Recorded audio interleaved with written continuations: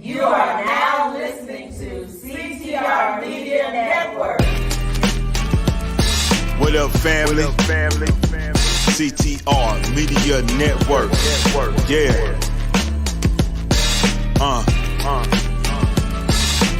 Best in the biz. Yeah. Join the team. CTR is who we are, the media network, that's the best by far. Whether you listen at your home, at your job, in your car, come get the information that's needed above all, never lasting. Motivational podcasting, giving you the answers to the questions that you're asking. Serious talks and topics, how to come up and profit, how to better yourself, your health, and see if we The podcast on CTR Media Network. That's me. I'm so happy to be here. Thanks to her, my podcast is doing great. to 350 million, they tuning in. We in 50 different countries, we all can. And like-minded, find your purpose and your assignment. Come get your fix, your feel, your mental alignment. Get active and speak to the masses. Build your influence, all levels and all classes. Now you know you can monetize and grow. CTR Media Network, start the show. CTR Media Network. CTR Media Network. CTR Media Network. CTR Media Network. CTR is who we are. The media network, that's the best by far, you know. CTR Media Network. CTR Media Network.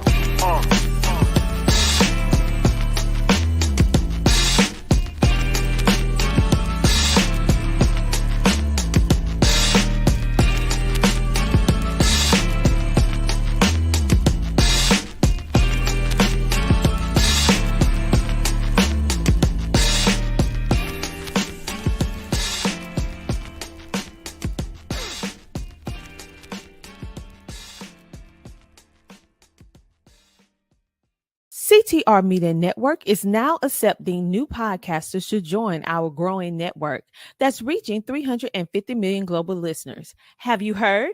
CTR Media Network offers podcast production, podcast training, distribution, and product placement. Book us for your next event or schedule an interview with CTR Media Network podcasters today. To learn more, go to ctrmedianetwork.com. Our CTR Media Network sponsors. A special shout out to our platinum sponsors, Eleanor and Leroy Mason from happyandhealthy.global. Happyandhealthy.global is a health and nutrition business that educates and provides essential natural wellness products to build your health and wealth. To find out more of what they have to offer to you, go to happyandhealthy.global. And this is your host, Tracy Howe. Thank you to our CTR Media Network sponsors. To learn more about our sponsors and CTR Media Network, go to ctrmedianetwork.com.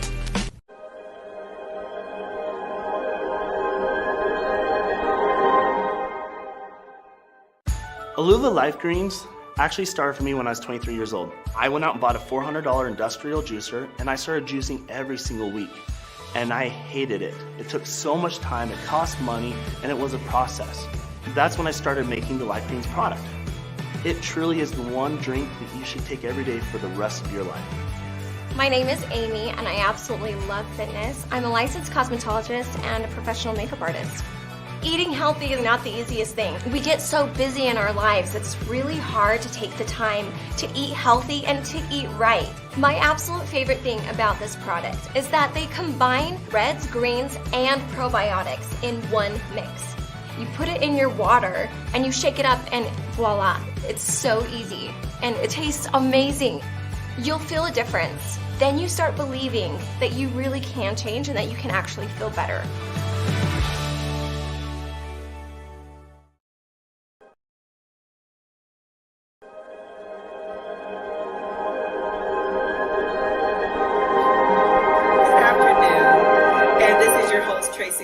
Crummy with Beauty for Ashes with Tracy. And we are a self-care, mental health awareness, and wellness podcast that encourages, inspires, as well as enlighten listeners on how to create wellness overcome negative thinking, and develop strategies for a healthier mindset. How is everyone doing this afternoon? I'm hoping everyone is well. I have a special guest today that's with me. We have licensed professional counselor Kendra Williams, and we're definitely excited to have her. And she's here on Mental Health Chats. So this is going to be wonderful, wonderful. Kendra, how are you? I'm doing good. How are you, Tracy? I'm doing good. I'm doing good. You got to just jump right in and tell us all about yourself. You know, when I started putting this together, and you and I met on this wild coincidence, we both were featured in the top 33 inspirational women. That's globally and internationally, as well as all over this world. So, you know, we're very, very blessed women. So, in that, I was just like super excited to know you in that way. And then we started to talk. Then I find out so much more about you. So tell us about your field. Tell us about what you do. Tell us about your causes. I mean, you have so much going on. Tell us about everything. We'll start off wanting to know about what Kendra Williams wants to share with us today on this mental health chat. Okay. Well, I'm Kendra Williams. I'm from Columbus, Georgia, and I'm a licensed professional counselor. I've been counseling children and at-risk youth for about 6 years now. So I work in the community and with families as well. So I would say that that's something that I'm excited about. I've been doing it, you know, for a little bit, but it's very rewarding. So yes, I'm very excited about that. And to just talk about mental health is something that's very prevalent right now in the world and in our community. So I'm just excited to just, you know, get it out there and just so it won't be a stigma around it. Yes, absolutely. Okay. And that's really what this podcast is about also, ending the stigma of associated with mental health and mental illness. So you've been in the field for 6 years as a licensed professional counselor. So tell us a little bit about, you said at-risk youth. What is going on right now with our youth that you will want to make sure you're sharing with our listeners and the audience today? What is happening? Because it's such a shift. It's such a shift where you got with everything now is becoming a part of the mental aspect. But tell us like what you're seeing and what you think. Give us some information. What do you think is going on? Well, I would definitely say there's trends right now for youth and especially social media. I see a lot of bullying, cyberbullying going on with the youth. Especially, it seems like there's a difference between the guys and the girls. You know, girls going through puberty and, you know, liking boys and just trying to understand themselves better. So they're trying to fit in and find their way in society and with their classmates. So I would say that with the pressure, peer pressure, body image, just overall, you know, when you think about when you used to grow up, you know, some things that you've experienced, but now it's with the social media age, it's just so different. There's like everything is at their grasp. So they want everything, you know, so quickly. So just seeing that now is just so totally different than when I grew up. When I grew up too, I mean, it's so much like, I'm just not understanding because we didn't have all these luxuries. We didn't have phones. I was out when when I grew up, the cell phone, we didn't even have a computer, let alone, you know, a cell phone. So you have so many of these kids having all these things at their disposal without even the parental, I guess, locks or whatever parents should be doing with their kids or monitoring what they're doing. It's just really hard right now to understand because a 6-year-old came to school with a gun and shot a teacher. Like, what you think that's all about?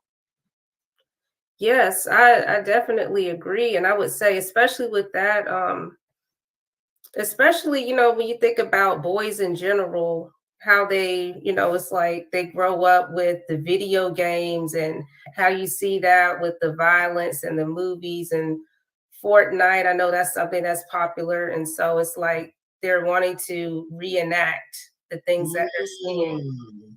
and, Mm. videos. So it's just like, how can I express myself without and communicating without it going to a violent place? So I think having and creating safe spaces so they can find their voice and not have to communicate in ways that are violent is something that we definitely need to talk about with our families and with our teachers. I think so. Bringing this stuff to the forefront and in schools. I'm a mental health first aid trained in youth and adult, as well as psychological first aid. So it's really, really getting to be such a thin line in the way that we're conducting, or the shift in the parenting, or we just don't know where the responsibility lies for what, because with yourself helping with the mental health piece to help the kids go work through this. But again, you got the responsibility of the parents, and then the parents thinking at times it's responsibility of the schools. So we're really thankful that you all are being able to give the support and provide the services. Tell me about this situation where you all are almost obsolete in numbers, like they're needing more clinicians and counselors or psychiatrists, or this field. Tell me about what you think the problem is, and is it the education, is it the schooling, what do you think? I would say that it's just, as far as the having more people in our field, it's something that I would say is more new. And I think Mm. especially with the pandemic, I Mhm. think that people really realize, how important that counselors are, Mhm. for your mental health, because they had that time for themselves to really think about, things that were going on in their lives that maybe they didn't think about because they were working and had, other things going on. So I think it really brought it to the forefront, and Mhm. especially in our school system, how important it Yes. is to have that. Yes, yes. That's interesting because I know that there were some laws and bills, because I also advocate as well as yourself. And I Mhm. know that they were saying just the field itself, we needed to make some provisions for more people to get the certifications, I guess, in your field that they needed to make sure they can add that onto their insurances or things like that of that nature. So it's a lot of things we have to think about. So now we're going to talk more about that, but tell us about you being a life coach. You're also being the CEO of Worthy of Grace. So you got to tell us all about it. I mean, I love the fact that you're young. Even if you're not young, you sure look good. So you're young, you're vibrant, you're giving us everything we need for us to be inspired by in these days and time. And this being about mental health awareness and also self-care and wellness. How are you taking care of yourself too? And we're going to go table back to Worthy of Grace. How are you managing, because it's so much going on? Like, who takes care of Kendra? Ooh, well, I would definitely say, yeah, take a sigh of relief. Yeah, I Mhm. would definitely say that sometimes you have to force yourself to take time. Mm. Definitely. But it's good that I have a great support system of my family and friends, and my church family and God. So that has definitely kept me That's going. all we got. That's a sustaining point for everyone, Kendra, because without him, we can't do anything. And we have to know that that's where all the help, the strength, when we can't get through, we can't move forward. and we can't, carry the loads because there's so much stuff that burdens us too.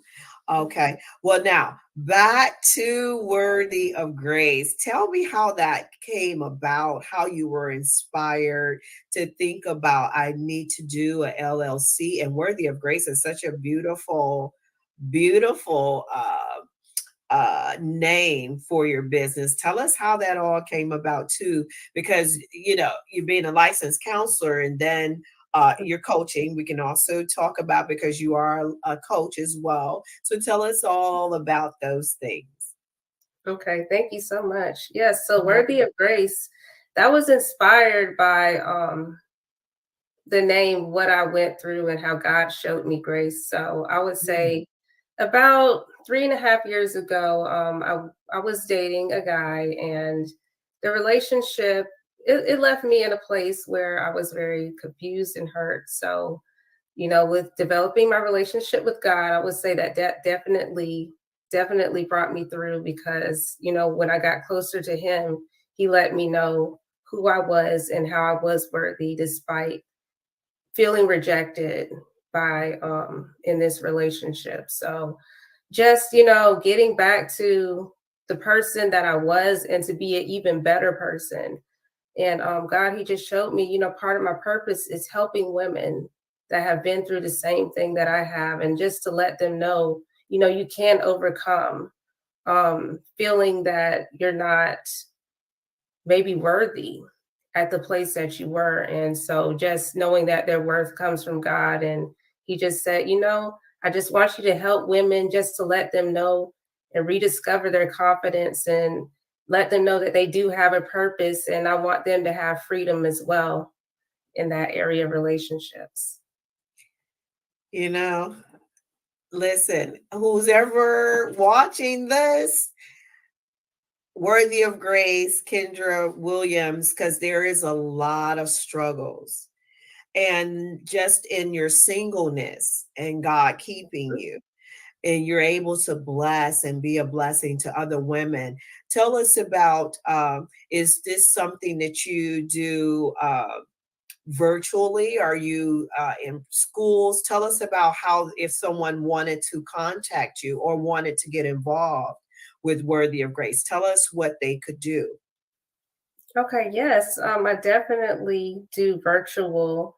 So I have consultations where I talk with women just about, things that they've experienced in relationships, and just to let them know that, there is greater on the other side, and there is hope. And I would just offer them, I have a 90-day course to help them on their journey to wholeness.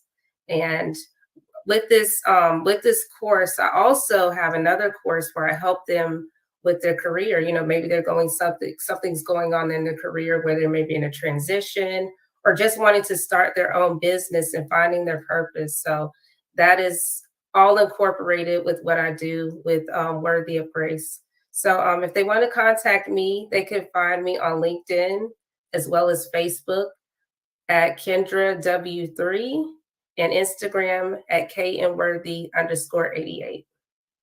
All right, I'm going to get this up for them. And you said Kendra W3. On Facebook. W3. And this is on Facebook. And you can find her on LinkedIn, everybody. LinkedIn. And what are you on for? Is LinkedIn just your name? Yes, just Kendra Williams.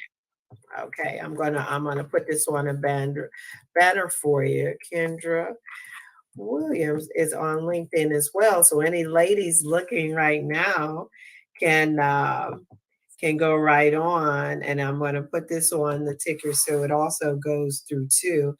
I'm just so excited. It's so much that we have to experience. So is that Kendra W3? Can you see that too? It's not on okay. Kendra W3, and on LinkedIn is Kendra Williams. Okay. So we're so excited about everything that you're doing. And we have so much going on right now. Tell us about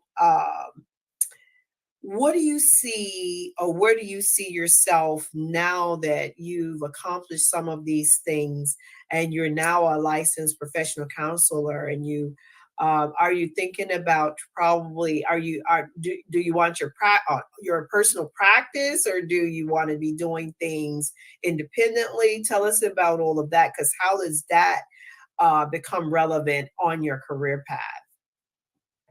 Okay. Yes, I would definitely like to have my own practice. And right now, I would say that I'm just incorporating all elements of my business. So entrepreneurship, life coaching, therapy, just all incorporated as well. I'm going to be reaching out to business ministry leaders, entrepreneurs, and other therapists and consultants for my network coming out, the Modern Women's Network. So I'm excited about that and wanted to hear their inspiring stories as well to a global audience. Yes.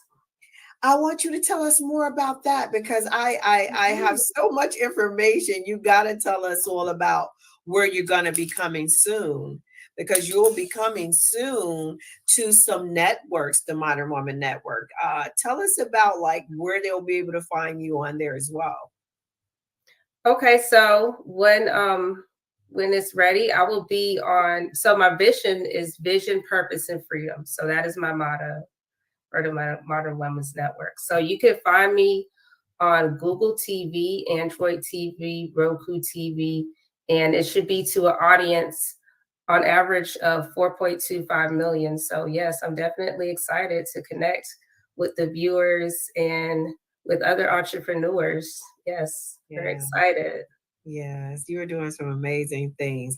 And we're going to continue to talk more, because we're going to go back to our mental health and back to some things that are happening, some of these trends, like what's going on in these restaurants, what's going on in these drive-throughs, what's going on in your perspective of how the minds are being captive. You and I both know, being spiritual, that it is warfare, and it's not against flesh and blood, but principality and power. So we understand that.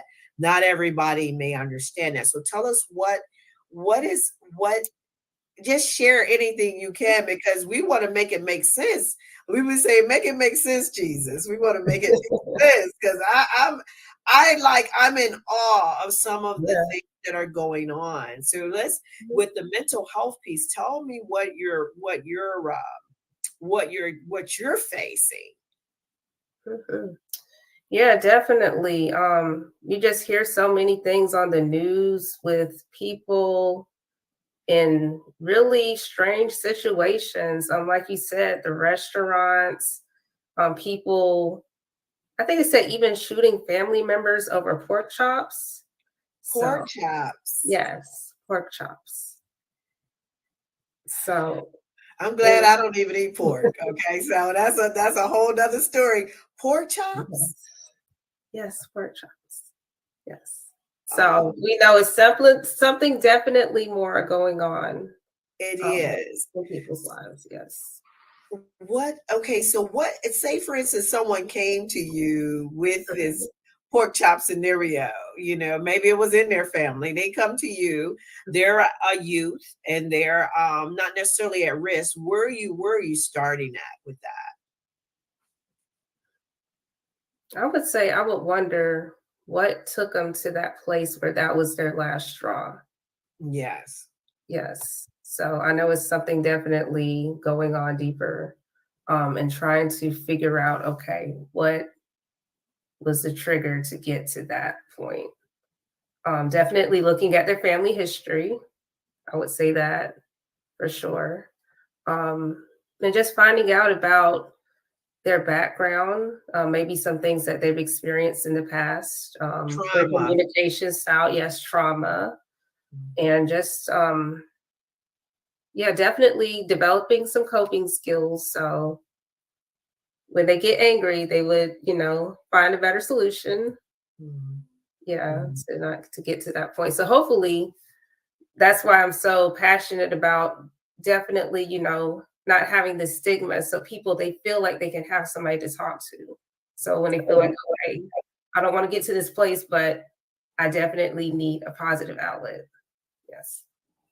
Well, I guess we both are fighting for this same thing, ending the stigma. Mhm. I mean, do you think it's going to end? I mean, we're doing our best, and we're just two people in this world trying to end the stigma associated with mental health, so everyone can be very, very transparent and comfortable talking about issues. When will it end? I mean, what else could you suggest that we could do? As a community, as a culture, because we know there are different cultural norms on what's acceptable and what's not. Tell us a little bit about we say end the stigma. How hard is that becoming? I would say it has gotten somewhat better. Okay. The fact that, we have these safe spaces that we can talk about it without, because I know sometimes it can be like you said, it's spiritualized, but it's to the point where it's like, okay, it is okay to talk about it. I think definitely it does start, I would say, at home. Having parents and families being able to have an open conversation. I think it definitely starts at home. So I would say with that, that definitely can create a better environment to have those conversations where the parents, they are involved with the children, like we talked about earlier, with at school. The behaviors are turning up at school, and that's a trend that I noticed. And that the parents, they may not take it seriously, but when they get to grade school, and then the teachers, they're saying, okay, well, this is continuing, and then it's like they have an aha moment where it's like, okay, I guess there is something going on at home where I need to change, and we need to create a behavioral plan so my child is having success, not just at school, but in life. Because when we experience these things, this can lead to us having trouble in adulthood, the way that we communicate with others, losing jobs. I mean, some people, they may not take it that seriously, but it does have a ripple effect. Yes, yes. So definitely the hardships in families definitely bring about the stressors, and it brings about the anxiety. I do agree with that. I do agree with that 100%. So what are we doing in that way of trying to help in regards to the listening piece? Because I think we want people to hear, but why is it so hard for the listening? I mean, are we really listening to one another, you think? Is that most of the issue, the listening part? Because hearing and listening is different. You know that. Right. Yeah, I definitely agree. I think a lot of times we listen to respond, but not to be understood. So I would say that. Yeah.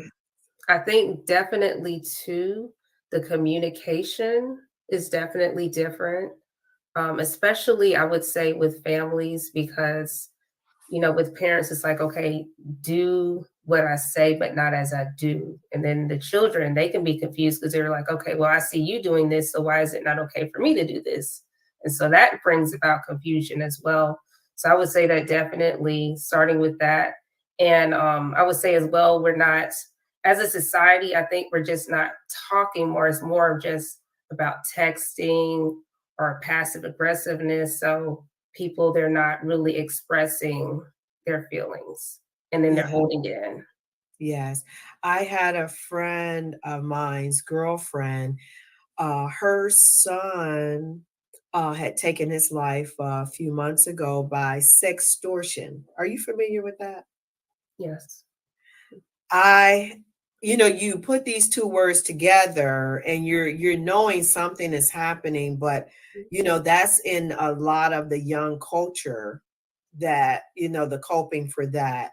And also to add to, my son, I think I shared that with you in the beginning, had died by suicide. So that's what led me to delve right into trying to understand um, depression or anxiety or issues that may have with young people not being able to cope. So we're not really sure how that shifted, because you and I, like we said, from where we come from, we didn't have people trying to say, let's get this help, or let's go to counseling. Well, I didn't. I can speak for myself. So maybe you can expound on that. Yes, definitely. I would say that it's just, I think sometimes that people, when they're going through situations, they don't know how to tell what they're going through and how to express, I feel this pain. I'm not sure about, what's going on. I don't want to be a burden. And I know a lot of times that is also something that people go through, not feeling like, okay, I don't want to, my family's already going through this, I don't want to add on to this. So they feel like they're protecting the family members, but the family members, they really want to help, but if they don't know, they can't. That's something that now you've really said something that I think I can resonate with. And I know our kids have a lot of different characteristics and personalities. So I definitely, I received that, because that could be something that, even my son could have been going through, maybe feeling burdened, although he got his own life. And when you're thinking about, how your mate, you like, if you weren't around, thing may be easier for someone, but it's not the case. So you just never know, because we will never know. Tell me about the times when you feel most vulnerable, when you're in either capacity, in your counseling role or with the women of grace, talking with them, because I know there has to be some points in your moments you're like that breath I just let out. You just like, Yes. Yes, definitely. I would say, especially early on, when I was doing counseling, with it was with a team. And so it's like, I know with counseling, they say, don't try to, they call it transference. So it's like having your own issues, bringing it onto them. So, even though I was counseling him and he was talking about, things he was going on in his relationship, I'm like, but I'm like, me too. Let's talk about it. He start counseling you or something. Exactly. So in my mind, I'm like, but then I'm like, okay, I gotta keep a straight face, because I think that's the time where we're still doing telehealth counseling. So it's like, sometimes you have to, just say, okay, I have to put that aside. I have to deal with him. Amen. Yes. Well, this has been such an amazing experience. I want you to come on again and again and again. And then when you get on your network, I'm going to come on and talk with you. We're going to conclude this. I hate to go, but we were just going to do, I said 30 minutes, because we could go on and on and on and on talking about it. You'll come back. You'll come back then with more information, because things are happening so fast. You'll have to keep me updated on what's going on, because every day we'll have something new to talk about. Yeah. Because it's just, if it's not one thing, it's another. And with the young people, with the schools and the shootings in school, and I know we'll touch that real quick before we go. With that happening, do you get a lot of parents coming in with their children wanting to make sure you help them through those incidents, because going back to school is hard. If they've been at school, they're scared to go back to school, the fear of it all. Tell me a little bit about that, and then we'll close. Okay. So yes, definitely. The kids that I've talked to, they haven't really expressed, those feelings about, being scared at school, especially for the most recent incident. But with the other incidents, they're like, yes, I'm afraid, going to school. This is something else, I have to go through. I know they also talked about sometimes having to, have, like lockdown practices. So that makes it more real, in that sense. So yeah, definitely.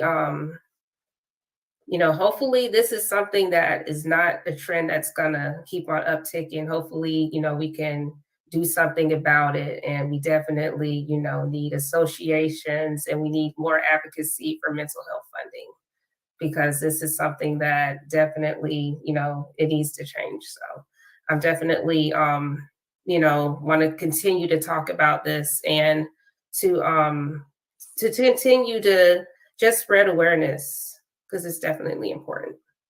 Well, we'll definitely be working together to do that. So we have some things we need to discuss, because I envision us, God already had put this together and we didn't even know each other. And it's funny how it all, like I said, how it all came about from us both being featured in the Hoyser book of top 33 inspirational women.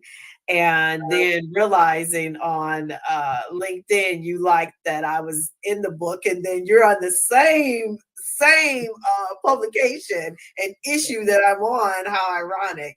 And then to know you were a counselor, how double ironic. I was like, oh God, couldn't have put this together better. But I'm so thankful you came on and you had shared some time out of your afternoon to come on and talk to me today and share and spread the news about what you're experiencing. Once again, we've had on Mental Health Chats, Beauty for Ashes with Tracy, licensed professional counselor and CEO of Worthy of Grace, Kendra Williams. And right now, once again, you can find her on these platforms, Kendra W3 on Facebook and LinkedIn, her first and last name, Kendra Williams. And also I've been displaying, if you need help, get help. We have the access lines featured, Georgia Crisis and Access Line, as well as 9888.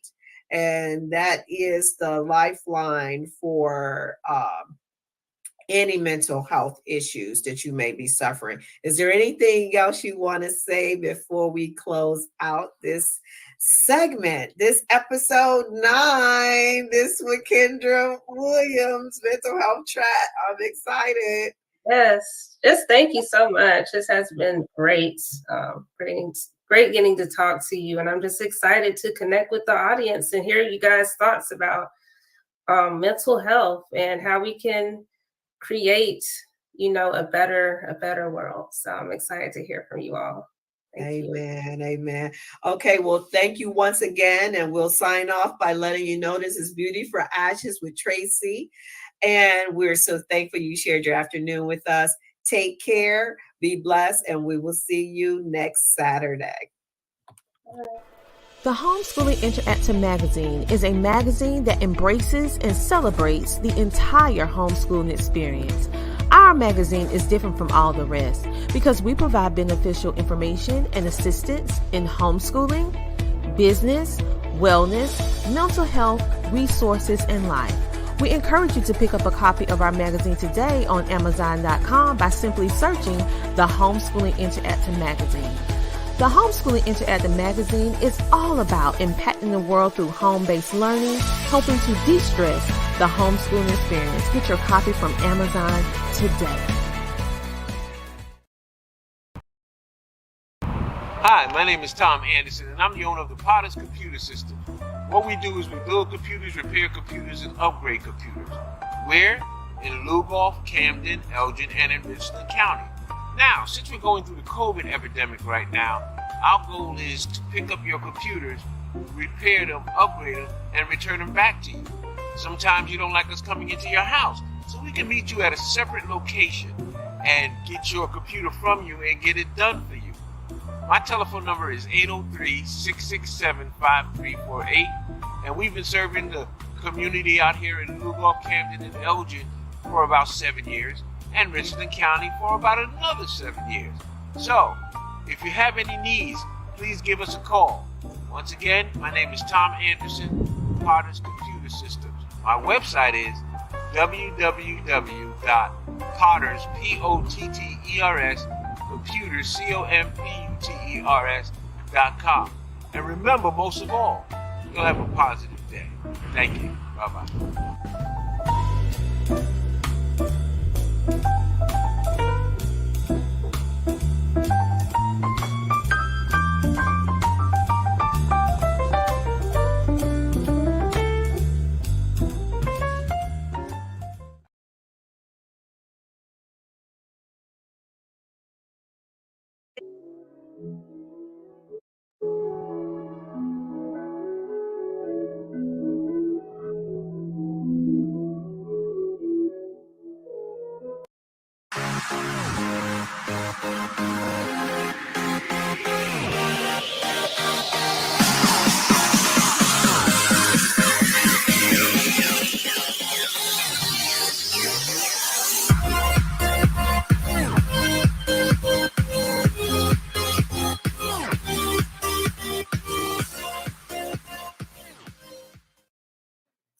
Hello, everyone, and welcome to Book Talks with Sandy. I am super excited to have you here with me on tonight. We are going to have an amazing conversation. Y'all, I am back doing book talks. I'm super excited. And tonight, this is what I call my Monday night or my Tuesday night. These are special nights that we kind of roll out the red carpet. So what we really want you to do is to get this shared out. I am Sandy Sanders. I'm your host and creator of Book Talks with Sandy. It is our platform for anthology book projects, solo projects where we have authors, visionary authors, and most of all, I say that it is for you. Why do I say that? Because you just might be looking for a good book to read. Listen, I am super excited about my guest on tonight. We are going to be speaking with the visionary author. This book is a little bit different than, and I'm very happy that we are finding other genres that we're having guests to come on and share their book. Tonight is the visionary author. Yes, Lady Kenyatta, and I want to get her full information up here when we bring her up. But her book is about women that are in the field of technology, and so you all have seen the post. I am super excited to have her on. So without further ado, we're going to bring on. Yes, she is an author. She is now you're seeing that she's a 3-time best-selling author, and so we're going to bring on Miss Kenyatta Powers Rucker. Yes, let's go ahead and bring her on. Hello, and how are you doing? Hello. I am well. Thank you. Well, thank you so much for tuning in. I'm going to kind of bring us up a little bit closer here. I'm adjusting our camera. There we go. But I want to say hello to our audience. You all, thank you for joining us on Coffee Conversation with Sandy and Friends, and those of you that are joining us from our other streaming network. Tonight, we have with us the visionary author of a book that she is super excited, and it is about technology and women that are in the technology field. Excuse me. And this particular book, and this is an author called Tour. I want to share a little bit about our guest on tonight. Lady Kenyatta Powers Rucker is the Chief Information Officer and for 20 plus years of technology and leadership experience. She is a motivational speaker, 3-time best-selling author. Over 100 of stage and virtual speaking engagements. In 2021, she received the technically CTO of the Year, featured in several magazines, and her leadership and IT mentorship. Lady Kenyatta, welcome. Welcome to the table. Thank you. Thank you. Thank you. I am so honored and pleased to be here tonight. Thank you so much for having me. Absolutely. Absolutely. I'm glad that you reached out and we see your work, and definitely it's a much needed work. I do want to say hello to our Facebook family tonight. And as we introduce you, your book that is called Ladies in Tech, Sharing Expertise for a Successful Career. So kind of bring us up to the birthing of this book. Wow. So yes, Ladies in Tech, Sharing Expertise for a Successful Career. It is the vision is to do what it says, right? To share expertise to be able to have a successful career. Being a lady in tech, being in tech for over 20 plus years, almost 25 years now.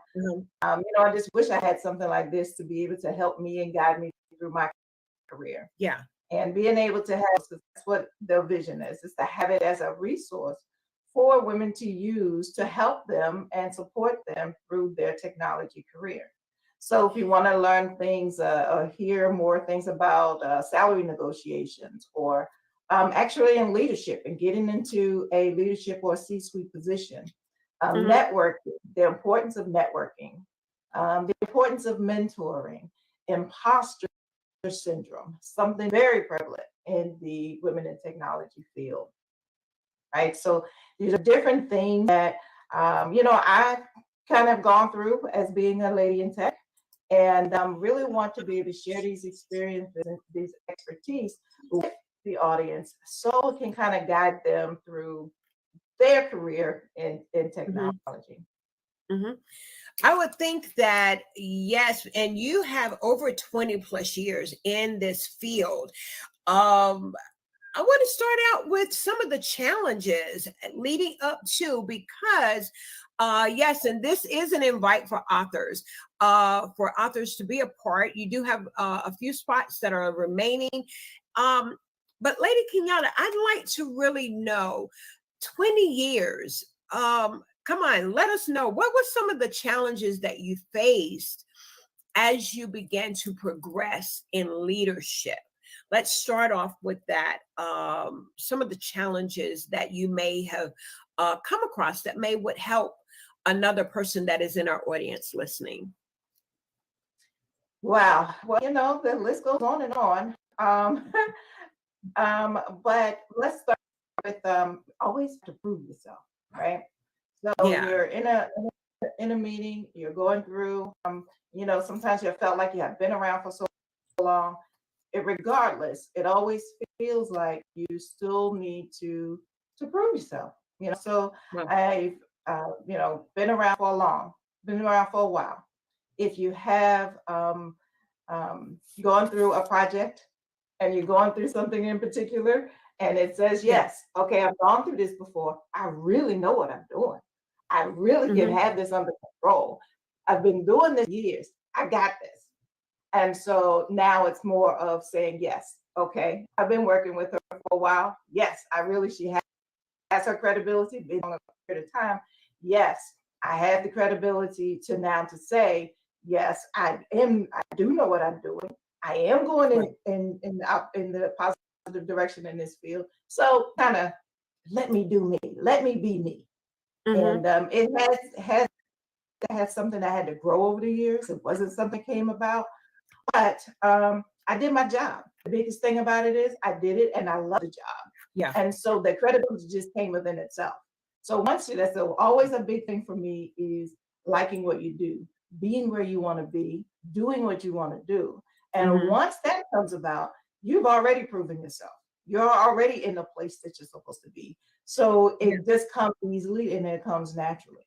I have to say that even though, you come through some challenges, but you also, it's been equally rewarding as well. I've been able to work with amazing people and still working with some amazing people. Been through the years and not so amazing people. But with some things we were able to overcome. It is that way in any field, believe it or not. Yes, in any field. That is so true. There's one thing we learned about some of this stuff too, is that yes, we're focusing on women in tech. However, a lot of these things is something that any woman in any field in a lot of these situations have gone through, especially when you're in a male-dominated field. And that's what I was waiting for that, because most, as a grandmother of 3 grandsons, most young boys or boys, when they're in high school or in junior high school or getting prepared for college, they're looking, so it's mostly you have a daughter and a son. Most sons will want to go in engineering. Very few young ladies will want to go in that field. So yes, your expertise is in pretty much is it still a male dominated field? Oh, it's definitely still a male dominated field. Although women make up around close to 50% of the US workforce, we're still only 25% of the technical workforce. So it's definitely a male dominated, and it really kind of starts young, right? It's that stereotype that, women are supposed to be nurses and men are supposed to be engineers, right? So, and it's trying to break that stereotype thinking. One of the things that I have come across, I started this program also called Taste of Technology. And this program within itself is designed to introduce technology to kids, to even starting them at a young age. And so we have different IT professionals to come in and kind of teach them different things like cybersecurity, project management, gaming, virtual reality, and they even had a course for adults of getting into tech. So, but we wanted to kind of start young, and I like to focus on the young ladies, right, and having a little more, focus on the young ladies because of that stereotype. But that is one of my babies, one of my big programs of helping kids get into tech, as well as focusing on women into tech. And it's more so revolving around the underrepresented period into tech. You set an amazing example for our young girls. So amazing. Those of you that are tuning in tonight and that are watching, yes, our guest tonight is the visionary author of an upcoming book. And let me share a little bit about who this amazing woman is. Kiana Powers Rucker is the first African-American female to hold the position of Chief Information Officer at the Maryland, and we're talking about Maryland, upstate Maryland, y'all know Washington, D.C. and all of the Maryland Department of Human Services, DHS. She functions as a senior level technology executive, combining project management, technical expertise, and business proficiency to develop, execute, and manage strategic statewide technology projects for the department. As we mentioned earlier, she has served the Department of Human Services for over 20 years as both a consultant and an employee, providing technical expertise to the department. As the CIO, Kenyatta manages the Office of Technology for the Human Services, which is OTHS, which supports the entire enterprise environment for the department. It includes over 200 IT staff members, supports over 40 applications with over 7,000 end users across 100 locations across the state. What an example that you are giving, to our Black and brown girls, and then any female that would desire to make a difference in her area, in her community, in her life, in her family life, because I'm pretty sure a lot of young girls, the numbers alone for young girls to actually go through high school, then to college, and then move on into an amazing career like this. Thank you. I first want to thank you for sacrifice And I'm pretty sure you have over the years have sacrificed much. And so I just wanted to take an opportunity as I read your bio. It is an honor to have you to serve. And because I believe you have a servant's heart to be out there for 20 plus years. Yes, indeed. Thank you. Yes, indeed. Working at DHS is definitely, and that's what we do, is serve the community. We serve clients and serving them with different benefits and opportunities that they may not have. We serve some of the vulnerable clients, and working in the technology field in this area and realizing that we support the systems. Yeah, I manage and support the systems that support the community. Yeah. And it's one of the reasons why I do love what I do. Yeah. And one of the reasons why I've been around for so long at DHS, but it is a great place to work and to know that you've been able to serve the people. Yes, and I would think it's very rewarding. Those of you that are tuning in tonight, and thank you, Tracy Hakrombi, that's in our audience. She did give us a chat as she was saying that in your field, yes, it can be very stereotypical. Women can do whatever we put our minds to, including the tech jobs. Yes, indeed. Those of you that are tuning in, we are on an author tour tonight, and call for authors. This book, and the question is, are you a lady in tech? I want to go ahead and get to my questions here. And as we are looking for individuals that are in the technical field, are you a lady of tech is the question. Would you like an opportunity to be an author and to share your story? We've just heard from the visionary herself, who have shared her heart work that she's doing in the community, as well as her expertise of over 20 plus years. And so would you like to have the opportunity to be an author and share your story, your expertise of how you got into tech, start your technology company or started, negotiating your salary, or even have received or gotten promoted? These are just a few of the several topics to choose from to give you as an individual an opportunity to share your story. Listen, the ladies are already signing up. I'm telling you, this book is called Ladies in Tech, Sharing the Expertise for a Successful Career. So I'd like for you to go ahead. Yeah, let's talk about some of those. As you were saying, U.S. workforce would only make up about 25%. The women in the technology field, you only make up about 25%, as you mentioned earlier. The anthology will contribute to changing the disparity of tech workforce by empowering and encouraging current and future women working in. So, yes, let's talk about the women that are already saying yes, and those that we're looking for them to fill those next few spots that you have remaining. Yes, so I have been overwhelmed with the support and the feedback that I have been getting from the ladies that are very interested in this book. I currently have 12 different ladies. My goal was to get 20. And they're from all over. They're from not even just all over, but they're different stages in their career, right? We have some that are 5 to 7 years in, and I have some that's almost 30 years. Some of them have been in tech even longer than I. So now the years of experience that this book will have is just going to be astronomical. So we have people that have their own companies.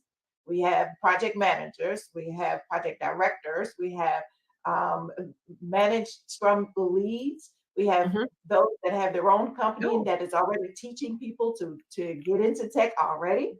We have business developers that's also into tech and dealing with business development and helping you build your business. So there is such a plethora of different expertise that's in this book, but we do still have a few more spots, and we are anxious to get those filled as well. So we have, what I mentioned earlier, we have a list of topics, right? So because I didn't want everyone, we're ladies in tech, so a lot of us have similar stories. So we wanted to make sure that it was a mixture and that we were going in different directions. So we have different topics in which they will be speaking to, so in which they have chosen. So these different topics, again, like I mentioned earlier, revolves around getting into tech. It revolves around getting uncomfortable, getting used to getting uncomfortable, imposter syndrome, project management. So there's difference in which we are have different topics to discuss, but we certainly got a lot more topics left to actually choose from. And these are things that we came up with, but we have some that we just want to choose from. So look, this is what I've gone through, and this is what I would like to share. And the biggest thing is they all have this heart. I had like a registration to kind of get to know them, and they all have this heart of wanting to help the people, right? Wanting to help other young ladies into tech. We've all gone through very similar situations, but their desire and their heart's desire was to try to help someone else in a situation that they've gone through, and they want to help them through the situation that they may be in. So yes, and another thing I wanted to add is that you start thinking about this, right?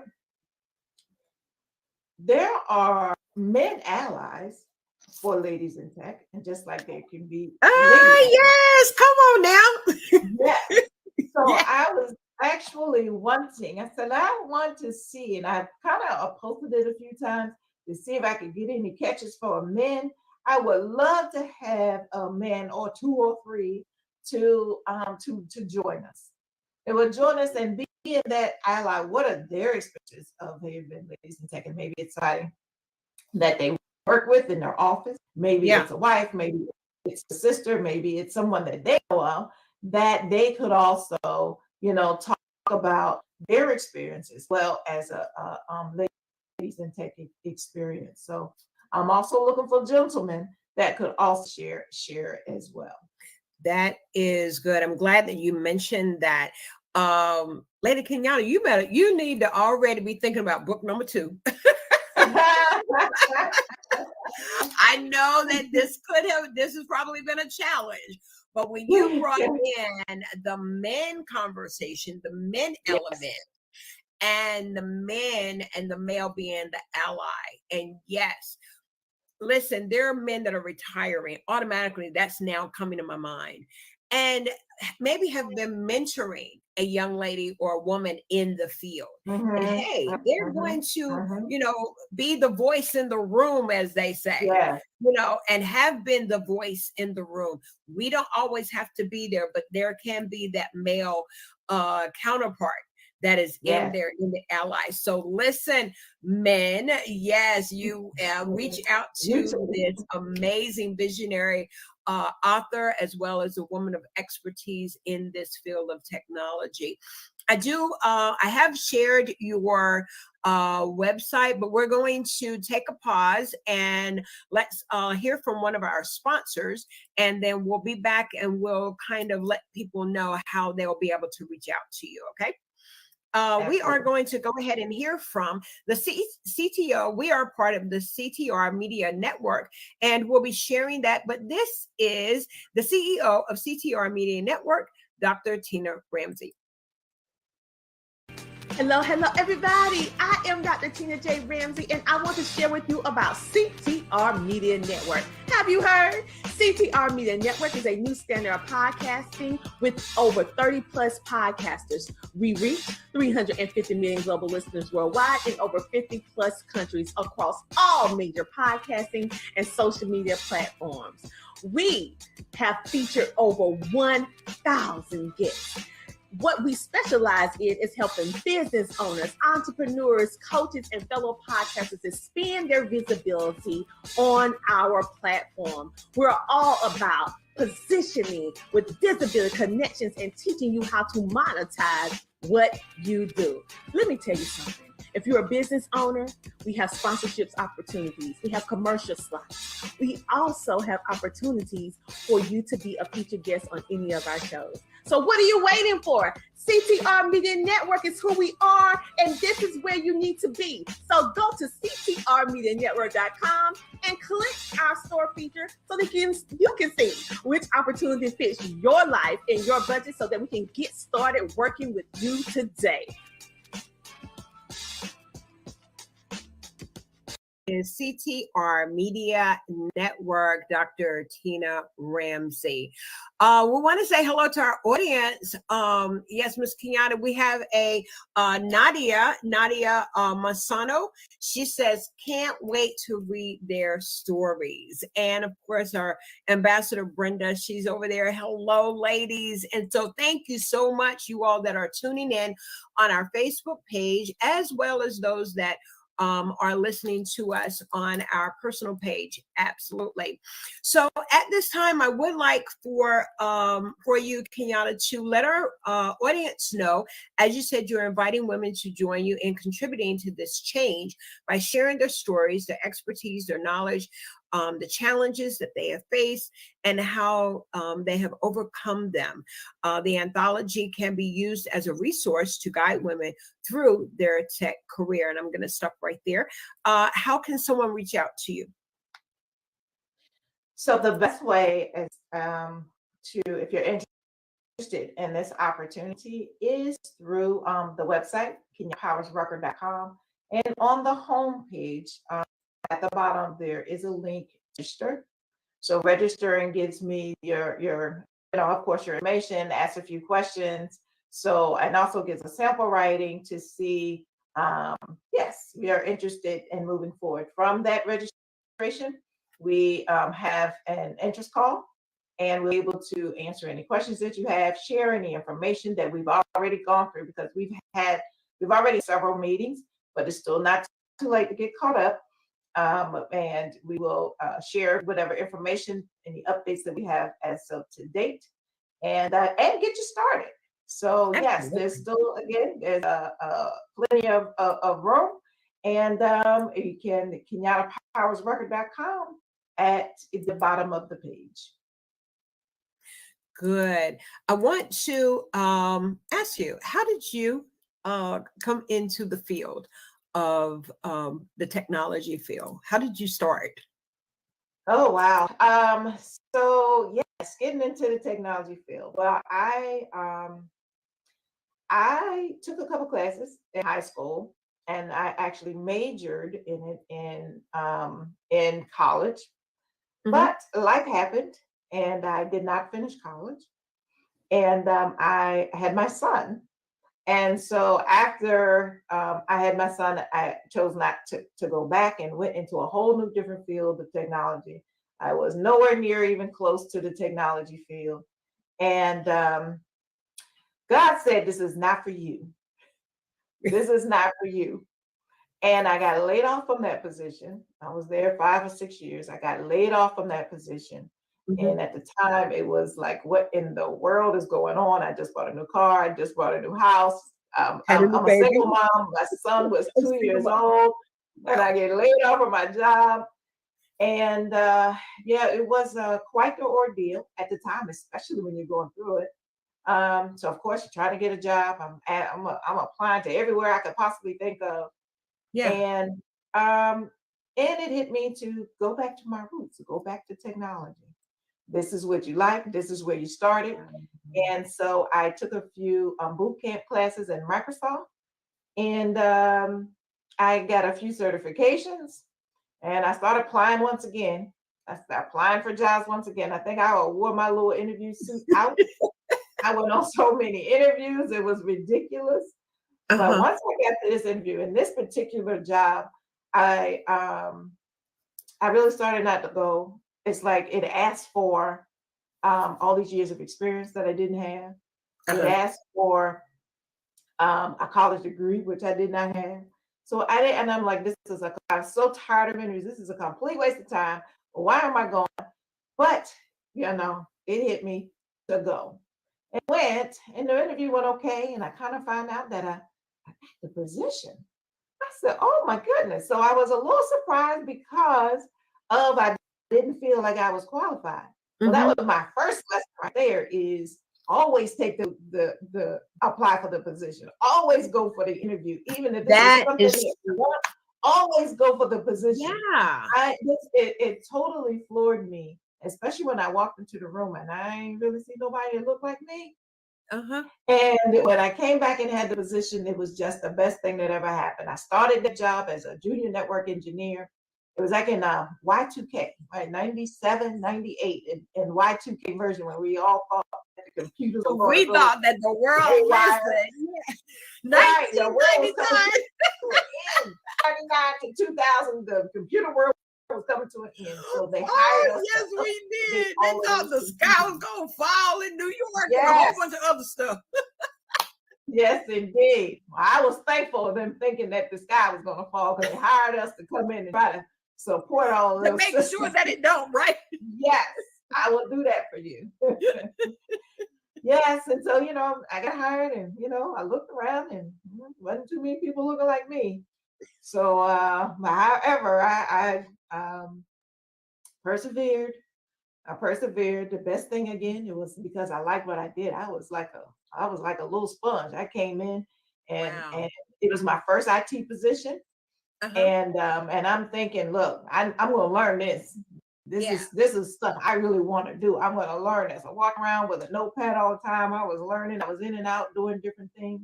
Yeah. And different positions became available, and I applied. Well, actually, first what happened was I was a contractor. My contract ended, and they said, "Look, you want to come back for the next 6 months?" This was a 6-month contract that they kept bringing me back on for 3 years. 6-month contract turned into 3 years. So other positions became available.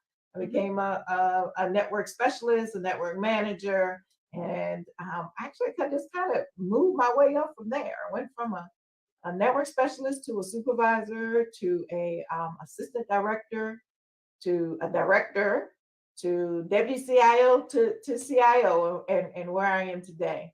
So it is definitely one of those things that I didn't see coming. Yeah. But when I saw all those different opportunities, when I'm being in a place of where I really want to be, I don't go to say it wasn't that simple. It sounded like it was a simple process. It was the least simple thing I've ever done in my life. Yeah. But I do know that every position that I went through was a position that helped me get to the next position, right? Wow. So I started at the bottom of the totem pole, but each position helped me get to the next position. And it helped me through my career because it also allowed me, I've been where my staff is, right? So I've been in those positions. So I kind of understand, of course, it's a little different today than it was back then. But I've been in these positions, so I kind of understand where you're going through and what you're doing. Mhm. But it has been a whirlwind of opportunities. And, I saw things that I wanted to get done. I saw different certifications that I wanted to get, and I got them. And I was seen because I was walked around with this notepad, because I was loving what I do, and I really, really kind of chalk it up to really liking what I do. I was seen, and it elevated me. It elevated me from position to position to position. So when I got laid off from that job, I had no idea where that layoff was taking me. Yeah. And that was God's plan for me not to be there. That was not where I was supposed to be. Oh, you He down moved my me lane into a now. place where I can. You are down our lane because I heard you say two Yes. things. You talked about perseverance. I heard a couple of things. I heard about your faith. I heard you say that, well, God, I just got this. I got my home. My baby I'm a single mom. I have, my baby's 2 years old. I have a new home. I have a new car. But you had the faith to keep going, and you recognized the one day that you were going to not do it. You were really having some challenges that particular day, but that was the day that was the life-changing moment. Absolutely. And this book obviously is going to have many elements like that. You shared about the women who have now started their own tech companies, and some other things that you shared. Listen, one young lady is just saying, good evening, congratulations. Thank you, Davida. Thank you for being on. I do see you. I'm on the other side here on the Facebook page. But you just said something that just blessed me. And it's over in Jeremiah 29:11. Yes. Yes. And I got to turn right there. I got my Bible sitting right here, because that's what we are. We are a Christian platform for Christian women and women in business. And listen, when you got to talking just a second ago, y'all, ooh, she down our lane now, all of us. Well, the word of the Lord says, for I know the thoughts that I think toward you, saith the Lord, thoughts of peace and not of evil, to give you an expected end. And when I said that verse, that lit up something with you. I'm just going to step back. Come on, I feel a testimony coming. Yes. Oh my goodness. My goodness. I had no idea what God's plan was for me. And you thinking that the most awful thing that has happened to you in your life wind up being the best thing that ever happened to you.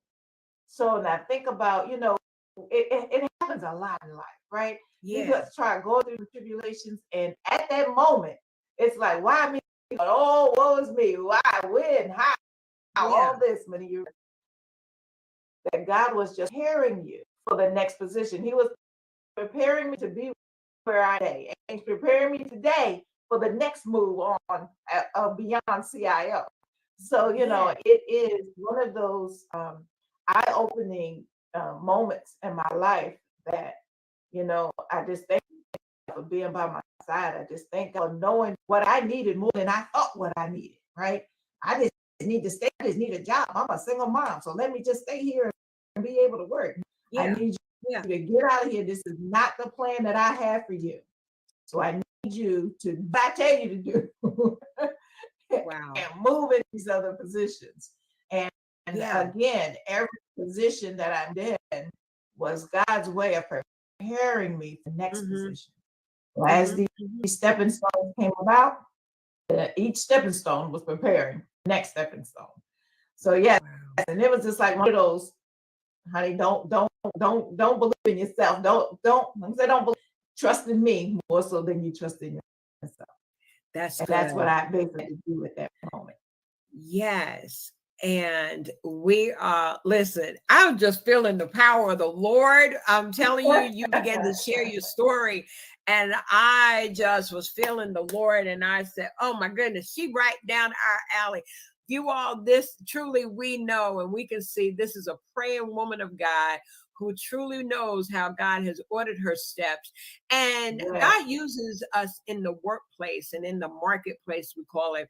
And so this book, if you are an inspiring person that wants to share your story and you're in the technology field, and you would like to participate in this anthology, they're going, Miss Kenyatta, she is on a tour with us. We will be having her back. We will get those dates out, and you'll have an opportunity to meet the authors that are participating, and then we will come and celebrate at the release of the book.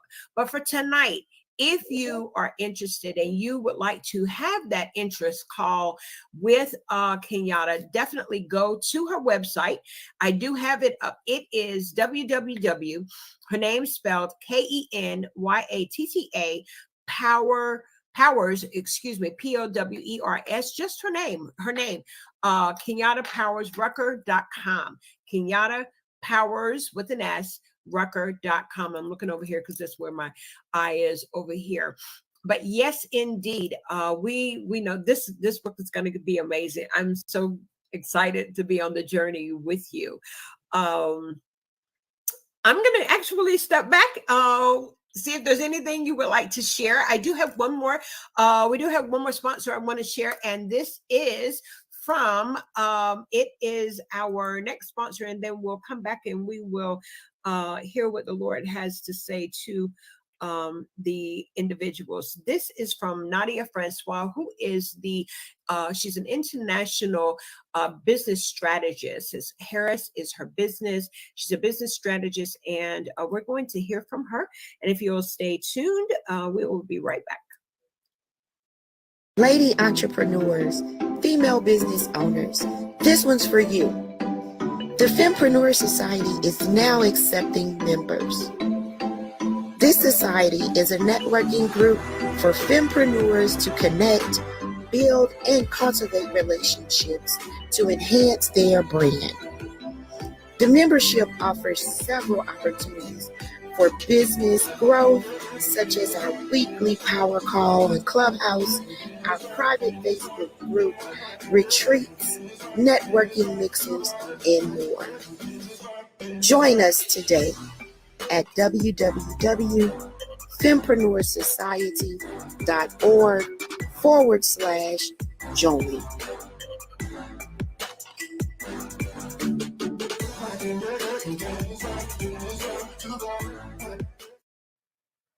Yes, and as we said, our show is sponsored by the Harris International business strategist, Nadia Francois. Well, you all, we are on our first lap of our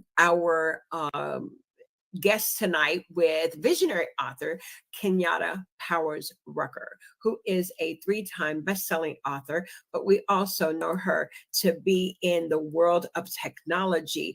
And we are super excited to have this amazing woman with us on tonight, and holds a very prestigious position at the Maryland Department of Human Services. She is the Chief Information Officer at the Maryland Department of Human Services. And so on tonight, she is putting out the call for women as well as men to be a part of this amazing upcoming anthology, this anthology that is for ladies in tech. But as you can hear, she has opened this opportunity up to the allies, the men, and for you to share your expertise for a successful career. At this time, I'm going to step back. I always yield to our guests to have the last words of their heart, but we have truly heard a testimony of how God can order your steps, even when it looks rough, even when it looks tough.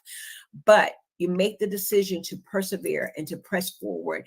And in the end result, we looked at Jeremiah 29:11 tonight. You all, the Lord always drops us a verse.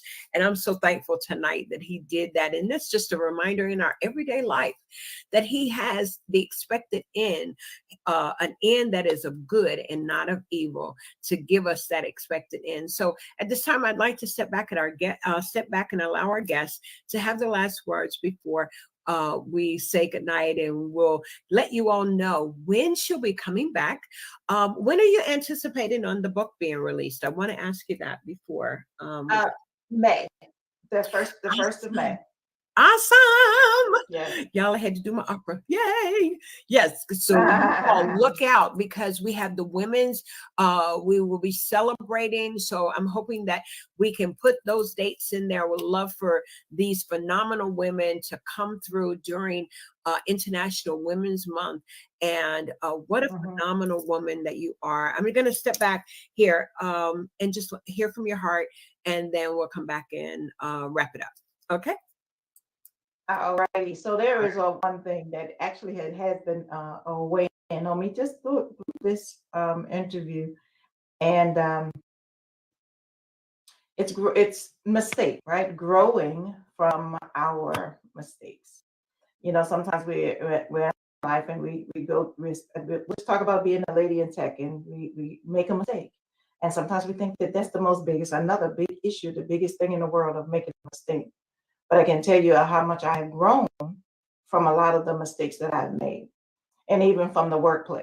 I'll never forget, we had an issue, and a server went down, and we worked to try to get the server back up. And I was frantic, because this is the first time it ever happened to me.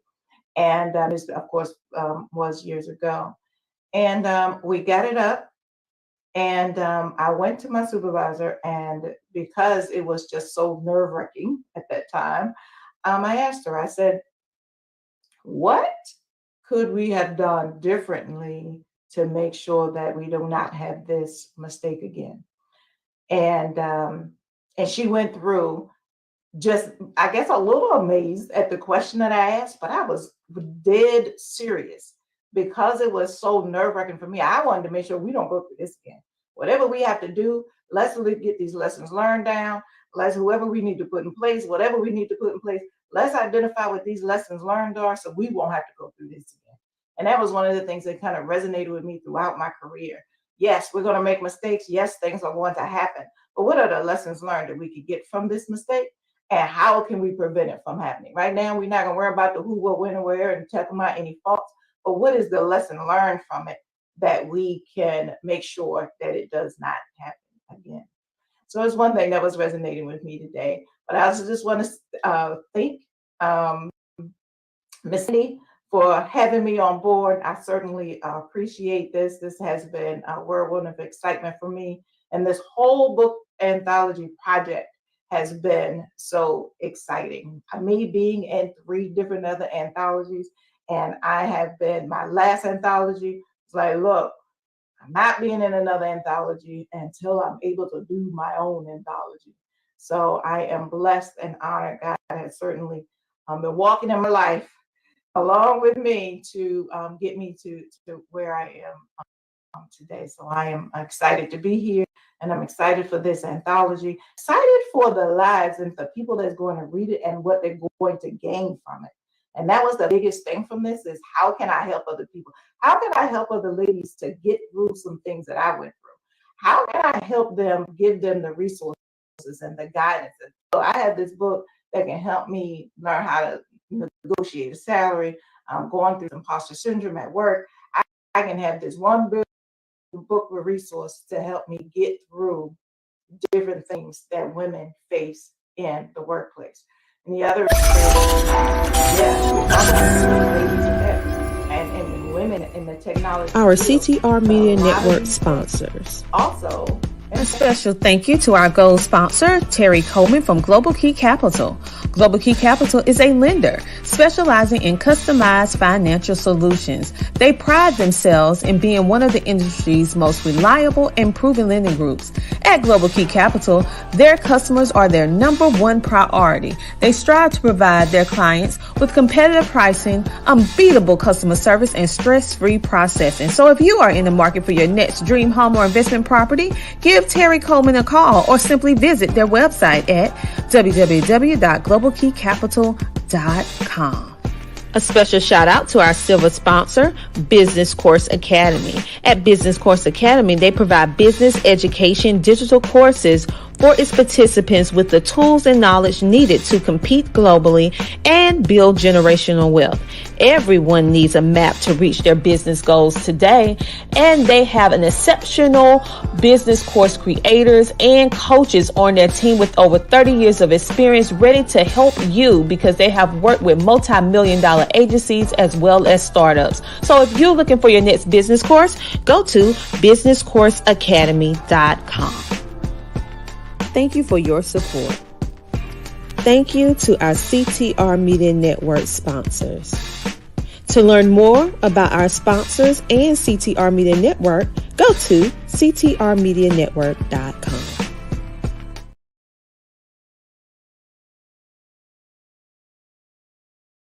Our CTR Media Network sponsors. A special shout out to our corporate sponsor, Sheree Moore of SheTrucking.com. SheTrucking.com is committed to helping women and minorities establish and maintain successful careers in the transportation industry. So if you want to know how you can become the next trucker or join the transportation industry, contact SheTrucking.com and join their free Facebook community with over 30,000 women ready to help and support you on your journey. Check them out at SheTrucking.com. Thank you to our CTR Media Network sponsors. To learn more about our sponsors and CTR Media Network, go to ctrmedianetwork.com.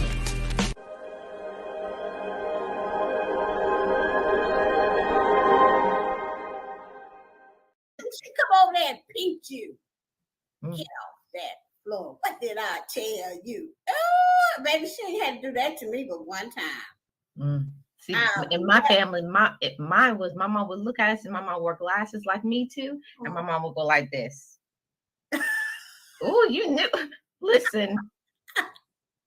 You knew you was in for it. That gave fear. That put fear in my heart. When you got this, I know. It was over. I know. And all my daddy had to do was just look at you. And then it was over too for me. I was like, okay, I'll stop. But we used to laugh and play in church.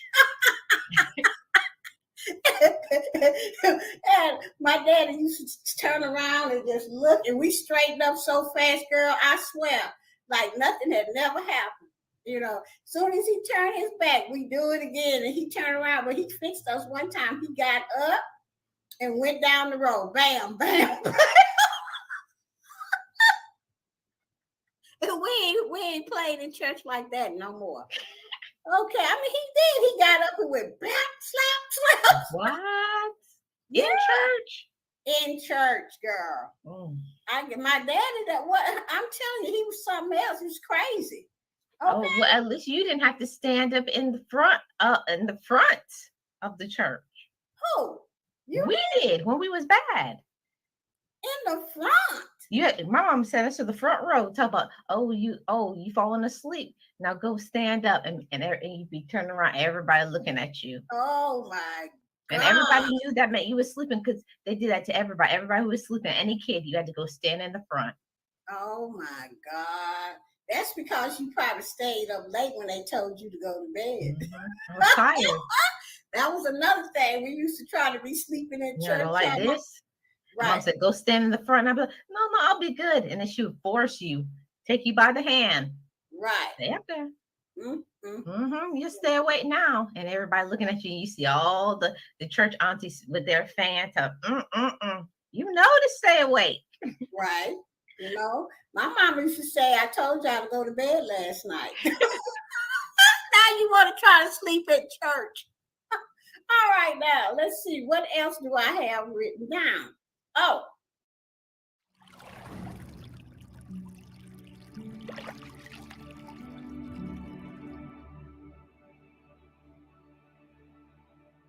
Little did I know that this was slowly bringing me to a point that would ultimately cost me my life.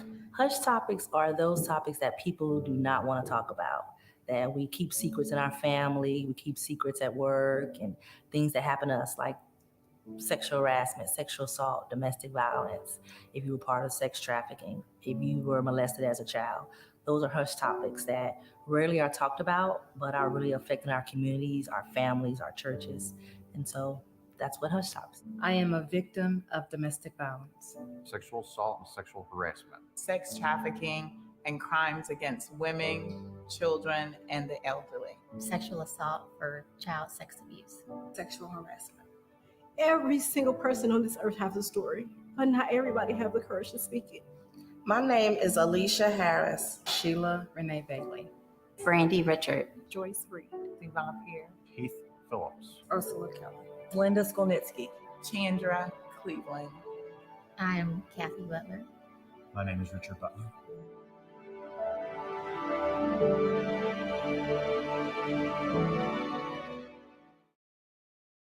I'm in a homeschooling magazine, y'all. I'm in a homeschooling magazine. You see me right there? Our fearless leader, Dr. Tina Ramsey, my mentor. Let me tell y'all, when I first connected with Dr. Tina, I was just like, this woman is the truth. Like, I want to be like her. She's gold. And ever since I said that, I've done my best to just study under her and follow her and be a part of just about almost everything that she creates. And I'm just so grateful to be able to participate, in this homeschooling magazine.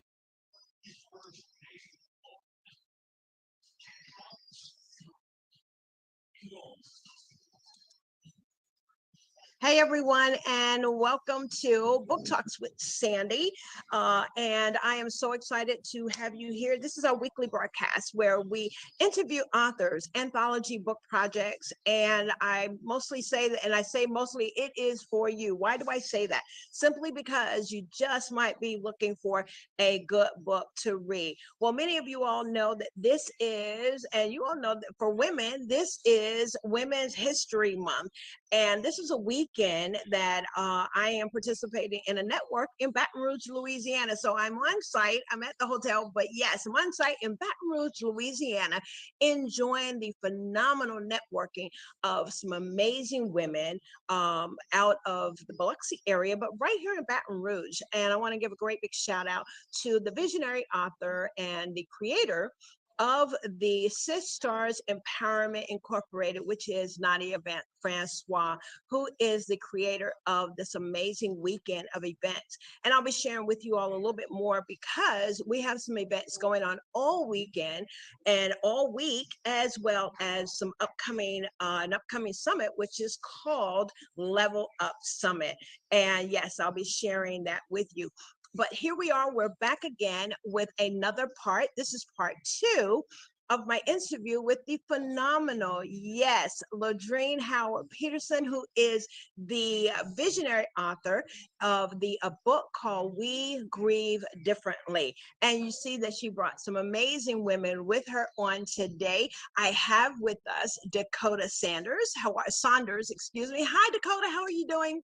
Hi, how are you? I'm good. I'm good. I'm hanging in here, girl. Yes, I am. We are going to have a great time, but welcome to Book Talks with Sandy. Diana Jackson. Hello. Hey, how you doing?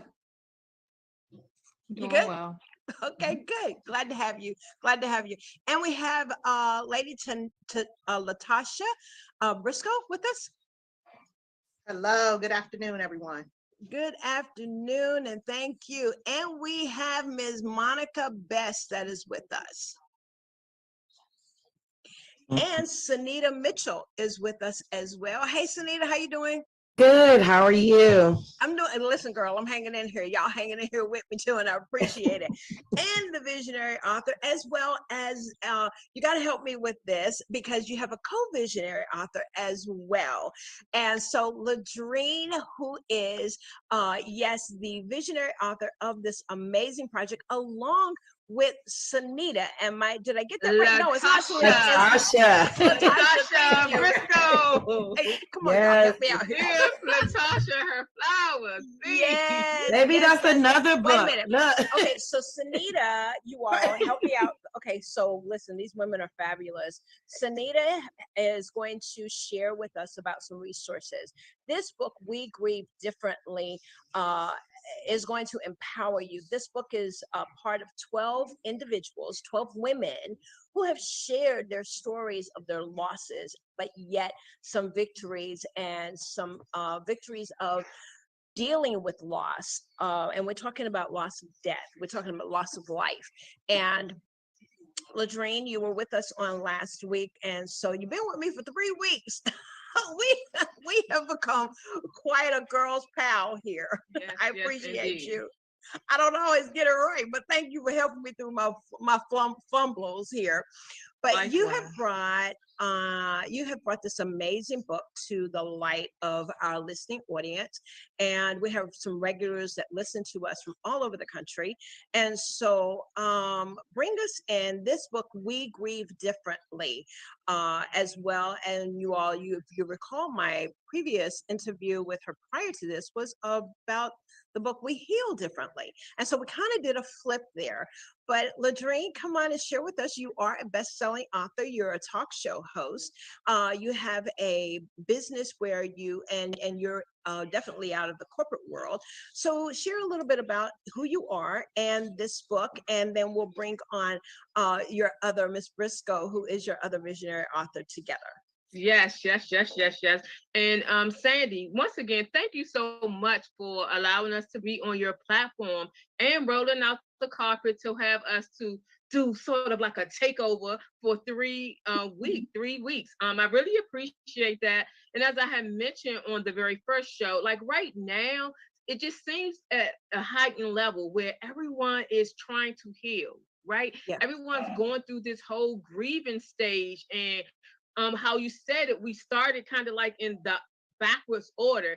Of course, I think God's orchestration is never backwards, and Right. it just so happened to be how it ended up going, right? So we talked about the healing first, but it's also like very pivotal and important for people to get the message is that when you are grieving, if you don't allow yourself to fully go through the process, and if you don't face what's going on, but you more so try to avoid it, you're not going to get through it. You're not going to get through it, and you're not going to get to the place where you can even transition to heal. You're going to find yourself stuck. You're going to find yourself stuck. So all of these ladies, as well as the ones who were on your show last week accompanying me, they have powerful stories about their grieving process. And even throughout the book project, right? As I reread these stories over and over again. It is seeing the transition with each and every one of us. All of them are different. That's the title. We all grieve differently. All the stories are different. And it doesn't mean that it's going to mirror someone's experience that they're going through right now. It doesn't mean that someone's going to have the exact pathway that either one of us had. But I can tell you that all of the stories have some impactful droppings and some impactful nuggets that make people think. And I can guarantee you, even if it's not with their moms, that they have gone through a process where some of the things that we wrote, it'll be because even within the stories for me, I'm all throughout this. And then the last thing I'll say before I cue Tasha up, within the books, one of the things that we really try to do, right? We the authors in themselves, the majority of them have tips at the back of the book in which I collaborate. I probably owe y'all a little something because I put them in the Heal Journal. But in addition to that, Latasha and I, when we were talking about this project, and she can share in more about how it came to be, how it really came to be. But as we were talking about this project, we realized that people were hurting for all different things, and that hurt was causing them grief. So we wanted the meat of it to be what we wanted it to be. And we purposely did that, purposely picked 12, including us too, because each one of us are roses, and it represented a dozen of roses.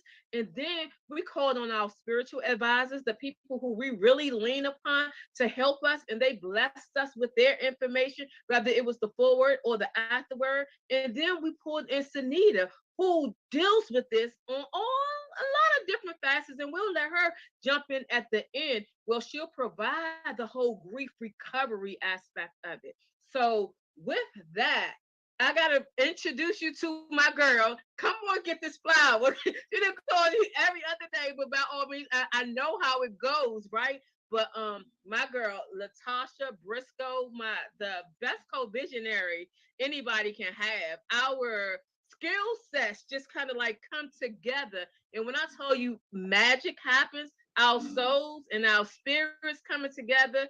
Oh my God, Latasha is amazing. So Latasha Briscoe, unmic and share about the project. Share what you will want people to know in terms of the introduction of the show. And Sandy, I'm a host, but I feel like I'm taking up your show. So anything, chime in. But I listen for my girl Latasha.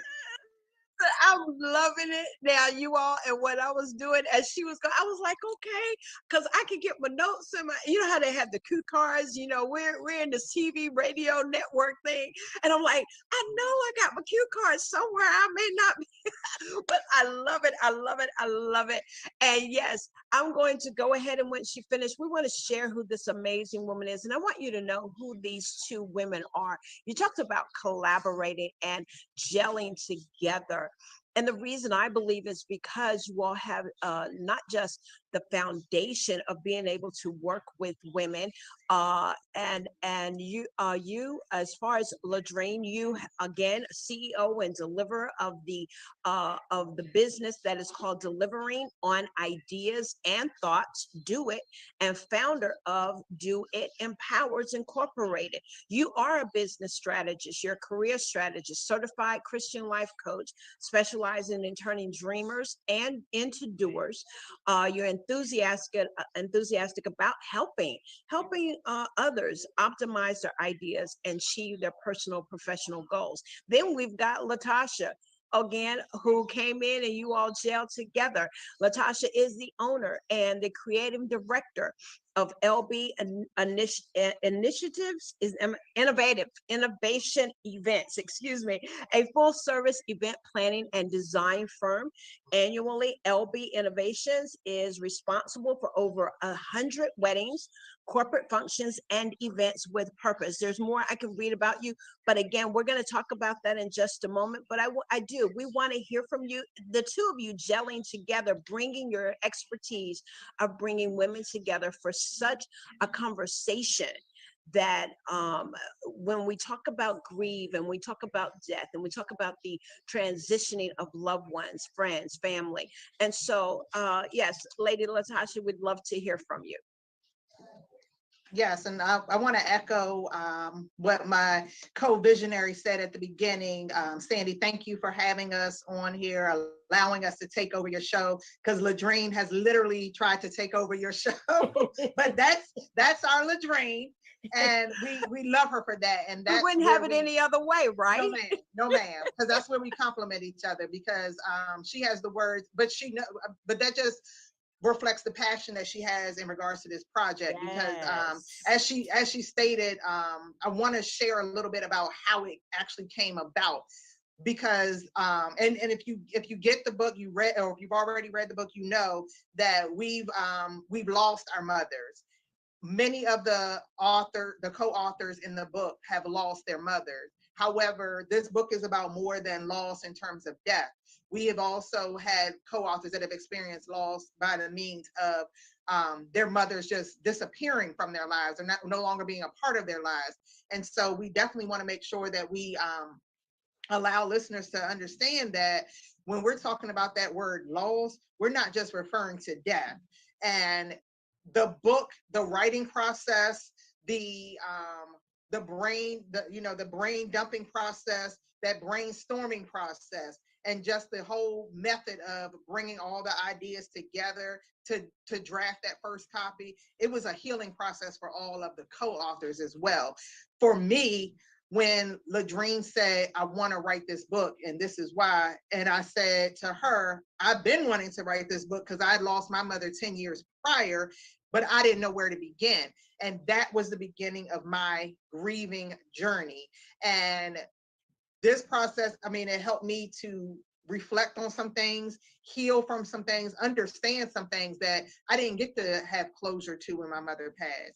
And it also allowed me to watch how Ladrine was going through her grieving process, having just lost her mom, because it helped the both of us really prepare for what was to come immediately following, the release of this book. And even the not even before we even released the book, really, because another thing, came up and we had to experience loss again.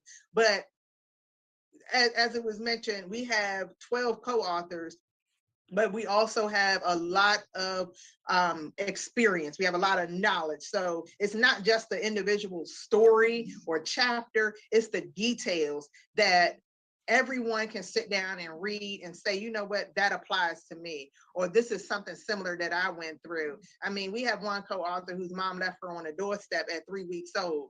That abandonment and that loss, you may not have been left on a doorstep by your mother, but you may have experienced some sort of abandonment in your life. But to really dig deep and understand why a person does what they do, and it may not be just to hurt you, it may be because they were going through something, but it really helps you heal. It helps you get rid of a lot of stuff, that thing called forgiveness in the Bible. It helps you really understand why that is so important. And walking into our, our anniversary of releasing this book, which we released as best-selling authors, it's just exciting that we can bring back this momentum and share with people, because during this past, year, 2 years really, while we've been going through so much, people have not really had a chance to grieve because something has happened back to back to back for so many of us. And so reintroducing the book, reintroducing the resources that we call our co-authors to everyone will hopefully allow some people to really understand what they're going through and how to deal with what they're going through. So again, I thank you for allowing us to be on here, sharing a little bit more, and allowing us to definitely give flowers, like you said, give me flowers, but give flowers to our co-authors, because we've all been through so much. Even after the book was released, I've watching our co-authors, and they're all dealing with different things in their lives, including loss. So I appreciate you, and definitely looking forward to you hearing from our co-authors and what they have to share as well. So thank you.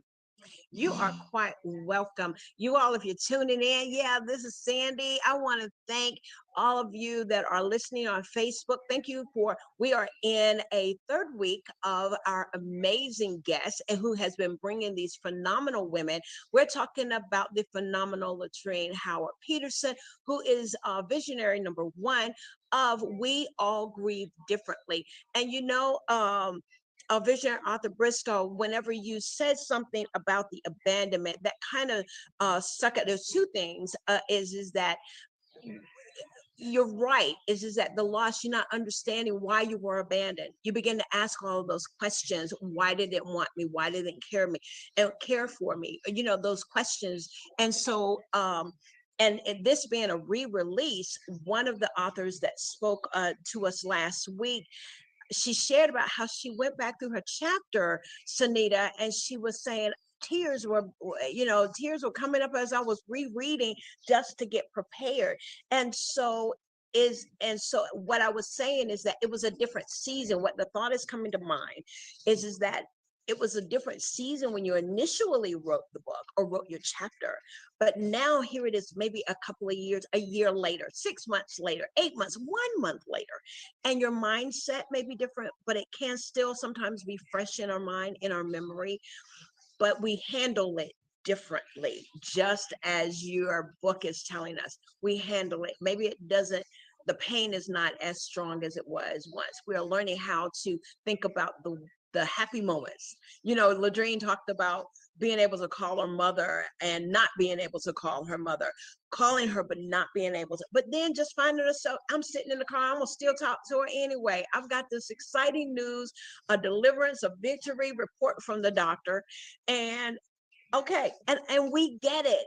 When you grow to that point, that's the testimony. Listen, I want to thank these ladies, and we're going to definitely hear from them. You are just hearing from visionary author number 2, which is something new, y'all. I've never had it, and I've been interviewing authors. I'm telling you, God is just doing, he just opened me up for all of this new stuff. I'm telling you, we do want to give a thanks to our sponsor, Swag Her Magazine. We're a part of the Swag Her Magazine family. Thank you for sharing it out, and thank you all. We do want to let you know is that yes, the Swag Her family, we are part of them. And so if you're looking for a good resource and a good magazine to have and read and maybe be a part of, Swag Her Magazine online, you can go to that.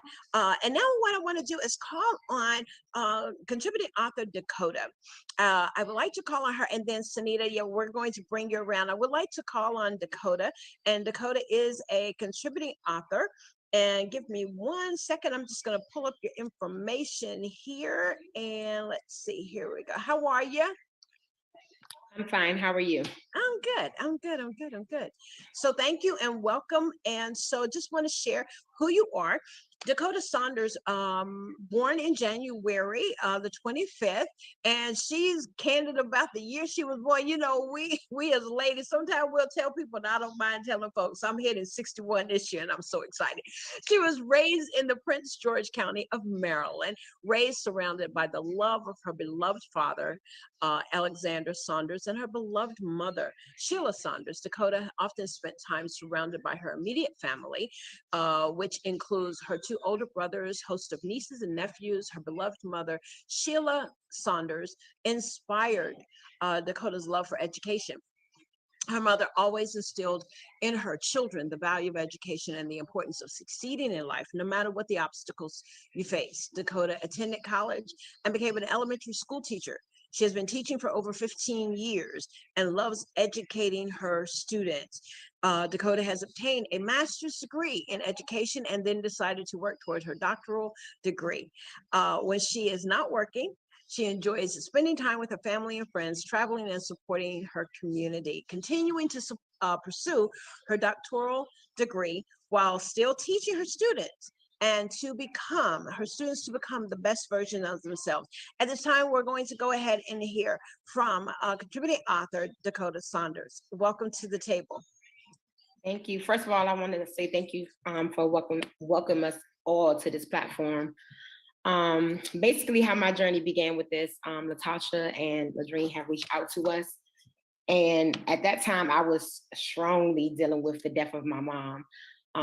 Not saying I'm not dealing with it now. However, writing this book had definitely helped influence me to talk about it more, reach out to other people that's dealing with death, not even just as a mom or a dad, but just in general. But I definitely know writing this book definitely released a lot of stress, anxiety. I can definitely just reflect on it and think of positive memories related to my mom and my dad as well, because my dad is also deceased.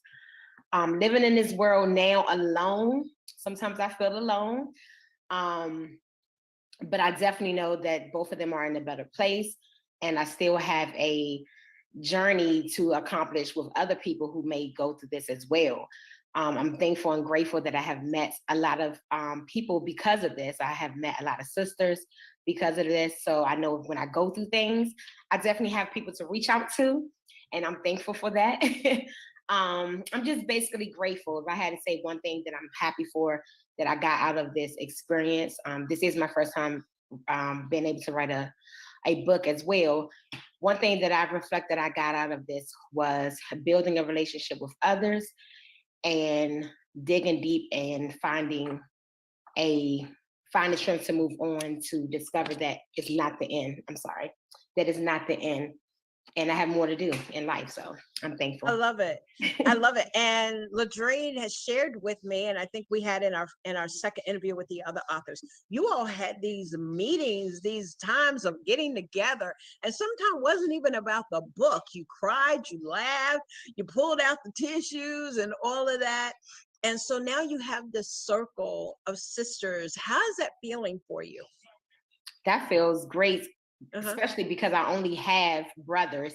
So it feels great to be able to come and, talk about things that females deal with, and on a different level than just talking to my big brother. So because sometimes they just don't understand. Exactly. And then they want to be our fathers, Exactly. Oh, wow. So that's amazing. So you're having to, do you find yourself sharing your story with other women who have lost a parent, who have lost, since we're on the subject, your mother has passed on, and as you were saying, you were dealing with that, as you should, as any daughter would. Do you find that God has sometimes placed you in, and you'll step back, that was only God to allow me to share my story? Share a moment of that if that's happened with you. Well, I did ask myself, of course, sometimes we question God. Yeah. And I did ask myself, I was like, what's the purpose of me having to deal with the loss of my both parents, actually? Yep. And as of right now, I don't have many people or friends that dealt with a loss of parents. But the thing about it, they will go through it one day. They will, and I think I'm the resource for them to be able to go through it with them, as well as give them guidance and light at the end of the tunnel. Because when you're going through it, especially if you haven't had no one to deal with it, sometimes you're like, you know, you don't really sometimes want to take other people's advice that haven't been through what you've been through. True. But I'm the person that have been through it. So when that opportunity comes, I'm definitely know how to kind of walk through with it and be supportive with that person. I love how you said to be a resource, and already you're using that terminology. You're making yourself available. You're saying, God, I'm available. If you need me, I'm available to be that resource. And that's why we're going to go ahead into our conversation with Sanita, if I can. I think this is a good leading into you. As someone who helps individuals, I want to pull your bio up, but come on and say hi to us while I do that. Hello, everyone.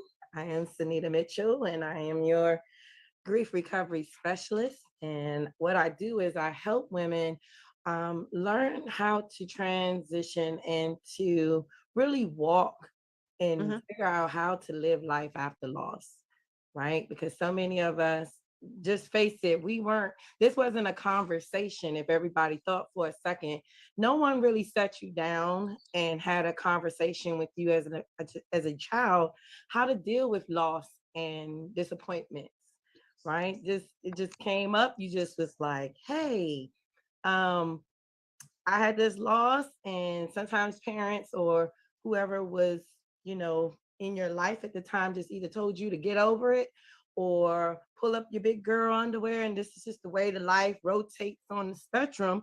And so when we're kids, we learn these things, and then what we learn as kids, we take on as we become women, and we have to learn sometimes to unravel some of those things that we were left to just kind of figure out on our own. And grief is one of those subjects that we just don't have these hard conversations about. Right? It's just like one of those things that we just know we're going to have to deal with, but no one really prepares anyone for that. I'll just say, like, it wasn't until my mom passed away in 2019, I remember it was like a few days later, she was like, I remember something she told me, and she said, you'll understand one day because I used to ask her, like, why does she, like, my mom had a real bad setback to like depression and everything when my grandmother passed away, and I didn't understand why. And then she told me, one day you're going to understand what this void is like, but until then you won't really understand what it's like until it happens to you. But what I learned was that was her way. That was her little conversation, right? And we didn't talk anything else about it. She didn't prepare me. She didn't say anything to me. Yeah. But that's just how we are with grief. We just kind of roll with it and just try to figure our way through it. Awesome. Thank you for that input, and then we'll come back.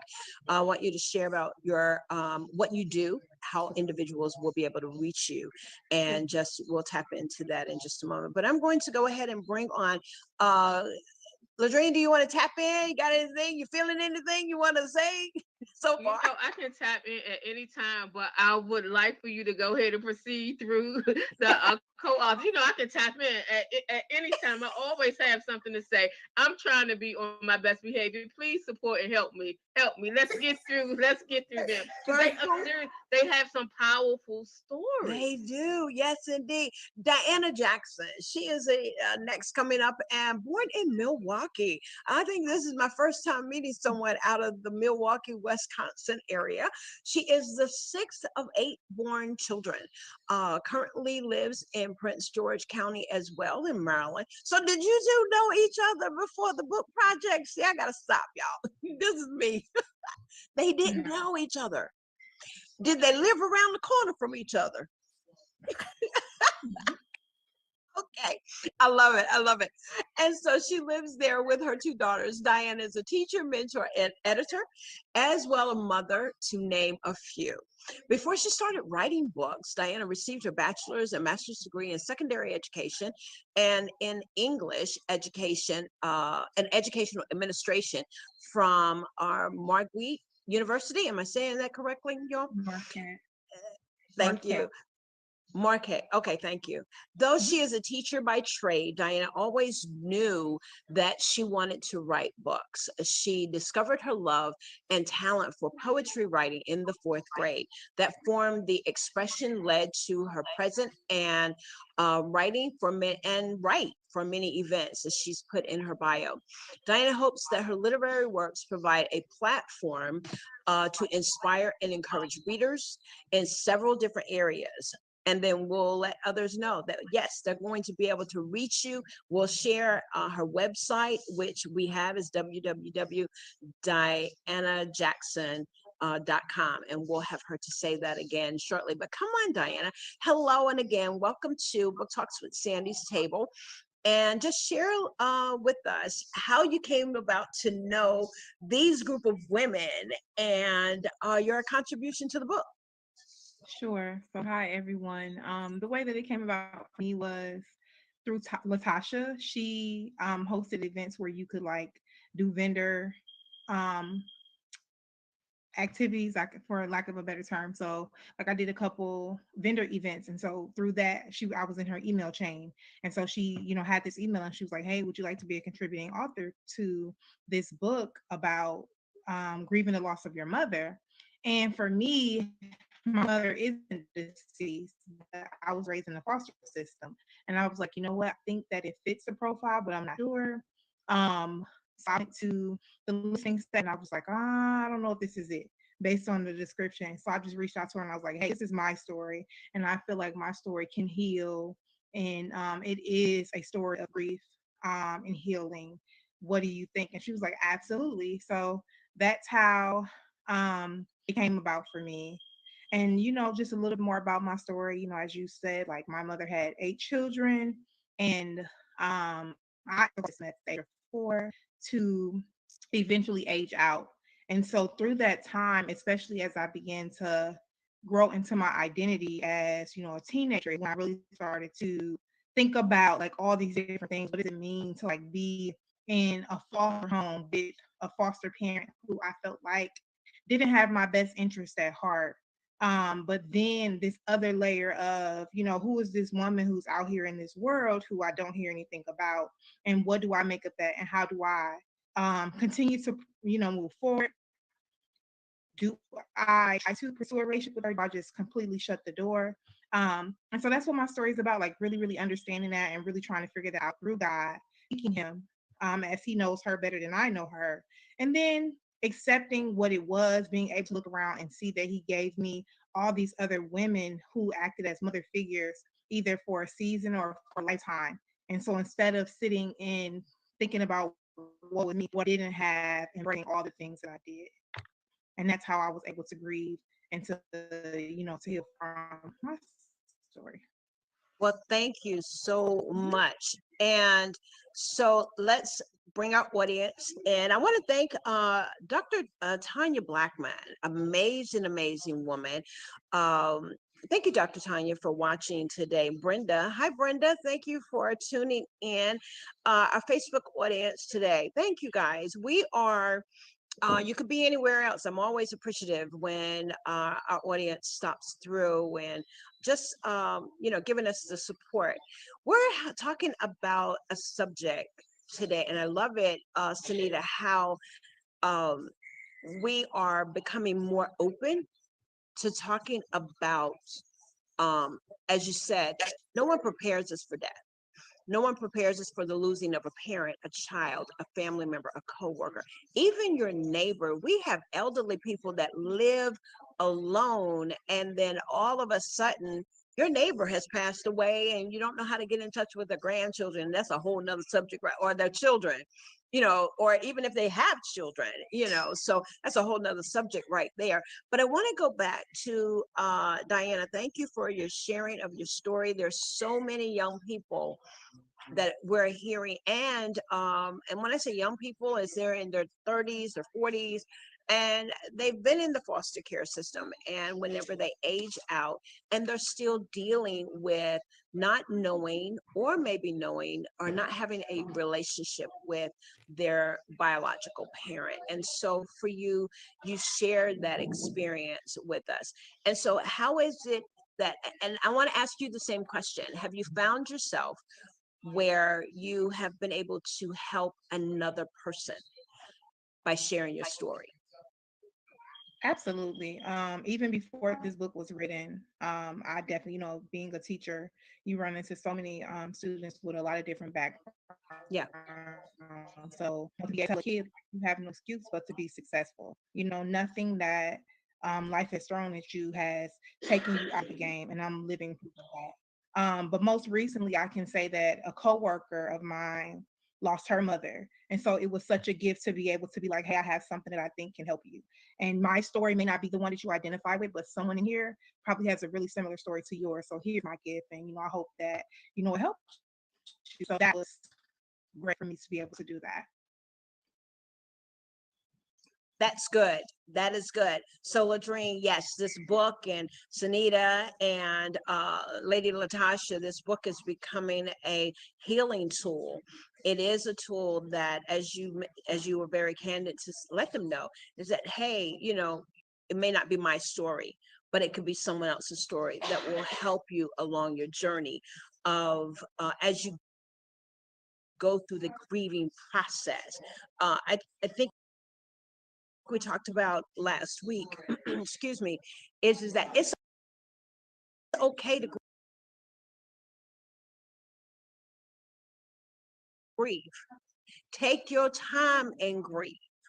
And it's good to have that accountability partner. Anybody want to tap in on that, what I just said, before we go to Lady Monica? Can I say something before Go we ahead. transition Yes. into that part? So all the stories are powerful, but Diane's story like impacted me in a way that it was the opposite effect, right? So in reading her story, I was right there. I wasn't even a month fully into having to deal with something that was going on with my sibling, my sister. My sister was in the hospital. It was just a month before she transitioned at this time that we're writing this book, right? So then when I go back, like it's just months, like 2 months, a month and a half. I don't even remember the time when my mother, I was just burying my mother where all this stuff was going on. But Right. Diane's story, like, helped me so much with my grieving process because it made me be so thankful for my mother. Like my mother, like loved me like unconditionally. But like the opposite fact in Diane pouring out her story, and I'm so glad, Diane, that you found your way through it. And although you still deal with your pain, you found your way through it. Your story in itself blessed me. It helped me as I was going through my process, because what if I didn't have that? What if I didn't know that? So you made me be able to appreciate what I did have. So thank you sincerely, like, for that. You were so, like, your story was so critical in my healing process. Like, not like my grieving and my healing was intertwined together. I don't even know, like, I'm gonna have to talk to the people who made the 5 grief steps, because I don't even know if that ever happened before. But your story was just so powerful to me, and not playing off of your lack of what you didn't have, but playing off of the power of, although you didn't have, this is how you dealt with it, and this is what you are, the successful you, and what you have become. So your story is powerful beyond words. So Sandy, yes, we can transition to your portion, but I could not let that moment go without saying that, because it has really, really, like, I mean that sincerely, has helped me in my intertwined grieving, healing, mixed up process. It really helped me on the positive side. So thank you for your story. I love it. Lady Latasha, I saw you shaking your head in agreement. Come on, can you elaborate on what you were feeling or what she was saying that would cause you to be in agreement? Yeah, and that's kind of like what I was alluding to earlier, that these stories, you may not have dealt with exactly what we have written about, but it's going to help you in some way. And Diane's story, as well as Tanja, she's not here with us tonight, but her story as well. It's like, think about being a teenage girl and going through that stage where you're like, I hate my mother. She gets on my nerves. She ruins everything. She's so mean. But then putting yourself in their shoes where they didn't get to say that about their biological mother. And it definitely puts things in perspective. And if you have the opportunity to share that your story or even someone else's story with another young woman in your life or young person in your life, it'll actually help them understand that they're not alone in what they're going through. You may have it or feel like you have it bad right now. However, it's someone out there wishing, praying that they could be angry with their mother for a couple of minutes. You know, and the fact of having them to converse back, because you can be angry at the individual, but they're not here. You know, it's kind of like, you know, and my sister went through that when we lost our aunt. You know, she was very angry, but mom wasn't here no more. And she said, I used to go to the gravesite and I would be so mad at her and I would have to go through these emotions. So here is the thing, as you said, is that even though we're angry, upset, happy, glad, cry, whatever, but when you, and like you said, but not to even have that individual to, you know, even communicate, what you talking about, girl? Don't you know I raised you or whatever, you know, those things, not to even have that. So that is powerful what you're saying. That is so amazing. You all, I'm not at home, I'm traveling. You all know that I'm at an event in Baton Rouge, Louisiana. I am on an interview. We're in part 2 of an amazing conversation and interview with the women and the contributing authors and visionary author 1 and 2. Y'all, that is just phenomenal for me. Y'all know I've been interviewing now for a minute and they done broke the glass ceiling now for me. Ladrine, only you. And I have to tell you all, Ladrine, I was a big fan. This was like a 360, Sunita, for me. This woman, and if I had my book, but all I know is she said epic, okay? And I know she told me to elevate and be purposeful and intentional and all of that creative stuff. But I knew of her through a book. And when I read her chapter, I bought the book, just like you all said it, that, you know, someone will get the book and maybe from you, but it's someone else's story that's going to make the impact. And so I met her through her writing, and it changed the trajectory of how I would handle doing this, because I have a 9-to-5. She talked about how to have that 9-to-5 and your side hustle, how to bring it all together. And I'm paraphrasing you all, but the book, that's how I got to know her. And then only God would allow me to have the privilege and the opportunity. And I did. I reached out to her, just let her know in an email or a text through Facebook, and circle back around. Dear friend of a mutual person, her visionary author, a dear friend of mine, and a consistent client of ours, a customer and an author on our platform, is Reverend Allison Daniels. And when I saw her name, I was like, oh. Y'all, I went into a celebrity shock. You know, I did. I was like, oh my God, she's gonna be on my show. Oh my goodness. I did. I went celeb, y'all. I did. Listen, I'm gonna let you know. I was at home. I was like, oh. Well, hold on. Let me interject. So I am an introvert by nature, right? People just swear that I'm an extrovert.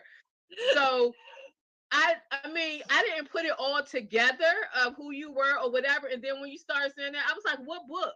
Then you was like, Cheryl Woods, Elevation. Yeah. And I was like, yes, because that was my chapter. But I was like frozen a little bit, and I'm never like overly shy or whatever. But you was like, oh my God, a drink. And I was just like, So you got to go back and watch the taping of it. It was hilarious, like from my side, because I was like, whoa, wait, whoa, what you talking about? What you talking about? I appreciate you. I appreciate you. I appreciate you, and that's how we got to connected. And it to me is like it's like so real. It's like you circle back around, and that's how we know is that it's purposeful. And Coffee Conversations and Book Talks with Sandy, that is our platform. It is our first fruit to the Lord. Our Facebook family, listen, we thank you so much. The phenomenal Tam Lawrence, thank you so much for stopping by, you all. If you don't know, look out for her show. She's phenomenal. And yes, indeed. Thank you all, Pastor Glendora Williams, for watching. And thank you all. Now we're going to go ahead and bring on author Monica Best. Monica is a contributing author of this book, We All Grieve Differently. And I'm just going to share just a little bit about her. Listen, you all, I need to come on back to DC and Maryland, and we can go to the Baltimore Harbor and all of that good stuff. Monica Best is a native Washingtonian. She was born and raised in Washington, D.C., attended the D.C. public school system, where she graduated from Ballou Senior High School. Monica loves spending time with family and friends, relaxing by the water, traveling, wine tasting, and candle making. Monica has always had a passion for serving others, and she recognizes it as being a gift around the time she lost her mom in 1996. She has a heart to help people that are in need, whether it is as assisting someone or who has lost a loved one, plan a funeral, or as small as lending a listening ear or sharing an encouraging word. Monica has two daughters, a son who's 29, and her two grandsons, Austin and Elijah. She's proud of all of them and looking forward to all of the amazing things that there are to come in their lives. Monica is currently in school pursuing her bachelor's in business administration with a concentration in human resources. Once she attains her degree, she plans to start her own business, which will assist others in maximizing their business potential. You all, Facebook family, yes, I bring to our table author Monica Best. Come on and join us. Hello. Hello. Thank you so much for having us on. I really appreciate it. I was supposed to be on last week, had some little scheduling issues with work, but I am so excited to be on with you. Thank you so much for the opportunity. Absolutely. Share with us a little bit about your chapter and how you came to connect with these group of women who are sharing and talking about how handling grief differently. I met Ladrine from a girls' night out. One of our friends always has this girls' night, and we get together and we talk about things and we just have a good time. And I met her from there, and then we just became friends. And so one day on Facebook, I saw that she had put out a ad basically on Facebook that said, "Hey, if you're looking to be a co-author and join us, if you've lost your parent and you want to talk about it." And immediately, almost like immediately, I was like, yes, I got to do this. So I hurried up and I let her know I was interested. And the funny thing about it is a lot of people had said they were interested, but only 10 people. It was so perfect. Only 10 people came. And so we were the 10 that were included in the book. Yeah.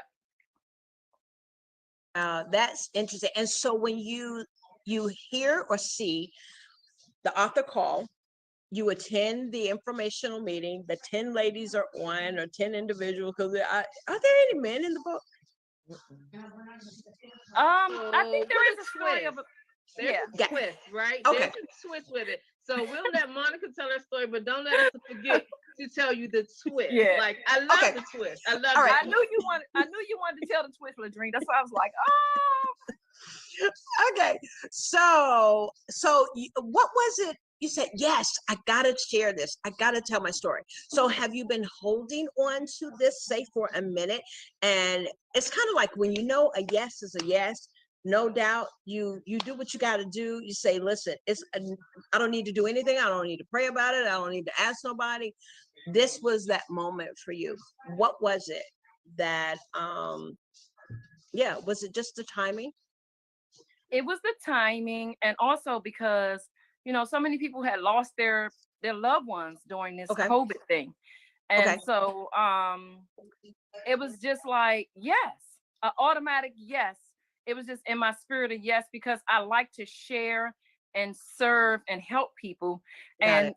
I don't know why, but I've always been the person to help people when somebody passes away in their family. I've always been that person that'll go over there and serve, and just do whatever. I don't know. I have a passion for that.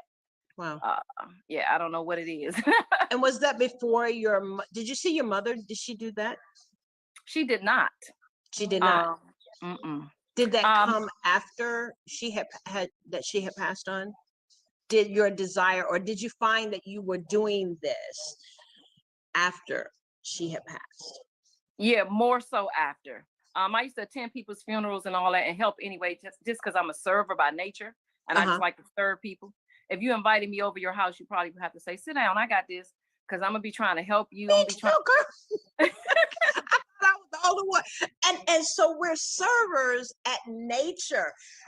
So when you see a cup on the table and it's like, I gotta go get that cup, and I know I want to either go wipe up because I know there's water right there because ice to come out. Yeah, girl, yes, we can relate. We can relate. But that's a blessing because, again, you've been in their shoes, so to speak. Just maybe not totally, but you've been in that space where it seems like a blur. Let's talk about that. When a close loved one transitions or pass, a lot of people are around. It can sometimes be like a blur. Can anyone relate to that or talk about that? Is that days will go by and then you look up and, oh yeah, I know I didn't speak to them or whatever, but anybody want to tap into that? That definitely happened to me because I'm the oldest.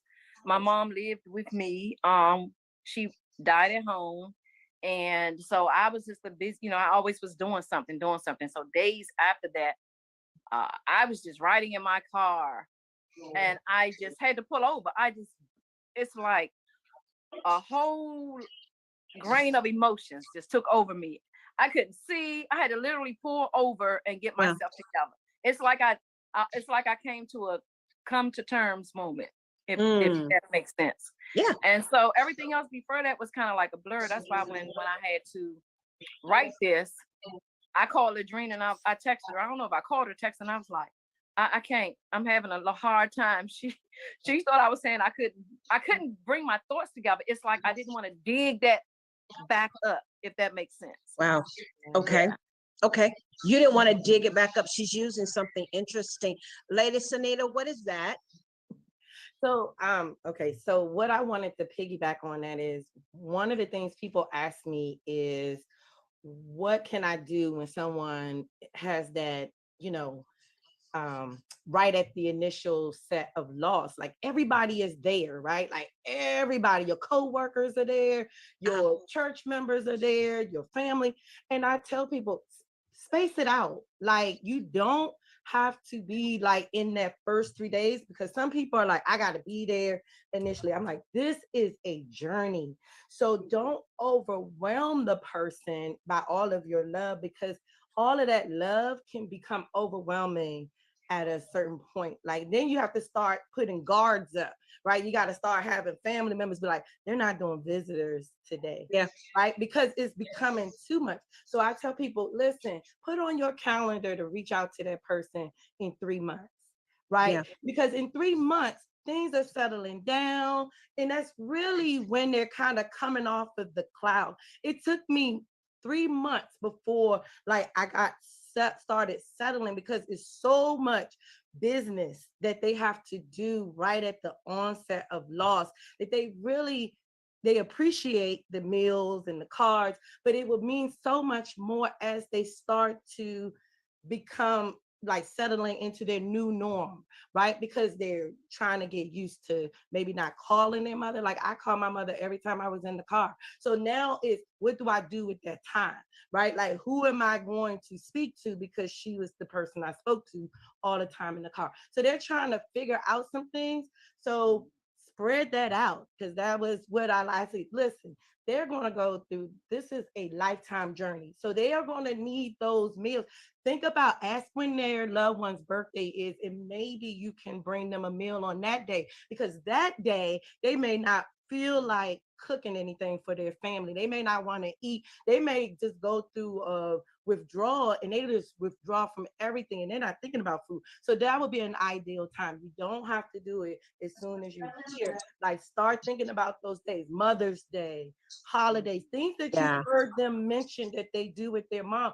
Plan for those days to be there for that person, instead of trying to do it all right in that grievance, Right in the initially. right in initial, because then what happens is everybody goes away. Like, Yeah. everybody else is like hovering, and then Yeah. like it's like they flocked in, they flock out, and then you're left like, where did everybody go? And Yeah. sometimes that is grief in and of itself. It's like, everybody just left me, as though like three weeks go by, and like, you just supposed to be okay, we on to the next. Yeah. And so I always just say, space that out.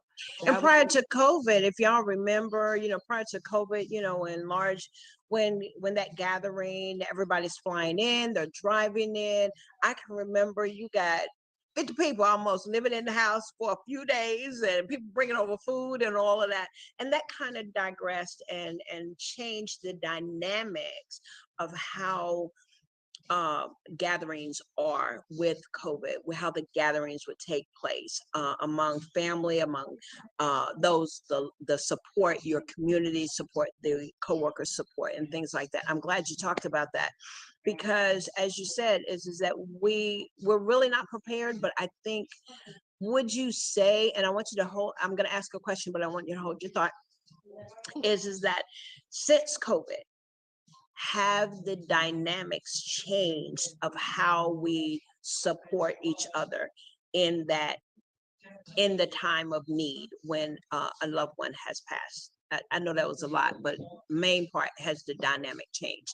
This is Sandy Sanders. I am the host of Book Talks with Sandy. We have been in a dialogue and an interview with the amazing, visionary author 1 and 2 of We All Grieve Differently, with Ladrine Howard Peterson and Lady Latasha Briscoe, the phenomenal contributing authors of this book. Now we're going to just kind of, y'all know how we do in the TV world, but this is, the Facebook world. We want to share about our sponsor. I want to share my screen here and let you know about an upcoming event that I want to encourage each of you to go and register. I want you to register for this upcoming event. Let's see here. This event is, here it is, the Level Up Conference Summit, which will be on March the 25th through the 22nd. This event is a free virtual event. And let me see if I can shift us over here. Let me see. Y'all forgive me. Did I lose it? Let me try this again here. I want to make sure that we get the full-fledged. There we go. There we go. Can y'all see that? Because I'm using Zoom today, and it's a little bit different. Can y'all see it? Let's see that. Let me see here. Hold on just a minute. Yes, here. we can see it on Facebook. There we go. Okay. Are we in the way? Okay, good, good. I know it's like really large, and y'all. Okay. So the website is Time to Level Up. It is Time to Level Up. That's what it is. You all, my screen is really big. Y'all forgive me on my computer. I'm going to come out of it. But it is with Kern Crockett Cherry. And Kern is doing a summit this year, and the summit is going to be virtual. You can register for free. If you notice, if you go to it, you will see all of the information. Time to Level Up, time, the number 2, levelup.com. It will be taking place during this month, next week, which is the 25th through the 27th. Okay, so I do, I'm going to stop sharing my screen here now. If I can come back here. Hold on. Y'all forgive me here.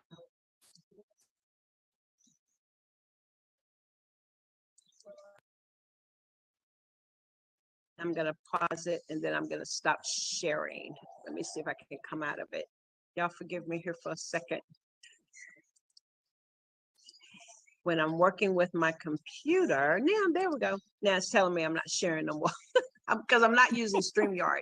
But I want you all to go to Time to Level Up. You saw, I don't know if you saw any of the speakers that will be on the book. The majority of it is is going to be virtual from that morning on Thursday. You will get the notification once you register. It is absolutely free.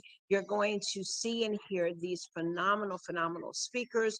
There'll be opportunities for you to even get in on the VIP where there is live with the keynotes. And this year keynote is Jody Watley.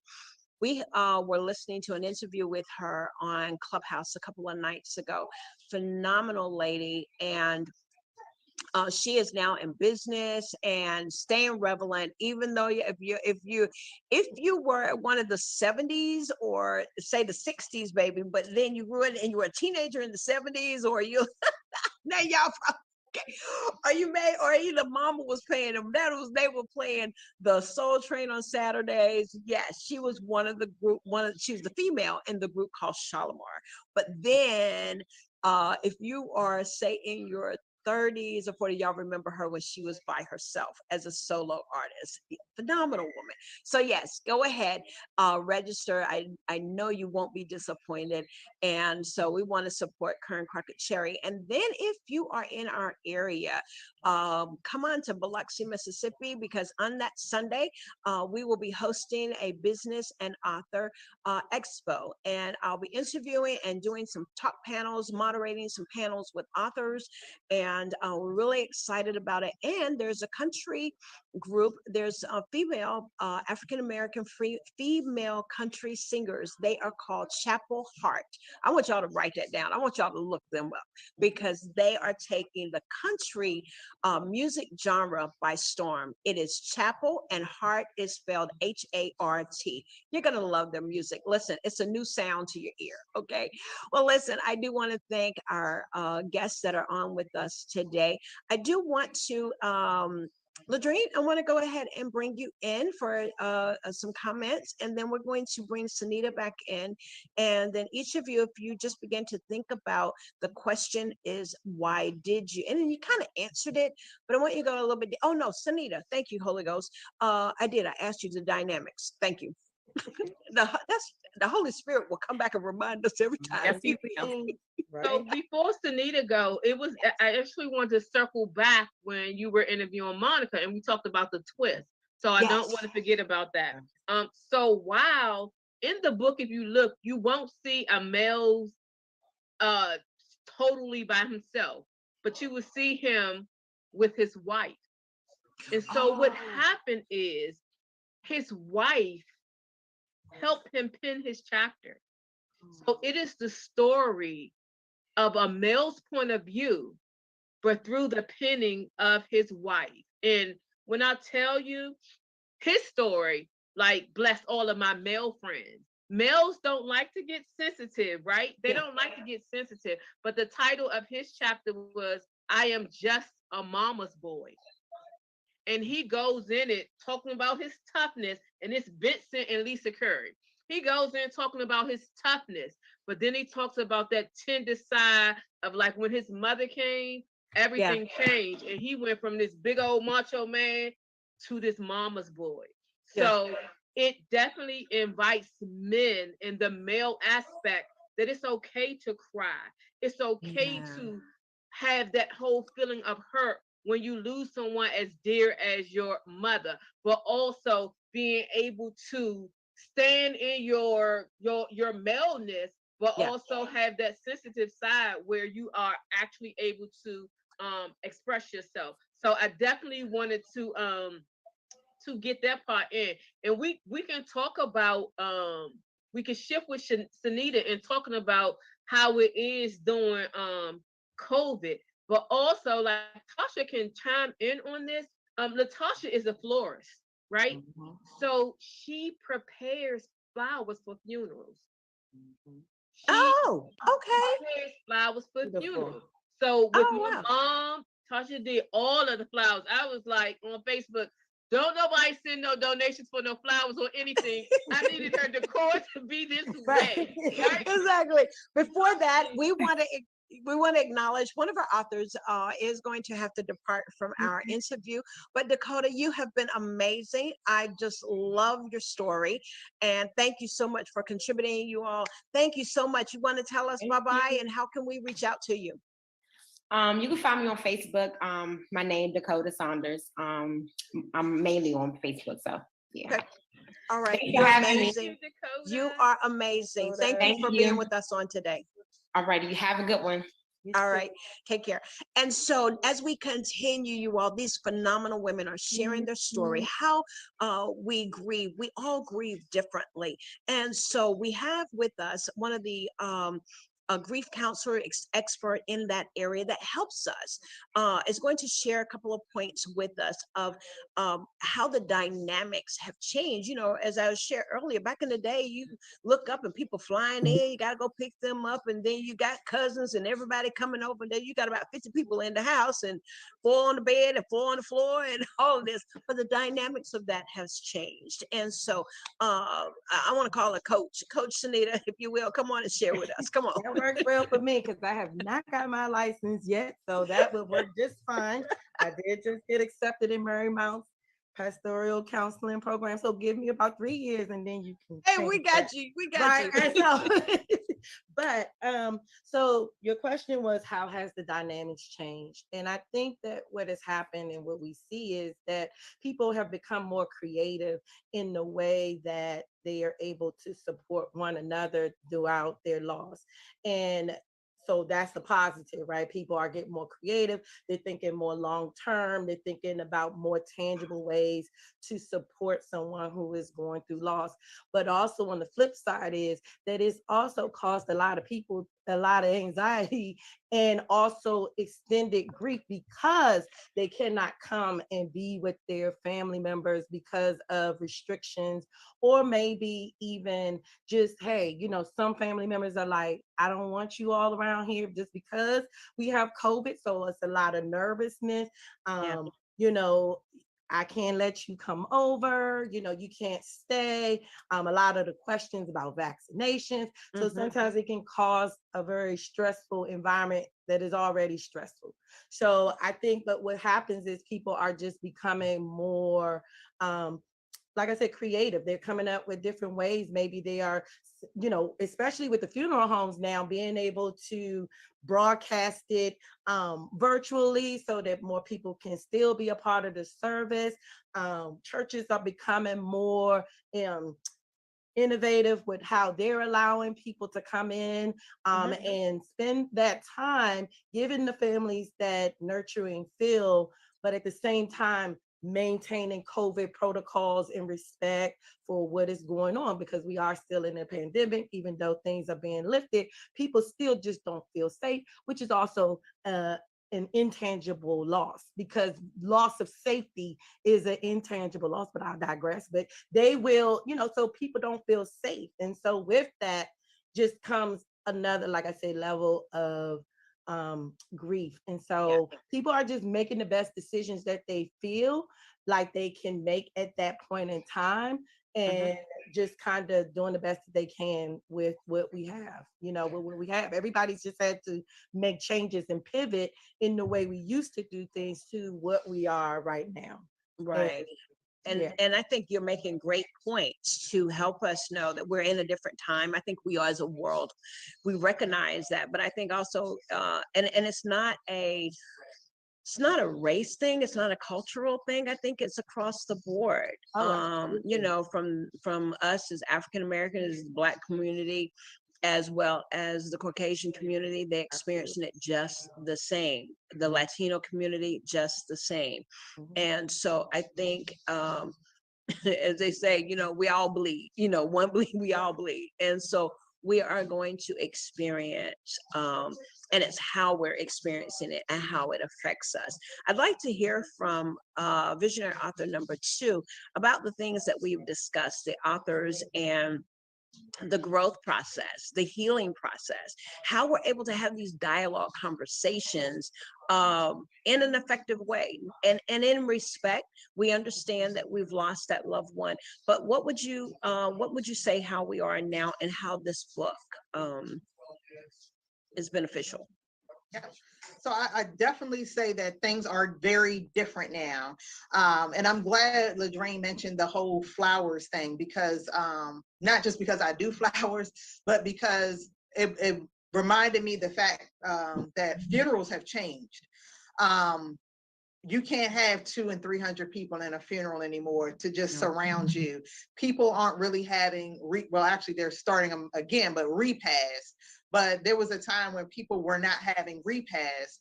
And even just the celebration itself, people felt like, well, how do I honor my loved one? And I can't have this big celebration for them. And so being on the other side of that, watching how people now have to convert to, being able to greet all of their family and friends and have them during that time to, all right, we're going to live stream it and I'm going to send you a link. And the 10 people that are closest to me can be there. So it's really strange in that way. The growing process and the grieving process, and I say growing process because when grief hits us, we feel little. We feel like anything and everything else that happens to us is just going to break us down even more. And so we don't feel like we can get through anything else until we figure out how to get through that thing. But then something else happens. And I believe that sitting down, reading these stories, again, whether or not they specifically apply to you or not, like Ladrine mentioned, the gentleman that's in our book, like his story had all of us crying. Because we hear people say, oh, this person, this guy, he's a mama's boy and this and this, but you never know how men are actually affected by that and how they love their mothers. And being a mom of a boy, like I love my son, he can do no wrong in my eyes. He's only 10. I'm gonna fix that when he get older.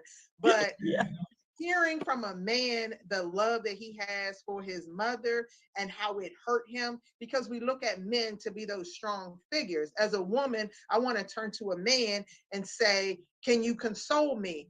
But who's going to console him? Yeah. And just being able to see these different perspectives and watching how people deal with things as little as the phone calls. I know Ladrine mentioned it, but phone calls. My mother called me daily at 7:30 in the morning.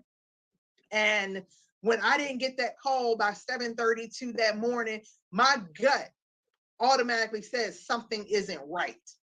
I didn't get a call saying something isn't right. Yeah. Nothing was indicated to me before I left the house or the night before, nothing. But my gut says something isn't right because of that bond that we had. And so when I did not receive that call, I immediately started making phone calls and I needed to know what was going on with my mother. But I had to mentally prepare myself for what was to come after. And I'm still dealing with that. And I take it back to the fact that I said, people that haven't had to deal with it will never understand it. Like I've said to my own daughter, because I'll call her now every morning at 7:30 because she has to get my son up for school. And I'm like, are you up? Well, why do you got to call so early? And I said to her one day, you're going to miss these phone calls when you don't get them anymore. And exactly. So they don't want to hear that. They don't want to hear that. Right. But they're, why you got to say stuff like that? And I'm like, that's the reality of it. And unfortunately, we all have to be prepared for that. But again, our stories and the campaigning journal that Ladrine has written, like all of this is to help someone. It was for us to go through what we needed to go through. Some of us had to dig up some old stuff that we buried and we never dealt with, but digging it up allowed us to deal with it. And then realize, you know what, that's why this was the way it was. Or this is how I can fix the relationship I have now with this person. Because grief, again, that title can be applied on so many different areas of our life. Loss of a job, loss of a pet, loss of we might lose weight and don't know what to do with ourselves because we don't know how to act anymore. Tell me about But any, that loss thing, like you can deal with so much, and there's something in there to help you, and that's all. We didn't go out here to say, all right, we just gonna go out here and make $1 billion, pouring our hearts out and crying while we're writing. None of us was able to write. We couldn't put the story on paper. I would think not. Yeah. But we ended up, we did it. We cried together. We did it together, and we knew that it was gonna heal someone while it was helping us. So it's been an amazing journey, and they're stuck with us now. Like they can't go anywhere. We're gonna bug them every couple months. But it's just been a awesome process, and we're just looking forward to continuing to allow this book to help someone. Again, we're coming up. It's our 1-year anniversary on releasing it, and it's still making an impact. Without having to do, we don't have to do hard work for it to make an impact. It's making an impact because people want to know, what does that differently actually mean? Yeah. That's it. Uh-oh. I think you're on mute. You're on mute. Okay.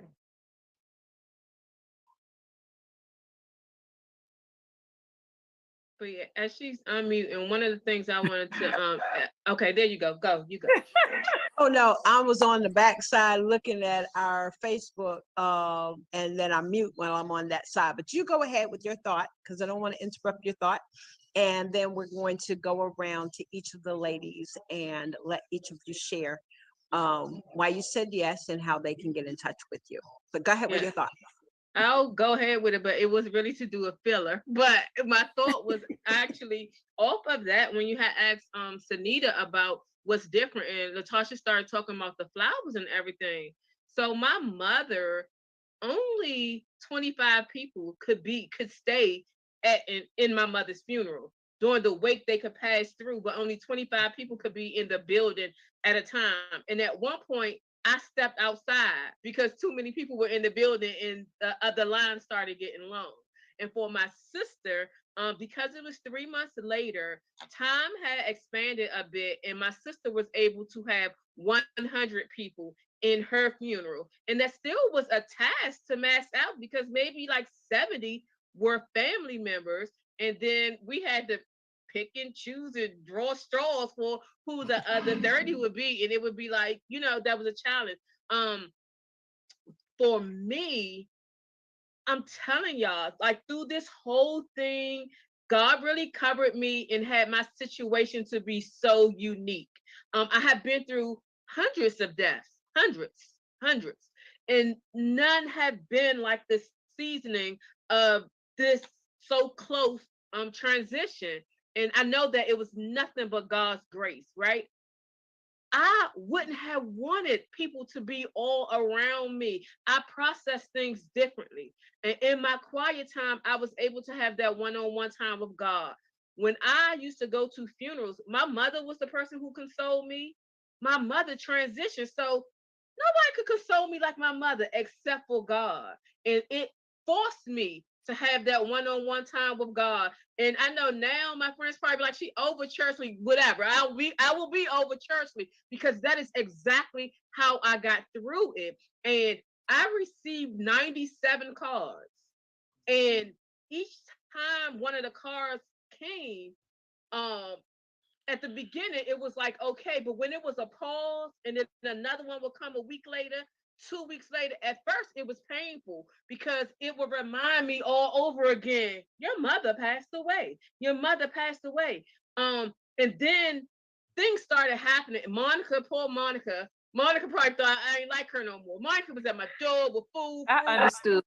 flowers, and everything. And I loved her to death. And she was like, I'll come and I'll do it. And I was like, and I was very appreciative, but I just needed my alone time. So God knew what I needed. And I'm not saying he shut down the world, but his timing couldn't have been better. For me as an introvert, and the way that I process pain, nobody but God could have helped me. It's nothing that no one could have said. And sometimes people say things and unintentionally cause harm or cause more hurt. And my good Reverend Rice, she says, it pokes at your pain, like unintentionally though. So my experience, had the world been open, I don't know where my mind would have been and how it would have been. So I so thank God that he had his timing and that he allowed me to be face to face with him every day, all day, every day. So I just wanted to throw that in. It was supposed to be a filler, but it ended up being a fuller. So let's go ahead and let you do your round. I love it. Well, listen, this has been amazing. You are amazing. Listen, you all, what I really thought was going to be part 2 and final interview, there are more authors, and we will be having a part 3.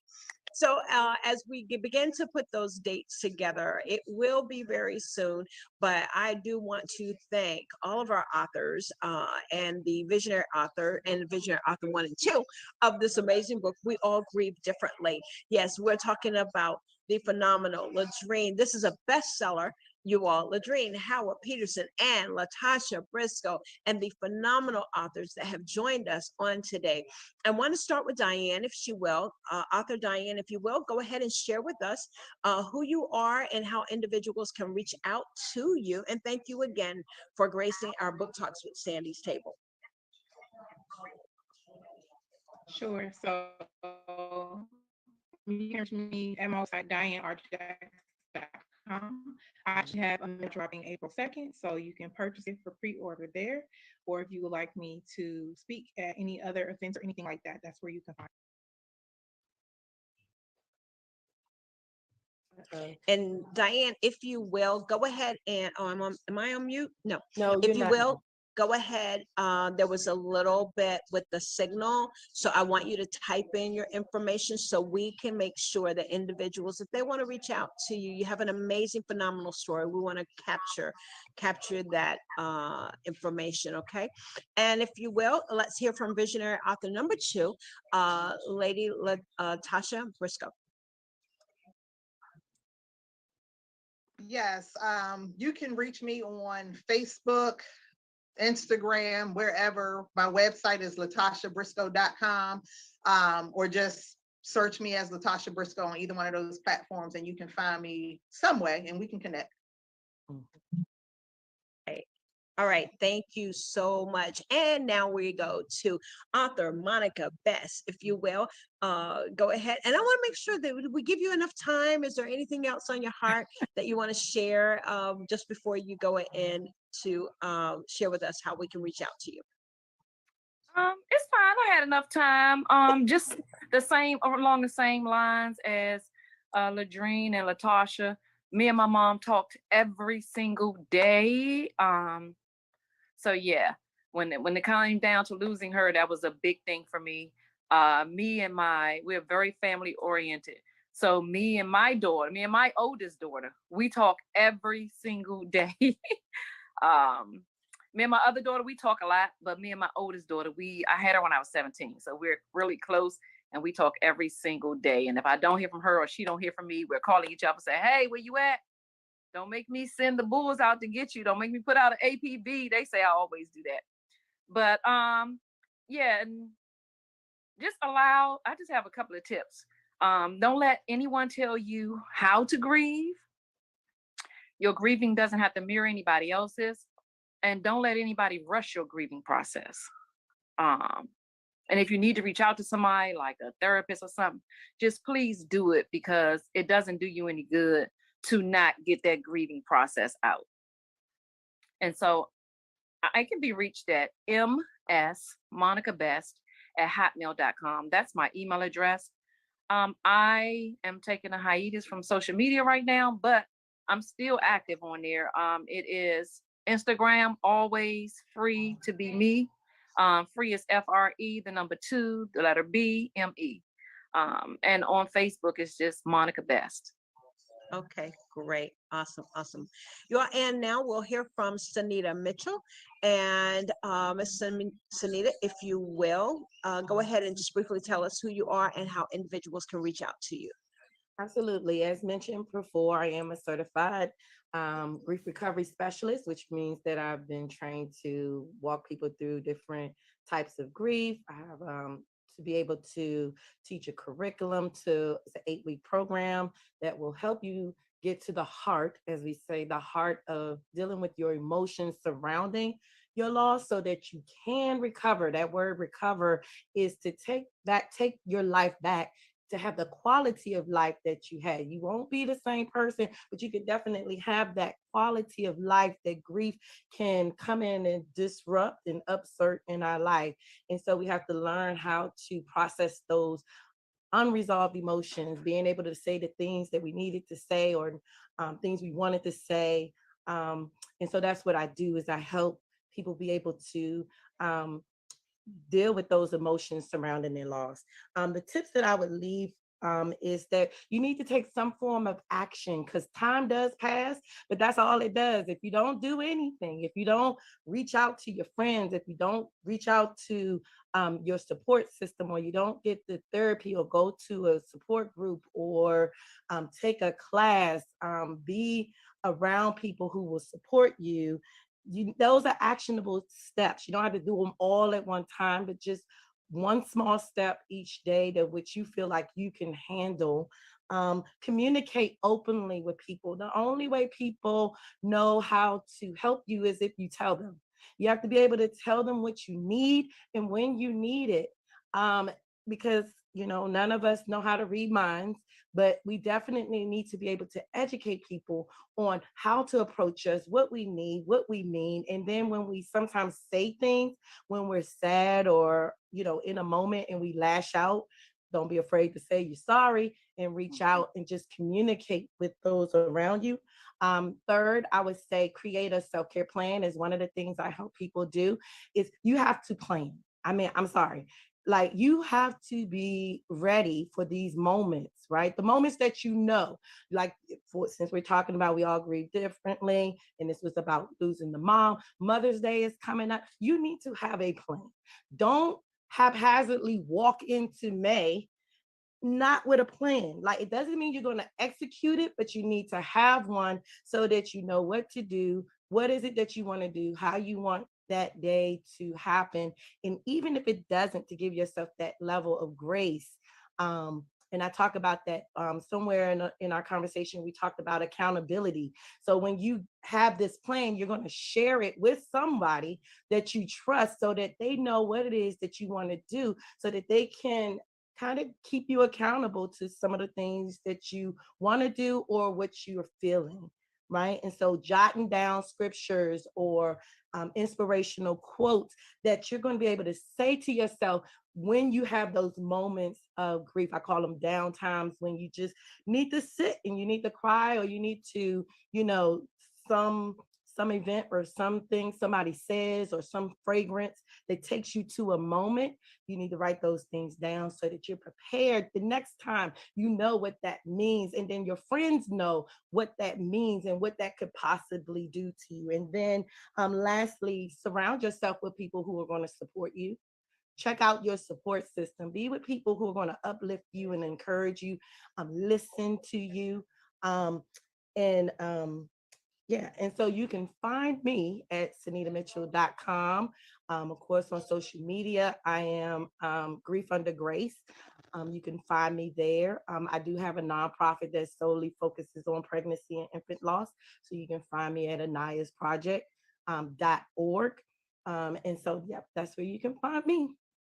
And I thank you so much for this opportunity. I thank you so much.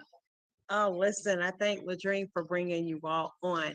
And what we normally do, we do give way before we end our broadcast, we always give way to our contributing authors, the visionary authors of the book projects. Before I bring now 2 visionary authors, I'm telling y'all done broke the ceiling. So anyway, Book Talk Sandy, I am so thankful that for all of you all that watch us on a weekly basis. We are in the last leg of the I Have a Story book tour. Now, what is that? Those are authors that have joined the tour, and they're coming on and sharing just snippets of their book, their story, their chapters, and they're actually reading from their chapters. So join me on tomorrow. I'll be back in my my home on tomorrow, and tomorrow evening beginning at 6:00 p.m. Yes, we will have the phenomenal Tanya Ratliff, who will be sharing Rise Up and Reign. And then we will have Lakeisha. I got to pull up hers in just a minute, but she will be on with us around 7:30. I believe her tour starts. 6-time best-selling author. These women are coming on and just sharing snippets of their story. So you can find that on Coffee Conversation with Sandy and Friends. We're on the last leg of the tour. And then what's going to happen, you'll begin to see the replays, you all. And so all throughout the week, just catch those episodes that you may have missed, okay? Because that's what social media is all about. You can always go back and look at it on YouTube, or you can look at it on Facebook. Go to my page and you'll definitely be able to find it. So now at this time, I'm going to go ahead and yield back and allow our visionary authors to share their hearts. And once again, we thank you so much for tuning in to Book Talks with Sandy. And again, this week's guest has been the authors of We All Grieve Differently. I'm going to go ahead and start with Ladrine, if that's okay. And then we'll go to Letitia. Absolutely, What's up? Thank absolutely, you. absolutely. So we're gonna give that queen her flowers. So absolutely, I'm just messing with you. But a couple things in closing out. One, I not just because I'm a co-visionary and not because I'm an author, but I truly, sincerely think that this book is so impactful. When Natasha and I set out for it, we did not set up with profit in mind. That's why we limited to the number of authors that were here, because we wanted it to be impactful and we wanted them to have enough space and enough words to actually express themselves and to tell their stories, and also to be able to sell from their platform so that they can also gain the experience of being an author and also heal from being an author. A couple things that I want to say in closing out. Triggers. So that was one point that I had written down to talk about. The triggers happen all the time. Birthdays, death anniversary dates, Mother's Day, Father's Day, everything. And that was one area that really, really, really I had prepared for and tried to prepare for every time that I got close to it. And so in the healing journal, you'll find different tips. It's a whole list of tips of triggers of what I actually did. So instead of mourning for my mom's the day that she left this earth, I volunteered. Her name is Martha, so I volunteered at Martha's table. For my sister passed away dealing with cancer. I couldn't advertise and share it on Facebook, but I have a client who is actually creating something that is related to that. So of course I poured my heart and soul, put all type of discounts on the packet, in addition to the things that we did. So Triggers is very, very, very sincere. But I want to offer this message to people because it hit me this week. So March the 17th, just this past week, my best friend who passed away 20 years ago, it was her birthday. And for the first several years, her birthday was the toughest thing ever for me in life. Toughest for me. And I mean, that's when I didn't even know what depression was. But as I look back, it was depression. Couldn't get out of the bed. Thankfully, it was over the Christmas holiday. So I was on leave for an extended period of time. And it really didn't impact because I work for the federal government. But that thing hurt me so bad. My daughters, who are now grown, 31 and 28, they remember me crying at the funeral. They remember my mother holding me in my arms. I hurt so bad. And I never thought that I would be able to get over it. It may have been the 16th year of her passing that I started to feel a little something. So when they say this time heal all wounds, I can kind of go with that, but I put my phrase into it. God heals all wounds. If you really allow him to, you can go, because I didn't have the tools and the mechanisms to help me. I was stuck. I mean, truly stuck. But now with my mother, the passing of my best friend and that grieving process, that long grieving process, but then the healing before I even knew that I was healing, helped me to deal with my mother and my sister. So I say to you, get a journal, do something, even if it's not this one. In my journal, you talk about how you're feeling on a given day, your triggers of the day, and you find ways that you can mitigate them. You talk about sweet memories, and then there's space for encouragement. So many things all throughout, but make sure that you take care of yourself and allow yourself to heal. Allow yourself to grieve, but allow yourself to heal as well. So go through the phases, but do not get stuck there. Don't get stuck there. Latasha. Yes, and I'm glad you mentioned the triggers thing, because even through your healing process and in new relationships, people won't necessarily know what it is that's going to affect you. And you have to be able to control that yourself. You cannot assume someone is going to know that not receiving a phone call at X time of the day is going to be a trigger for you. You cannot assume that seeing a yellow butterfly fly by, that's, people are not going to know these things, but you have to be able to control it and deal with it, unfortunately. Time helps things get easier, but I agree, it doesn't necessarily heal everything that we're going through. Utilize the tips that we have shared, that our co-authors have shared. Seek therapy. I know sometimes, especially in our Christian world, some people frown upon therapy. Seek therapy. It wasn't until I sought therapy that I realized that some of the things that I was going through with my own daughter was related to things that I didn't get to resolve with my mother. And so when you seek therapy, you not only heal, or close past relationships that you weren't able to do when the person was still here, but you learn to mend and fix these current relationships so you don't break them too much. Excuse me, but definitely seek therapy and give yourself time. Do not feel like you have to be on anyone's schedule. Do not feel like when people expect things of you that you're not allowed to say no, or I just don't feel like it. Like Dream says, she took some time off so she could just be in the house. I disappeared.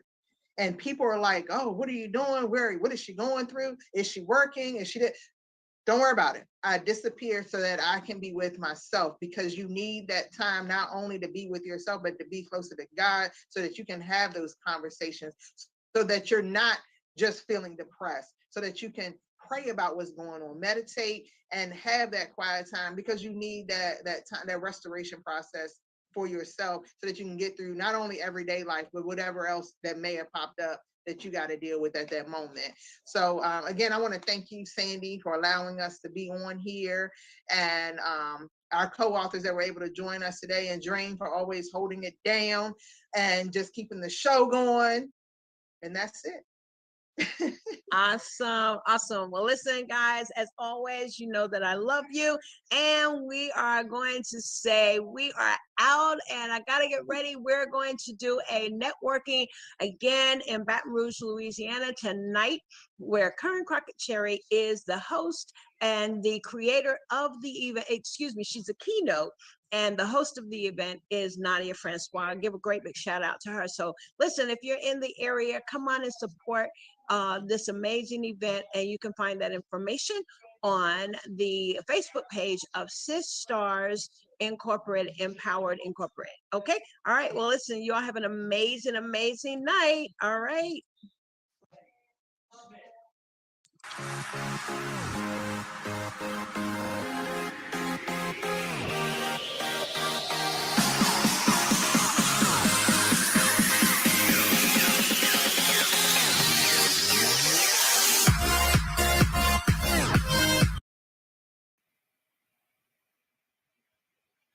Welcome to the Marlene Saunders Show and podcast, where we have real talk and real conversations, and you're welcome to it. So today on the podcast, we have an exciting topic, and it is we must stop enabling. Let's invite up my recurring co-host, and we'll get started.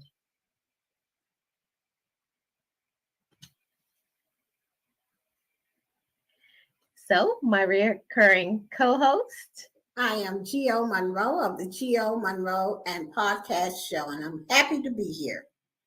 Awesome. Awesome. Thank you so much. So guys, let's get right into it. The question is, no, the point of this topic is we must stop enabling. Okay. So let me first define what an enabler is. An enabler is a person who encourages or enables negative or self-destructive behavior in another person. So I'm going to use it in a sentence. Being an enabler to an addict does more harm than good. That's just an example. So what do you think about even just the definition of that, Gio? It's sometimes, being, because I went to therapy and I learned that that I was an enabler. It's sad, that, and most people don't know that they do it, and then some people know that they do it and just keep doing it just to get them all out the way. But that definition is horrifying in a way. Yeah. It says that it's a person who encourages or enables negative or self-destructive behavior in another. So you're basically saying, oh, like giving somebody the poison. Hey, here it is. Come and have some of this poison, and you are enabling that bad behavior in another person. So let's get right into this topic. So the topic is we must stop enabling. So I found about this sneeze. Sorry about that. So I found this information here on the internet, and it's how to stop enabling your loved ones using 6 therapist-approved tips. So number 1, identify your own role in the situation. So no one is enabled in isolation. It takes another person in order for that behavior to continuously keep going on. It is harmful and destructive behavior. And if you are the enabler in the relationship, you also have a problem to address. Ooh, that's something that I didn't think about. Yeah, I thought about the person that you're enabling, but I never thought that me as a person had a problem. And that's one of the things that I found out in therapy, that not everything is everybody's problem. Some things you cause to happen. So once you recognize how your actions are enabling the person, you can begin to make changes to them. Yeah, that's one of the things I learned sitting in that chair looking at my therapist when she asked, what part did you play in it? Because we want to act like we don't play a part in nothing. It's always the other folks. But as an enabler, you still have to ask yourself, why do I enable? I got a problem too. Mm-hmm. Yeah. Hi, Deborah. Welcome in. Good to see you. Yes, we have to be honest with ourselves and ask ourselves, what role did I play in this equation? That's what you always say all the time. So when we see what we're doing, the reason why that's so important for us to be honest with ourselves is that will cause us to stop continuing to do this behavior. Because remember, the definition of being an enabler is you're encouraging negative or self-destructive behavior in another person. So we don't want to be the person that is the one that's like basically giving a person the poison. You know what poison does after you take enough poison? What is it going to do to you? You won't be here anymore. It's going to kill the person. It's going to kill you. Yeah. So we don't want to do that. So anything that you want to add to that? No, you're doing really well. Okay. So let me go back to, that was point 1, identify your role in the situation. Point 2, express your needs in specific measurable terms. So let the person know clearly what your new boundaries are. See, the person that you're telling boundaries to is not used to you having boundaries. They're used to a free for all. So now you have to place things in its right place and say, I know this is how things were, but all of that is gone. Now, this is how things are going to be. I'm going to do X, and only that. You Yeah. have to know what is right for you. Go ahead, Right. You Gia. have to set boundaries, and it's like, like I was just saying when me and Marlene was on my podcast, that this is, if you've been doing this a long time, that it's going to take you time to undo the healthy part, to stop being the enabler. But the only way you're going to stop being the enabler is that you got to look deep down inside, and you got to ask yourself, by me doing this, how is this helping them? How is it really helping me? Right. Yeah, so, go ahead, Gia. No, I'm done. Okay. It's just like in the Bible where Jesus could have just given people lots of money, but instead he taught the people how to fish. So it's a lot of things that we could do, but it's one thing to help somebody to have a skill in order to take care of themselves. But it's another thing if you constantly have to be the person forking out the money or having to always go and bail them out when they make bad decision, or bond them out of jail, or do this, or pick them up because they're drunk somewhere and they can't drive. If you continuously do that behavior, it's not going to cause them to see any, oh, it's no problem, because every time I do something, my sister, my mom, my aunt, my cousin, my brother, my sister, someone always bails me out. Right. So what is it going to cause a person to want to change if it's very comfortable for them? They're never going to change, because they can always say, Mama will fix it. Mama, give me this. Mama, give me that. And I had to look at it too, because I'm not a mother, but I am an auntie, I'm a cousin, and like I'll see like my nephews or my cousin's room, and while they're gone, I'll just start to, it's just a habit, just start to clean, and they'd be like, no. That's an enabling behavior. And sometimes you think, oh, but it's a mess, let me clean it up. But if somebody always comes and cleans it, then they're always going to come and mess it up. Right. Because they have to learn how to put their things away and take care of their own area. And it's even something as parents or as caregivers, you have to teach them, you need to take care of your own responsibility. This is your space and you need to keep it clean. See, that's part of, we must stop enabling. And I can say this from the perspective of having grown up, having so many siblings, and having parents who I like to call helicopter parents, because they don't let you do anything. Everything, oh no, don't do that. I do it. Mom will do it. Dad will do it. So if you're always helicoptering, and then one day you be like, well, you're grown. Now it's your problem. And now I was like, but I don't know how to do nothing. Well, that's your problem. Yeah, because they enabled you to not learn anything. Yeah. So and now even unknowingly, I start doing the things that my parents did to me. And I have to say, whoa, what you doing? No, we're not doing that. Put that down. So you have to be, pay attention, because sometimes, especially mothers or anybody who plays the role of a caregiver, you just think, oh, let me hurry up and fix it because it'll be quicker. That's how my mom used to think. It's quicker if I just do it. But you're not going to help the person who has the problem. Right. Yeah. So let me get back to this topic. Oh, I'm going to ask the audience, do you have any of these things that you never even thought about? Have you done these things? Are you enabling your family members or friends? Okay, let's go to the second point.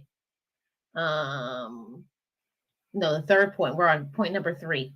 So love the person, but reject the behavior. So since deciding to not help somebody in need can make you feel very saddened, it makes you feel helpless.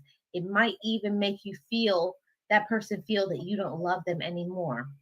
But if your friend is having, or family member is having a hard time budgeting things, say, I love you, but I'm not going to go shopping with you.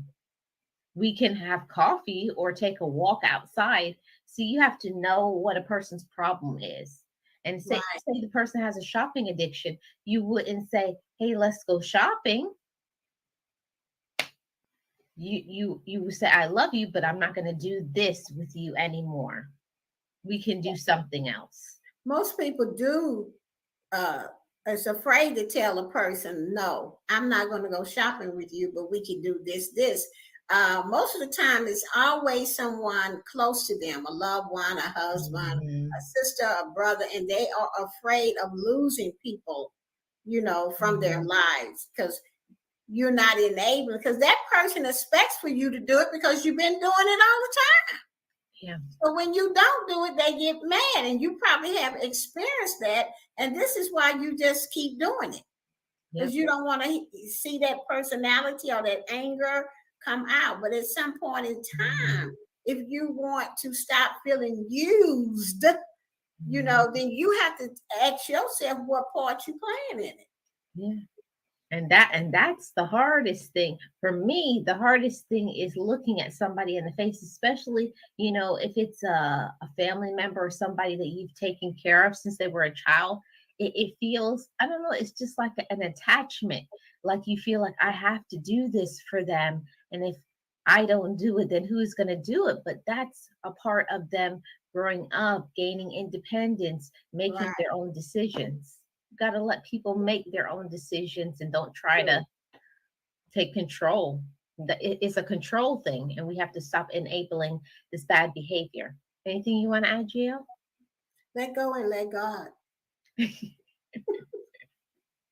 And I don't say that. The reason I say that because I have learned. I'm using the word learn how to do that. It didn't come overnight. This is a journey. What me and Marlene is talking about being an enabler. We had to learn how to stop. We had to use the tools that was given to us how to stop. This is not an overnight journey that we took. This was maybe a couple of years that we went through in order to stop enabling people. But it starts with you. You have to be honest with yourself. Right. And I also have people in my family that hold me accountable, and they'll tell me, they'll be like, Marlene, you're doing it again. Okay. I'll stop. You have to, because sometimes you don't even realize that you're doing it because you've been so used to doing it for so long that you just automatically, sometimes you go backwards. Got to have somebody to say, hey, don't do that. Stop that, because you're not going to be helping them. Because remember that when you enable somebody, you are making them have the toxic addictions and behaviors. So let's go to point 4. Give them a choice where the wrong option has natural consequences. So if your loved one doesn't respect your boundaries, let's see, Dr. DeMarcus recommends making clear to them what will the outcome be if they don't choose a different behavior. See, the person it has to be a cause and effect. If you do this, then this is what will happen to you. Generally, when you tell people, if they do this, then this is what I'm going to do, it will stop. Because when there's consequences to almost everything, there's consequences when you break a law. There's consequences on your job if you're late or you call in too much. So everything, it's the same thing. You got to have those boundaries in a family or friendships or whatever relationship. You have to let them know this is wrong. And when you do that, this is what I'm going to do. Right. You want to add anything? Well, you said it all. You have to take responsibility for your actions. Mm-hmm. You have to. And if you don't, see, that's the whole thing that we don't understand. When I say this topic, we must stop enabling, because if you don't stop it, just think about it. And you never know, it could be 2 months, 3 months, a year. You could slowly be causing this person's demise until one day. Most of the time, these people have addictions to drugs, alcohol, food, shopping. One day it's going to cause either a person will be bankrupt, lose their home, or the person just may not wake up. And look at the damage you causing yourself, because you giving them your hard-earned money and you can't even pay your rent. Yeah. And you could be the person to be out. You're trying to help them and you get behind on your bills because I'm not going to lie to y'all. It's happened to me before. I've done it. Help somebody and say, oh, you know how they make those promises. Oh, I promise I'm going to give you back on payday. I'm going to give you back tax time. And nothing. And then next thing you're behind on your bills trying to help. Yeah. So got to pay attention to what the way other people treat you. Okay. So number 5, make sure the other person isn't enabling you. Sometimes 2 people enable each other. And this is what I thought was interesting. Sometimes 2 people enable each other, which is called codependency. Ask yourself if you have any bad habits or emotional issues that they encourage. When your friend gets embarrassingly drunk at brunch, do you get emotional satisfaction out of being the caretaker or the real grown-up? Or if you have a dynamic with multiple people in your life, they might be enabling a negative pattern of yours. If you're lending money to more than one person, for example, you may need to look at your own behavior, behavior more so than that of the borrowers. So sometimes you think other people are the problem, and actually you have to look at yourself in the mirror. A lot of times we can be the problem. And when I went through therapy, boy, when my therapist told me that, I was so upset. I was like, what you mean? I'm not here to talk about them. I'm not here to talk about them, not me. I said, that's why I'm paying you. How you gonna help me? She said, no, honey, that's the reason why this problem exists. You have to take a look at yourself. And it's not easy to look at yourself in the mirror and go, I shouldn't be doing that. You got to accept the responsibility and take accountability for yourself, that sometimes you are the person who's causing that. Because if you stop that behavior, you stop lending them money, you stop letting them use your car, or here's the big one. This is a hot topic, red button topic for me. Letting somebody live with you, like children live with you until they're like in their 40s and 50s.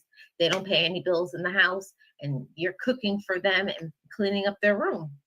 You're going to have that child if you don't stop this enabling. Yeah, you're so right. And you know what, Marlene, sometimes people have been enabling other people for so long, they think that's the right thing to do. So when other people come to you and say, why don't you just stop giving them money? They think something wrong with you because they're not able. They have to see a lot of fear come with enabling. People have fear that person gonna leave them. They're never gonna speak to them. They'll never see them. Some people will, because of their addiction, and then they have grandkids, and you didn't got yourself attached to the grandkids. If you don't give me this, you can't see the grandkids. I will. You will never see that. They use all kind of stuff. So here you are becoming been doing this for a long time, so it feels normal to you, and it's harder to get to it, to get to that, because of the fear of losing something. It is hard. It is hard to accept that, and you just have to say, you have to be prepared, and you have to be ready for that things could go the other way, and they could stop talking to you, but it's okay, because that could be your way of helping them. Right. So point number 6, seek professional help. I'm big on this one. Me and Gio are very big on seeking professional help from a therapist, a counselor, somebody in your church. You need to seek some assistance. And that's one of the hardest things for most of us as humans, to say that we have a problem. Most of us don't want to say that we have a problem. I know that was the case for me. I didn't want to say I had a problem. I wanted to put and shift all my blame on family and my parents and who I was in a relationship with, when yes, some of it was them, but most of it was me. Because if you don't do certain things, then that behavior cannot continue. So yeah. So seek professional help. We have to understand when we need help. Sometimes you just need some support, some guidance, someone to listen to you and encourage you. And that's why it's so important that we seek outside help if we feel that we are on the brink of a meltdown, a breakdown, or a crisis. Right. Anything you want to add to that, Gio? That's why I broke at work. I could not stop crying for 3 hours at work. At least it felt like 3 hours. And they talked to me. They sent me to a counselor on the job. And I had to either get real, because I felt like I wasn't going to make it. And they told me before I could come back, I had to have a counselor, and that I need to be in that for like 6 months. And that they would go ahead and pay my vacation time. And if I didn't have any more, that they would continue to pay me. So God had me all that time, because what company does that? But I was a smart chick, so they know they didn't want to lose me. That's right. That's right. So this is the last point part of this. So a therapist can help you to figure out how to set boundaries specific to your situation and practice self-care around your interactions with people, and also for yourself too. If you need help, especially if you are, what was the point? You are you have codependency. So we have to get help. So this topic was all about helping, getting help, asking for help, reach out, set boundaries. All of these things are very important to stop enabling, because we must stop enabling. And also, if you are codependent, if you are part of it, maybe both of you need to seek help. True. Yeah. So this has been an awesome topic. And anybody who's watching on the replay, please leave me a comment in the comment section below. And also check out my co-host topic sheet. What was your topic today? My topic was, what is enabling? And let's take a quiz to see if you are an enabler. Awesome. So I'm going to have that linked and pinned when this video uploads. Thank you so much, Deborah, for coming into the chat today. And thank you, anybody who's watching on the replay. If you're new to the channel, I would love if you would subscribe to my channel and also my co-host channel, Gio Monroe Show. Thank you. And I will see you guys on the next video. Comment, like, and subscribe. Bye, guys. Be encouraged, be inspired, be yourself, you will survive.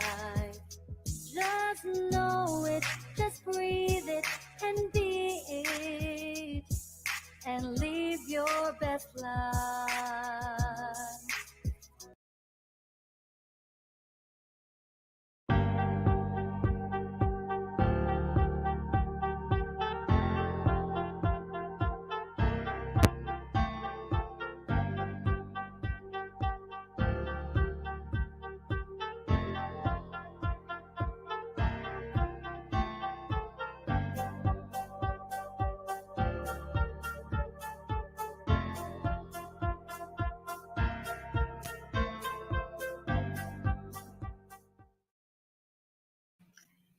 Welcome to the Marlene Saunders Show and Podcast, where we have real talk and real conversations, and you're welcome to it. If you're new to the channel, please subscribe, turn on your notification bell, and share me out. So let's get into this real conversation today with my recurring co-host at the Gio Monroe Show and Podcast. Hello, everybody. There we are. Okay. There we are. I was like, what? All right, now I'm Gio Monroe of the Gio Monroe Show and Podcast, and I'm so happy to be here with my lovely partner, Marlene. Yes, thank you so much. So today we're going to talk about ending toxic relationships. We all know about people who are just not healthy for us. And we're going to get into what are the signs of these toxic relationships, 6 signs of a toxic relationship, and the reasons why we should end it. So before then, Gio, did you talk about your channel? Oh, well, my channel, the Gio Monroe Show and Podcast, is all about chit chat. I will be interviewing home business owners over there from time to time, and also my friends with Super Channel, so that everybody can know that people have a business on YouTube as well.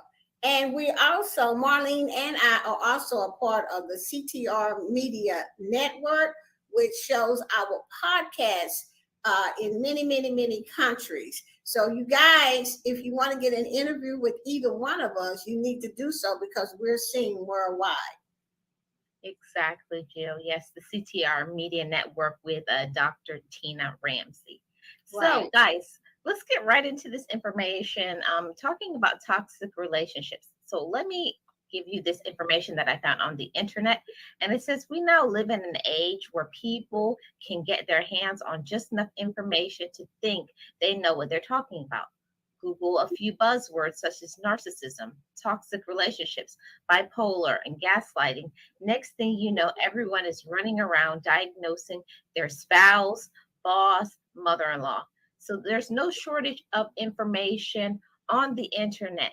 But the problem with these relationships is that sometimes there's a thin line between being a little unhealthy but worth working on to downright toxic, and you should run away as fast as you can. With that in mind, let's look at 6 signs your relationship may be toxic. So let me ask my co-host, what do you think about these? Do you know anything about toxic relationships, and what do you think? Ron?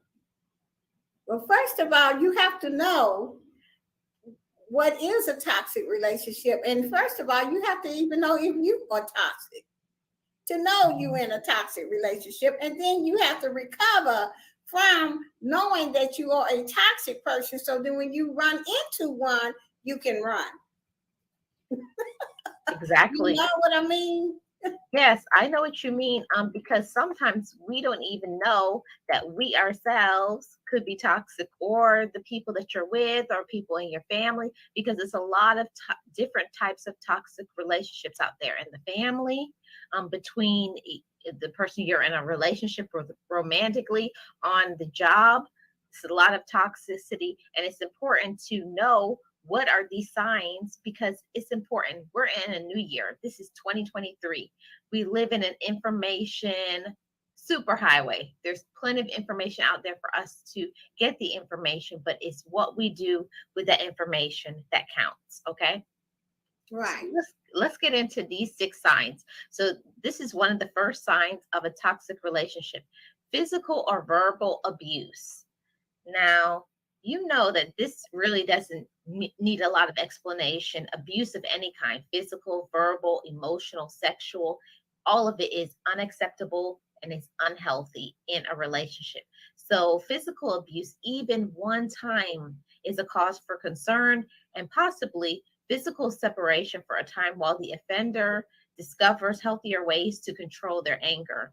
So also consistent verbal abuse, talking down to you, telling you all kinds of nasty things, that you're nobody and you can't do anything right and you're stupid. That's toxic too, and that needs to be eliminated so that there is a hope of having a healthy relationship. Your thoughts, Gio? Well, I'm not going to ever stand for physical abuse. And one of the things that I learned about myself when I was in therapy, if I'm going to be in a romantic relationship, a companionship relationship, I cannot have a person that's violent in my life because of where I come from.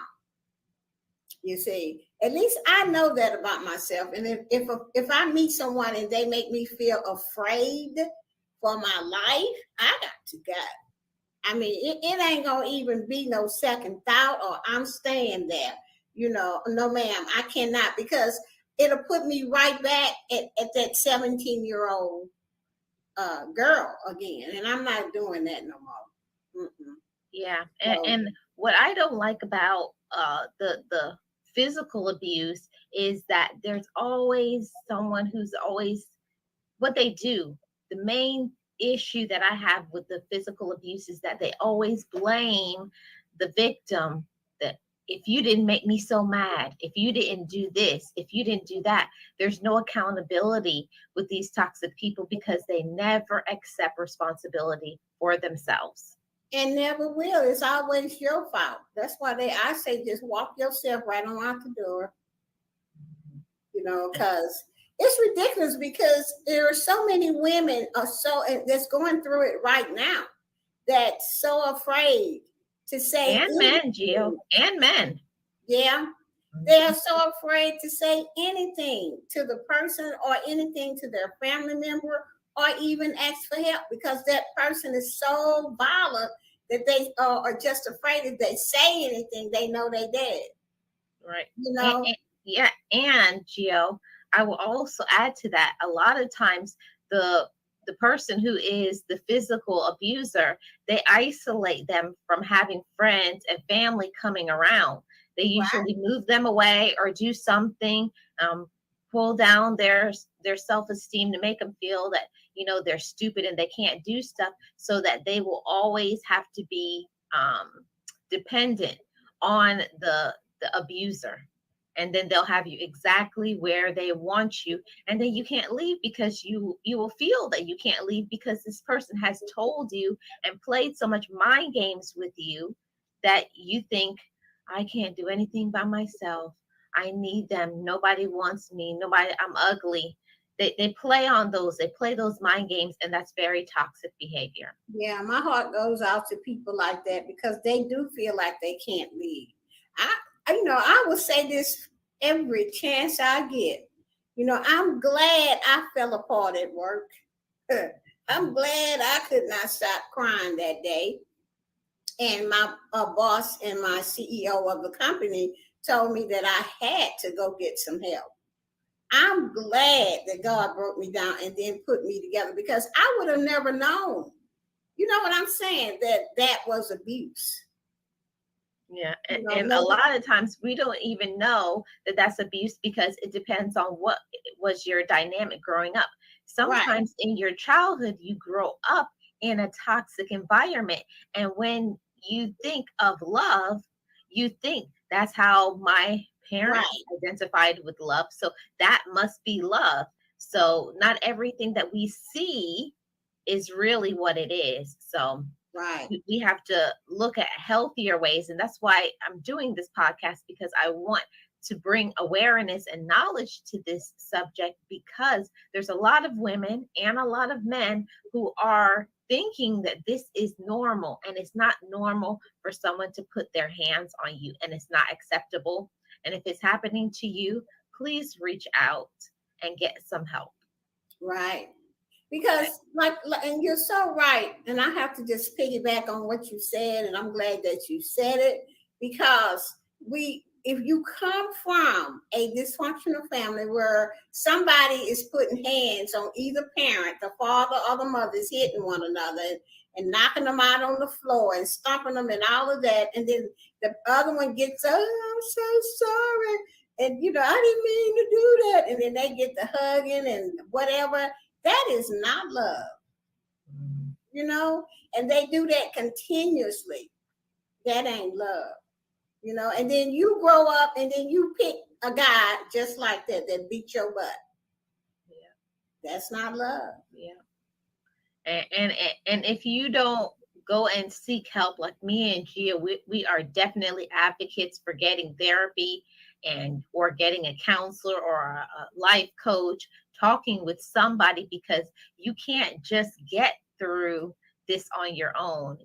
It's behaviors that you have to unlearn when you go through toxic relationships, whether it was in your childhood or in romantic relationships or within the family. You have to seek some help so that you don't continue that cycle in your own life. Right. Yes. So we're going to go to point number 2. The second sign that you are in a toxic relationship is constant control and monitoring. This happens when a partner is literally controlling everything you do and say, looking through your phone, your email accounts, your social media, your receipts. They want to know where you are every moment of the day. Who are you talking to? What are you talking about? Everything is controlled and monitored, and you cannot think and do anything for yourself. That's a red flag. That's not normal, and that's not right. Nobody has the right to control what you do and think about every waking hour of the day. And if you're dating somebody or you are with somebody who is doing that in your life, it's not good. It's untrustworthy. It's an invasion of your privacy. And most of the time, the person who is constantly controlling and monitoring you, they themselves are the ones that usually are the ones that is cheating on you. Right. I could not have said it better, and I go right back to the point that if I had not have gotten no therapy, you know what I'm saying? I would have picked men like my father who cheated. And that's what I was picking before I got therapy, and couldn't understand why I kept picking the same guys. I had to walk back through all of that and forgive it, release it, and let it go, and just say, my picker is broke, God, you do it. Yep. You have to make it right for yourself. And this is about awareness. This is not, we're not making fun of you or trying to belittle you or make you think, oh, you shouldn't do anything like that. Sometimes you get in those situations and things happen to you. But the whole thing about this is for us to understand that nobody has that right. Nobody has the right to control you. Nobody has the right to put their hands on you. There's nobody's right, no matter what they say, even the ones that try to blame you and all of that. It's not your fault. That's one of the first steps to your healing process, is that you have to accept what is happening to you. True. Yeah. And I learned that in therapy, that until you can accept what has happened to you, you're always going to be in that cycle. If you keep denying that nothing is happening to you and that everything is okay, that problem is going to exist. You're going to be in a cycle, a whirlwind of this toxic behavior of physical and verbal abuse. True. Yeah, and it's not good. And the whole thing about that is that, they do this so that they can have control of your mind, because guess what? If somebody has control of your mind, you're not going to be wanting to go out and have friends. They don't want you to have a life outside of them. They want you to be their entire life. You have to be there for everything for them, but you get lost, because I went through that too. Not the physical abuse, but I went through the emotional abuse or the verbal abuse, talking down to you and all of that. And it really makes you feel like, what have I done? You start thinking, what have I done? Because that's what they're telling you in the mind games, that you did this and you did that. And it's not, it's just them trying to control you and having power over you, but you got to take your power back. Right. And it's a journey, to come to this. It's a journey to get through. It wasn't like, I just stopped picking guys like that because I was in therapy my first year. No, I had to go back and walk through to see how what my father did affected my mind in the way I thought, how my mama reacted to it and just stayed. That's crazy. Today, that's crazy to me, and I'm like, I ain't doing that. And today I don't have to do that. You know, because I already know the signs. But if I had not have went and got myself straightened out, I probably would be in the same boat as my mother. And she did the best she could. Right. You know what I'm saying? So it's like she says, we're not making fun or anything like that. We're just trying to tell you we've been through it, but we made it out. Yeah, you made it out. And the whole thing is that it all starts with you acknowledging that this is not normal. This is not right. Me being talked to this way, talked down to, someone putting their hands on you, someone trying to control everything you do or say. You have to say, that's not right. That's not normal. And it isn't. So if that's happening to you, it's not normal and it's not right. And you don't deserve that. You deserve way better than that. And it's time that we support other women and men and say, because it's not just women. I know most of the time we look at the physical and the verbal abuse and think it happens to women, but it happens to men too. Right. Yeah. So let's get into point number 3. This is the third sign that you may be in a toxic relationship. No is not acceptable. So a healthy love requires trust and freedom. And that means that we have the freedom to tell our partner no at times. We don't always want to do what they would like to do or like for us to go, you know? And we may say yes to most things, but it's okay to say no at times. But in a toxic relationship, no is not acceptable because you are not allowed to have your freedom or opinions or ideas or to be an individual. So you have to learn that no is okay. And if the no's result in punishment, withdrawal, or physical abuse, your relationship pattern is very unhealthy. And toxic. And Rochelle says, most abusers are broken and know they are broken, but want to cause the same to others, while some don't know they are broken, but hurting someone else gives them power. Yes. Yeah, I can understand some people don't know that they're broken, you know, and most times, like we said earlier, people are just continuously doing, you know, like a repeated behavior from their childhood or the previous relationship.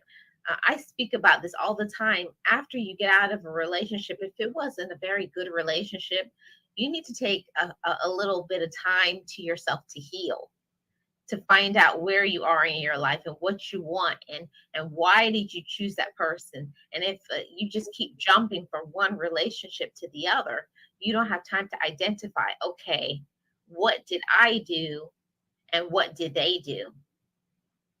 And you're not going to grow as a person until you say, yes, this is what they did, but this is what I allowed. Then you have to admit it. Mm-hmm. You know, what's going on in your life and you know, what part you played in it. Yeah. We have to accept the role that we played in the situation, or it just keeps continuing in a bad cycle of toxicity. Okay, let's go to point number 4. This is the 4th sign that you may be in a toxic relationship. Number 4, they won't take ownership or responsibility. So people who are emotionally and very immature, they are not willing to take ownership of their behaviors, attitudes, and decisions. They do not accept responsibility for their wrongs in any situations, and they will not be able to maintain a healthy relationship because there are many times where they make mistakes. They're selfish and they hurt one another intentionally. But a toxic person will never admit their role or accountability in a situation because they believe they have no problem and they did nothing wrong. Yep. Yeah. That's a shame, but that's how it is, you know, and they will always believe they did nothing wrong. Mm-hmm. But you if it's you being abused or controlled, you have to be the one that says, I don't have to allow this anymore. I can do better. I can get out. Yeah. See, and I think that is the main thing, you know, like Rochelle says here, exactly. Some victims fail to acknowledge what they allow in their life. You got to accept responsibility for your part, but also the person, you got to say, this person is toxic. This person is not good for me. This is not healthy. This is not right. And one thing that I will say, it's not in the information that I read online, but it's something I learned from personal experience. If you are trying to get out, especially from a physically abusive person, you cannot tell that person that you're going to leave them.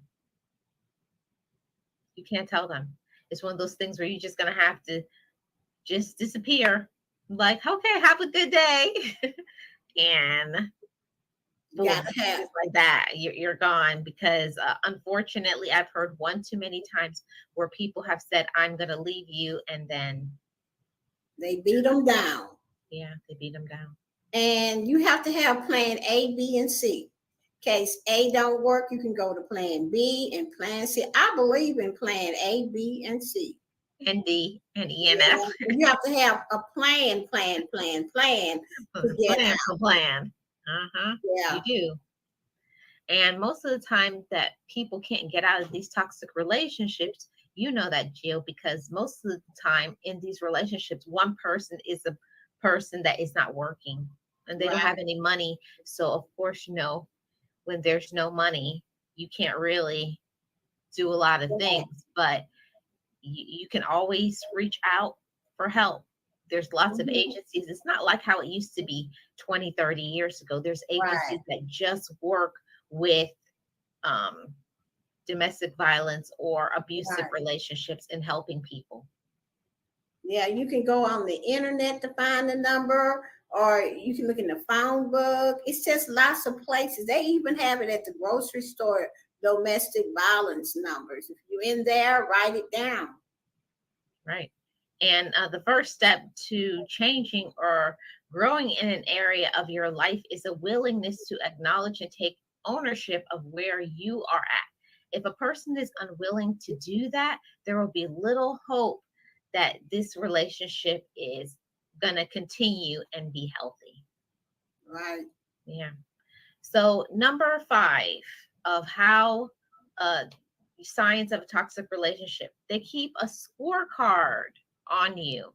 So if your partner loves bringing up your past failures or your shortcomings in order to keep you in check or discredit something you presented to them, they may be toxic. You tell them how it hurts when they do X, Y, and Z, or when they embarrassed you in front of others. They are quick to respond with, you did this and this 5 years ago. That may be true, but bringing out a scorecard to say everything that you've done while not acknowledging what they have done is a big sign of a toxic relationship. Yeah. And be aware of that. That is so true. You quickly bring up your past, but try to bring up theirs. Boy, they'll knock you out. Mm-hmm. They never do anything wrong. Ever. Now, something has to be wrong with somebody who they can't admit when they're wrong. If a person can't say, I'm sorry, that's a sign of a toxic relationship. Or if they're always sorry after they do something wrong. Right. That's a sign of toxicity, because it's always the, oh, I'm sorry. And then in an hour or a few days, they did the same thing all over again. Not good at all. No. Yeah. So this is the 6th point of you being in a toxic relationship. You've stopped saying things because it isn't worth it. If you are dating or with somebody and they don't make you feel like it's worth your time or your energy to address issues in the relationship, or if you bring up a tough conversation, it might be time to move on. if that person makes you pay for confronting poor attitudes or behaviors, or they aren't open to accountability or change, or if you're married, then it's time to communicate some clear expectations for behavioral change.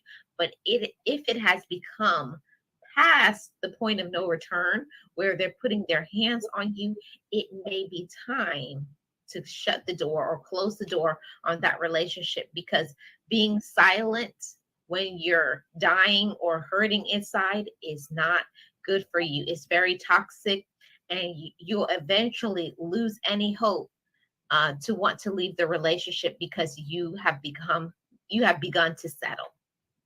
Right. You shouldn't settle in a relationship. I'm not saying nobody's perfect. Nobody does everything right in a relationship, but a person has to be willing to do things that make you happy. It can't all be one-sided, that everything is about pleasing them and you never get anything back for yourself. Big toxic, big red flags all over the place.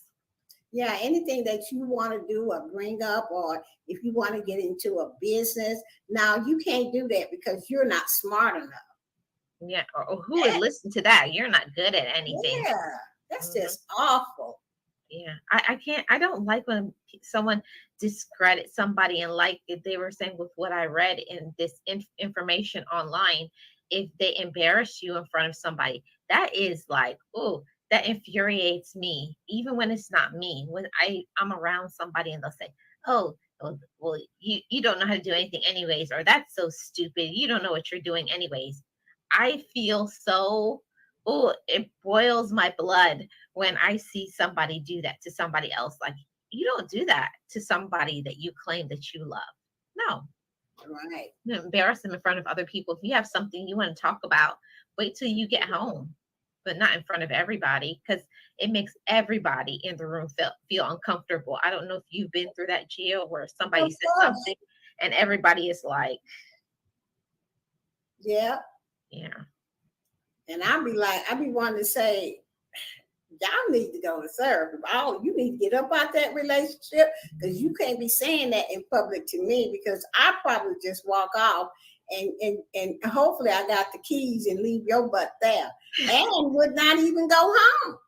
If I had a chance to escape, I would take the car and keep going to the next state and the next state. You couldn't find me out, I would disappear. Yeah. Mm-hmm. You got to have a plan. You have to have a plan. And that's why I always say, I'm not talking about other people. This is different strokes for different folks. But that's one of the reasons why I don't believe in joint bank accounts.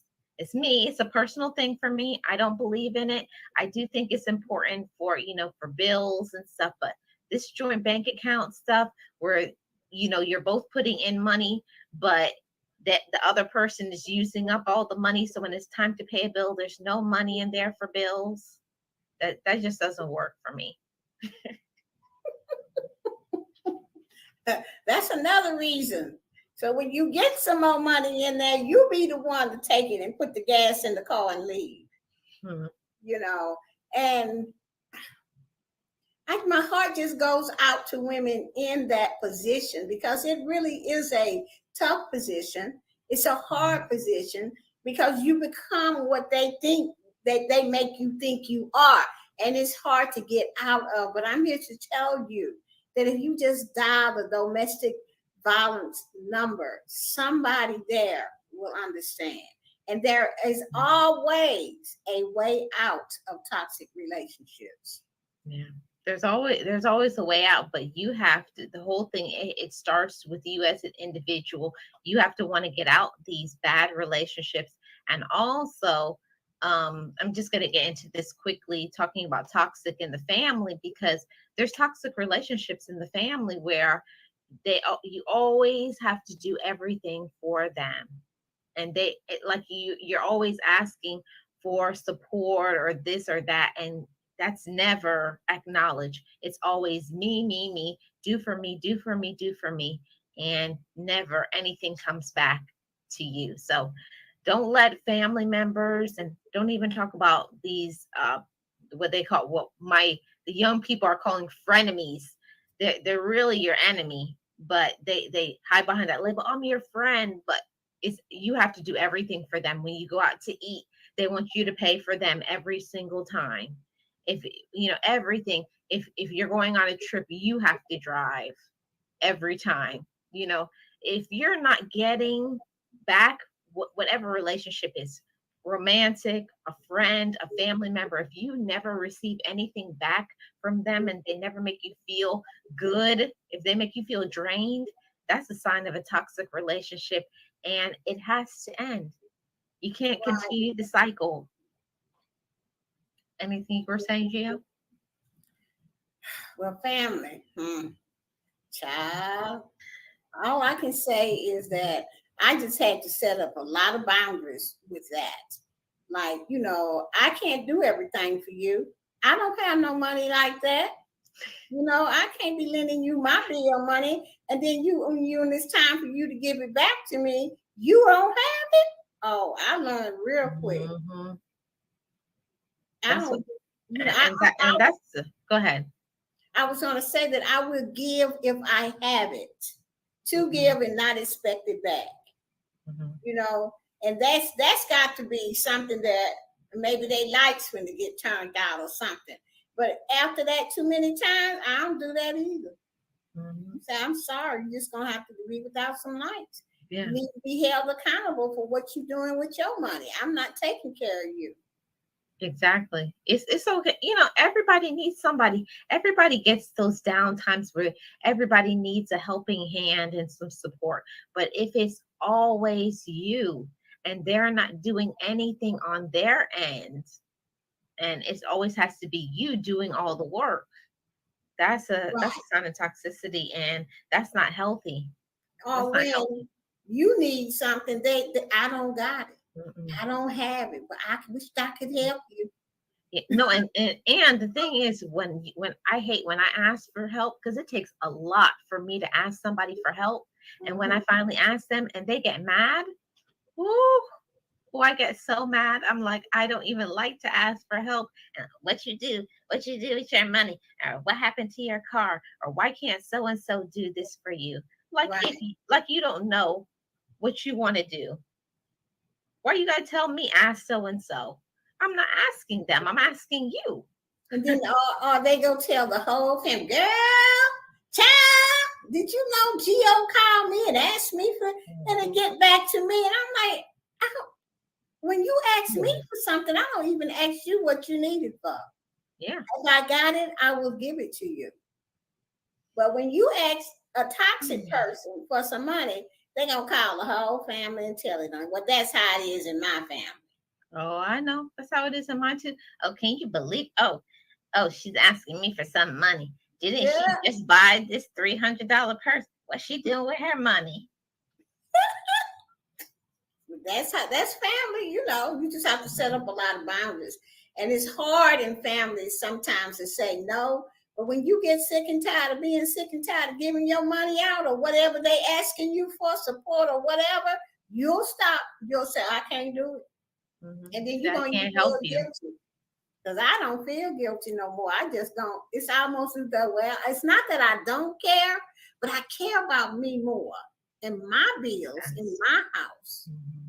And I think that's what it all comes down to. This everything about these toxic relationships, it all goes back to you. What do you think about yourself? How are you taking care of yourself? And if you're always giving to other people, but you're never giving to yourself, that's not healthy. Because in a good, healthy relationship, somebody should be asking you, how are you doing? How are things going with this or that? When's the last time you did this for, and how can I help you? And how can I serve you? That's loving relationship. And if you don't get that back, what can I do to help you and be there to support you? I got to move on. I got to get away from you. Because that goes to the danger zone. And then one day, you wind up in a hospital sick with something, or you have a panic attack or something, or you wind up in therapy. For real. Like what happened to me? You end up in therapy behind some people. That's a good place to be, therapy. Because once you find out, oh, you're going to get your power back, and them people going to be really upset because they can't control you anymore. And that's the thing about taking your power back, is that once you realize the amount of power you have, there's so much power and peace in the word no. And that's something that we as women and men have to be able to say without an explanation. I don't have to tell you why it's no. It's no. No is a complete sentence. Right. And we're done, right? So this has been a great discussion about 6 ways that you can identify toxic relationships and how you can end it. So, you know, if you're in this physically, I can't think of the word. If you're in this physically abusive relationship or a verbal relationship or any type of relationship, if it's not healthy, family, friend, romantic, whoever it is, if it's draining you, right? If they're taking from you, if they don't treat you right, if they make you not feel good about yourself, if they put you down, make you feel that you're less than, that's toxic, and it's time to end that relationship, because moving forward, once you cut off those toxic people, now you can give yourself the wings to fly and to do what you need to do in your life. Amen. Yes. So this has been amazing. Thank you so much, Gio, for joining me for this podcast about how to end toxic relationships. I'm going to have her information in the comment section below. And of course, if you watched all the way to the end and you're not subscribed to the channel, go ahead and subscribe to the channel, share me out, and leave me a comment in the comment section below. Thank you guys so much for watching. I appreciate each and every one of you.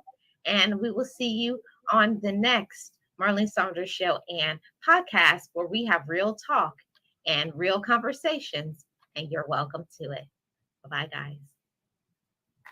Be encouraged, be inspired, be yourself, you will survive. Just know it, just breathe it, and be it, and live your best life.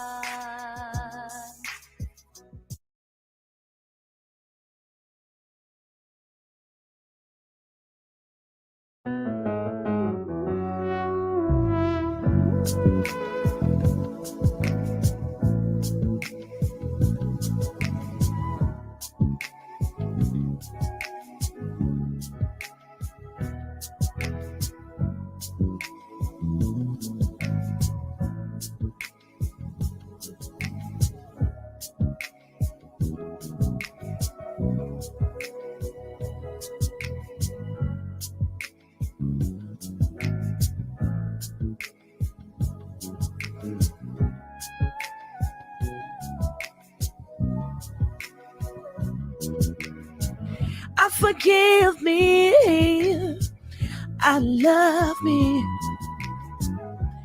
I've been blessed that I have made a strong. I'm stronger and worthy. I am enough now. What about you? I forgive me, I love me. I've been blessed that I have made a strong. I'm stronger and worthy. I am enough now. What about you? Ooh,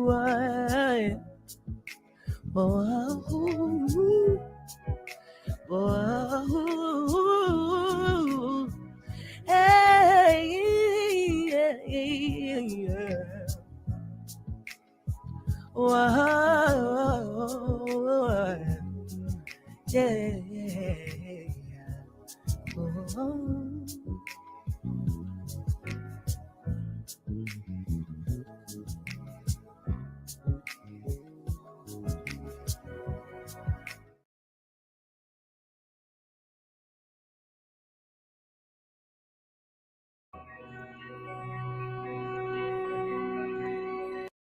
to Coffee Conversations with Sandy and Friends, a weekly talking segment with invited guests, best-selling authors, international speakers, coaches, and business leaders. A collective conversation aimed to empower, encourage, inspire all that listen. So welcome to our show, Coffee Conversations with Sandy and Friends.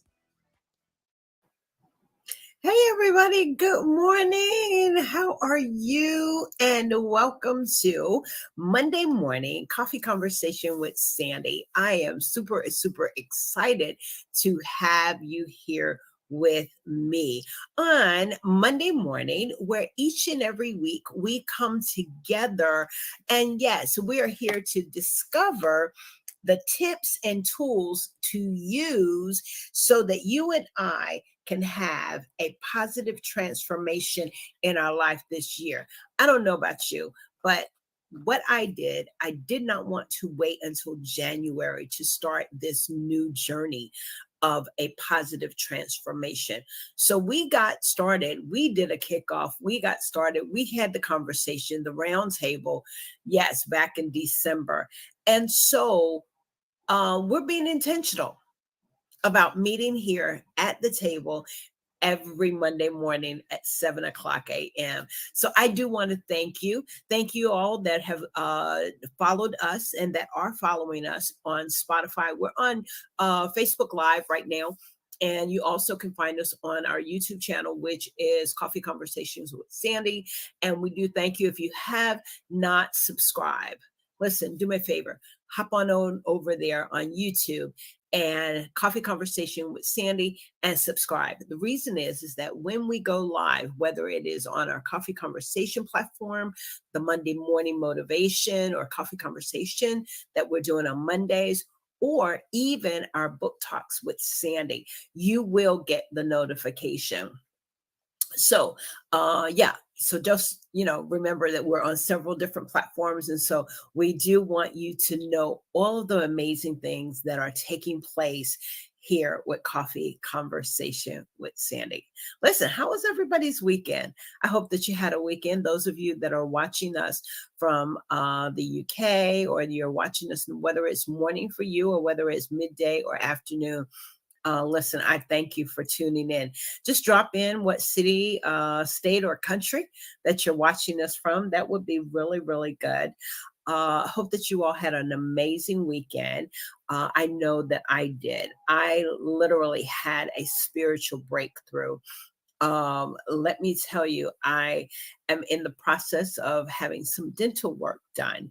And I was feeling a little anxious. Anxiety is really what I was feeling, because I was really feeling like I don't know if I can go through with this. And last week I had the appointment and I literally stopped the dentist. I said, hey, let's find a different alternative. So we actually are going to continue the process, and the process and the end results I know is going to be amazing. But because there's some work that I need to get done and I wanted to get done, we're going to go ahead and make that move. So listen, you guys, pray for me. And we're just super excited. So anyway, my whole point is that I got a breakthrough.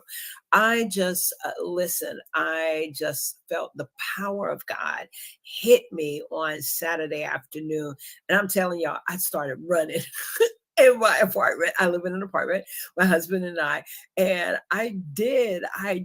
just took off running. Y'all know how you take that leap around the sanctuary? That's me. And so I was just began to praise him and thank him for not just that breakthrough, but just the many blessings that he has bestowed upon me, bestowed upon my family, my children, and bestowed upon you all. I praise and thank God for you all, just us coming together. And our subject today is so powerful because you all know that we've had so many individuals that have who have died to suicide, and who are just suffering mentally. They're stressed out, they're in and out of the doctor's office, in and out of the hospital, stress sky high, heart attacks, high blood pressure, strokes, you name it, money issues, family issues. All of these things are coming at us, even if it's not you directly. It's a family member. It is the community. It is the whole world. It is.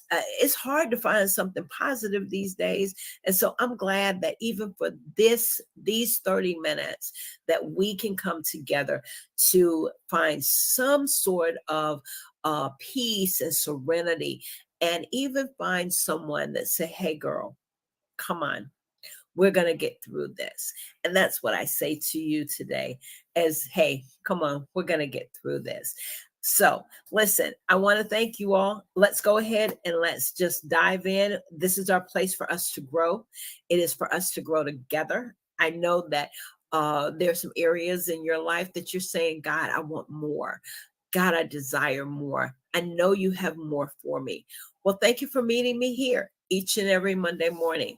And my prayer is that you walk away, you leave, you shut the computer off when it's all said and done, and you'll feel better than you came. Listen, let's go ahead and go to the word of the Lord, and let's go to God in prayer. Okay. And then we'll get started.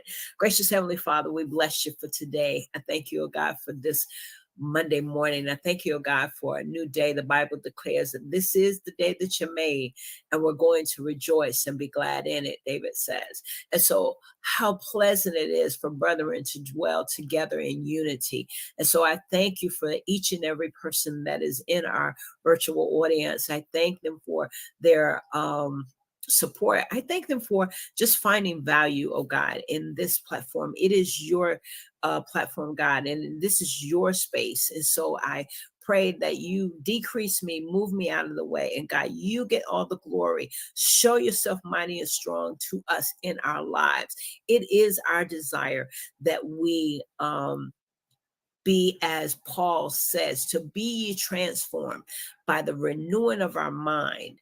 And so, God, that is our desire, is that we want to renew our mind and renew it daily. How?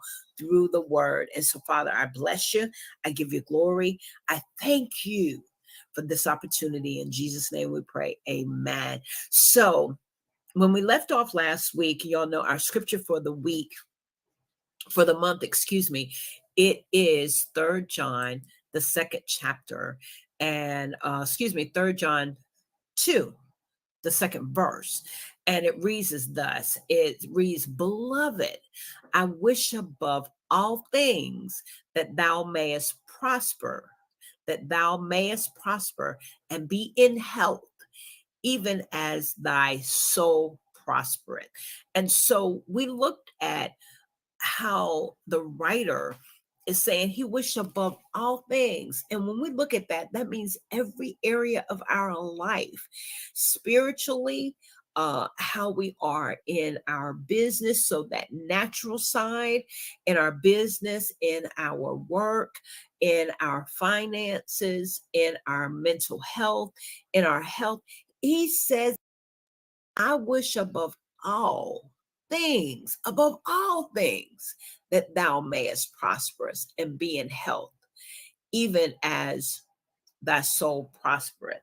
And so last week we looked at prosperity. Just as a recap, we know when we hear that word prosperity, our mind, our psyche automatically takes us to money. And so I just want to indicate is that money earned in a way, because we're entrepreneurs. Many of you all that are in our community and that that watch our shows, you all are business owners, you're entrepreneurs, or you're business leaders, you're managers, you're in leadership, you manage your home. Listen, that you need money in order for your home to operate. Money is the answer to all things. But there's this there was a definition that I found, said money earned in a way that aligns with your inner self and values. That's prosperity. So I want to read that again. Money earned, prosperity is money earned in a way that aligns with your inner self and values. Then we looked at prosperity as a well-being. True prosperity is the sense of abundance, the sense that you have the right to live an abundant life. A right to live an abundant life, how? In your health, in your wealth, in your happiness, in your joy. Let me get over in your joy and in your peace, in your faith, in your hope, in your wisdom. Being in tune and with the flow of the Lord and able to accept the abundance of God. And the connected verse to that is John 10:10, where it says, the thief cometh but to steal, kill, and destroy. But I came that you may have life and that more abundantly. So it is God's desire for us to live that abundant life, to live that life of prosperity. And so today we're going to look at, so you all, we're in this third week. This is the third week of January 2023. And so this is where we're going to look at our mental health. Okay, so the mental health, the de-stressors and things that will help us not walk in that place of stress, but to look at a better way of our mental health. So what I wanted to do, I want y'all to, and I do have a disclaimer, and my disclaimer, of course, is that I am not at all a medical expert, and I do not claim to be. And so we just want to make sure that we put this disclaimer that the content of our podcast on mental health episode are here to is provided for general information only. It is not intended and do not amount to advice that you should rely on as far as medically, but or that in any way an alternative for specific advice. In other words, I'm not a medical expert or a mental health expert, but what I've done is gathered some information I believe that is beneficial for all of us. And of course, there is the telephone number that if you do find yourself in a crisis, there is the crisis number that is available. Okay, and that number for crisis, let me just get that number. I want to say that it is 988. Okay. Hotline for mental health. So just like you dial 911, if you find yourself in a space where you feel like you are wanting to harm yourself, then yes, there is the mental health helpline that is 988. Okay. And so I just want to put that disclaimer out there. But let's go ahead and I do want to mention that our show, our Monday morning coffee conversation is a show that is sponsored. And just so that you know that our show is sponsored by it is sponsored by Harris International and business strategist Nadia Francois, and you will be hearing from her shortly. So again, if you are interested in becoming a sponsor of our Monday morning coffee conversations with Sandy or any other of our platforms, don't hesitate, just reach out to me and we'll provide that package information to you. But again, today's show is sponsored by Harris International and business strategist Nadia Francois. And I want to thank each of you. If you are looking for someone to assist you and help you in your business, to help you grow and to show profit, reach out to this amazing young lady. And truly, she is very knowledgeable in the area of multiple streams of income, and that can help you strategize your business and make it a profitable business. Okay. So we're talking about mental health. Okay. So I wanted to look at it in this way. There's good mental health and then versus bad mental health. And what we're going to do is just simply look at an overview. And I do want to put the link up of the website that I am looking at. And I'm going to, this is, bear with me here for just one moment, guys. I'm going to put where my sources are coming from here this morning. And it is coming from, here it is, the AustraliaUnwrapped.com. And the article is mental health versus bad mental health versus good mental health, or good mental health versus bad mental health. And it's just an overview. Okay. So good mental health. Everyone deserves the best mental health, but sadly, different factors determine our true psychological state. We must understand what good mental health versus bad mental health is to achieve optimal all-around well-being. Okay? Optimal all-around well-being. So good mental health, what does that look like? So recognizing the difference between good mental health and bad mental health might be a tall order without an expert guidance. So we're just going to look at some of the things. You know, I told you I went to the dentist and I was really, it was like anxiety because I went 3 rounds of Novocaine, and by the time she was ready to pull the tooth, I was like, oh, I'm still feeling this pain and I wanted to just stop. But having the feelings of anxiety, depression, and sudden flare-ups are some indicators of mental health conditions. And so that's what we're going to. Good mental health. One of the signs of good mental health is, guys, it is proper management of positive or negative emotions. People with good mental health are equipped to react. They're equipped to react in a balanced manner to positive emotions. In other words, they're just not responding, biting someone's head off when they just simply ask the question. And so are they able to consistently be able to communicate in a way that it is not a way that you're negative toward that person, or you're knowing how to navigate your words. Good mental health also helps people manage negative emotions properly. That's a key point. I really like that. Says good mental health also helps people manage negative emotions properly.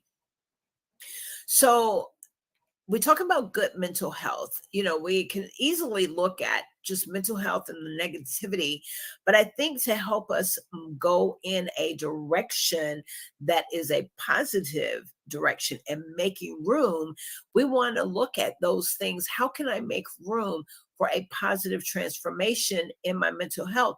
Well, one of them is to have proper self-care.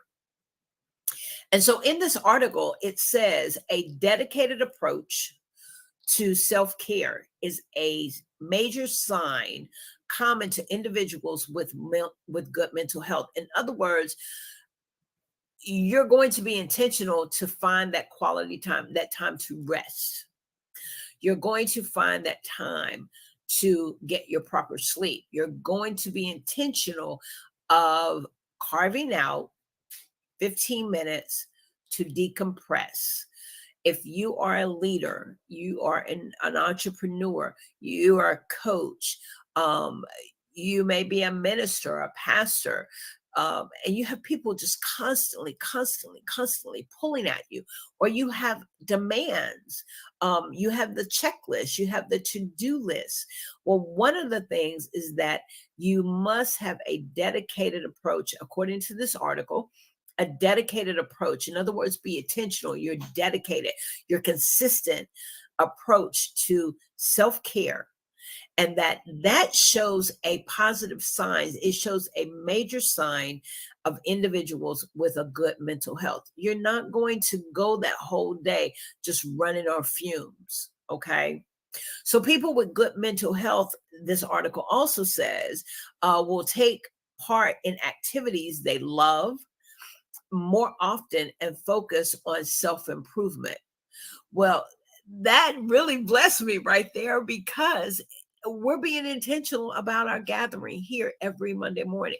We're being so intentional about it. So listen, I want you to write this down and get this article, and just take a look at it. We're talking about our mental health here. There's so much that we could really talk about. Another thing is building and managing healthy relationships. So these are the points that we're going to take away. As we said, is that the scripture is, beloved, I wish above all things that ye may prosper and be in health. And so we're looking at our mental health. Next week, we'll look at our physical health, but we're going to say, okay, I'm going to be intentional about how I take part in things that I love. Do I enjoy going to the movies? Absolutely. So I'm going to make sure I carve out, at least whether it's every week or maybe once a month, once a month, I'm going to take myself to the movies, or carve out that time to spend time with my grandchildren or my husband. And it's not always about work, and church, because there has to be a balance. All right. Then we talk about building and managing healthy relationships. Have a healthy relationship with people in your circle, in your world, in your working environment, in your business. Get to know who your clients are. Get to know them. What are some of the things that they enjoy doing outside of you just helping them build their brand or build their business? What else do they enjoy? That, as one of the tips. And also, as we said, is that being able to react in a balanced manner to positive emotions, and knowing how to navigate the negative emotions properly. And so these are our tips and the things that we're talking about on today in our Monday morning coffee conversation. I hope that you're being inspired. Listen, I want you to hear from our CTR Media Network CEO, yes, Dr. Tina Ramsey, as she shares with you about the benefits of our network of CTR Media Network. So if you'll stay tuned, and we will hear from Dr. Tina Ramsey. Hello, everybody. I am Dr. Tina J. Ramsey, and I want to share with you about CTR Media Network. Have you heard? CTR Media Network is a new standard of podcasting with over 30 plus podcasters. We reach 350 million global listeners worldwide in over 50 plus countries across all major podcasting and social media platforms. We have featured over 1,000 guests. What we specialize in is helping business owners, entrepreneurs, coaches, and fellow podcasters expand their visibility on our platform. We're all about positioning with disability connections and teaching you how to monetize what you do. Let me tell you something. If you're a business owner, we have sponsorships opportunities. We have commercial slots. We also have opportunities for you to be a featured guest on any of our shows. So what are you waiting for? CTR Media Network is who we are, and this is where you need to be. So go to ctrmedianetwork.com and click our store feature so that you can see which opportunity fits your life and your budget so that we can get started working with you today.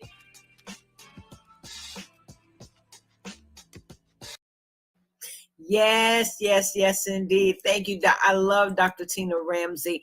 And when she comes on and shares with our audience about the CTR Media Network, and we're super excited to be a part of the network, and we're seeing that we're reaching so many individuals and lives and impacting their lives. So I'm very excited about our journey together.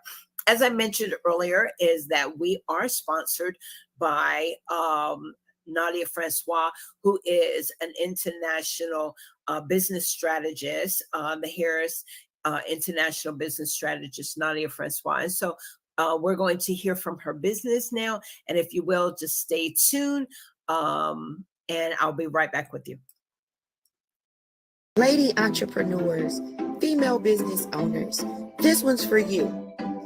The Fempreneur Society is now accepting members. This society is a networking group for fempreneurs to connect, build, and cultivate relationships to enhance their brand.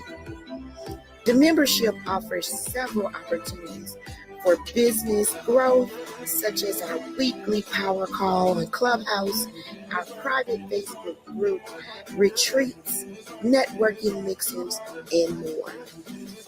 Join us today at www.fempreneurssociety.org/join.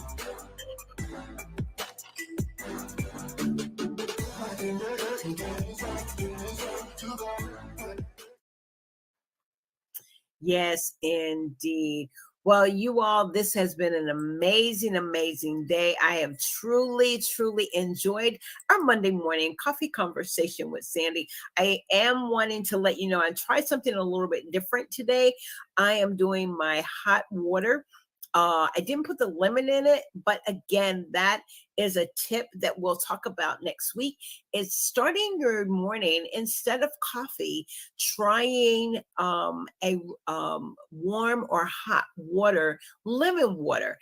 The benefits of that it helps with your digestion. It helps with your just starting your day with that lemon water, that there's all tons of benefits there. And so we'll talk about that a little bit more next week on our Monday morning coffee conversation. We will be in week 4, where we'll be talking about the physical health and the benefits of such things as the lemon water first thing in the morning when you wake up.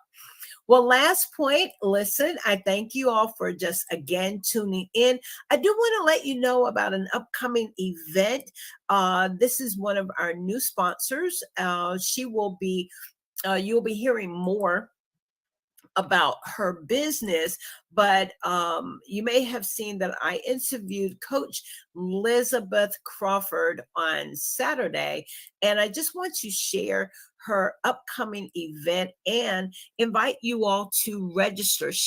I'll be interviewing her. She'll be on our Coffee Conversation event tour on Saturday. This is Saturday, January the 21st at 6:00 p.m. Central Standard Time.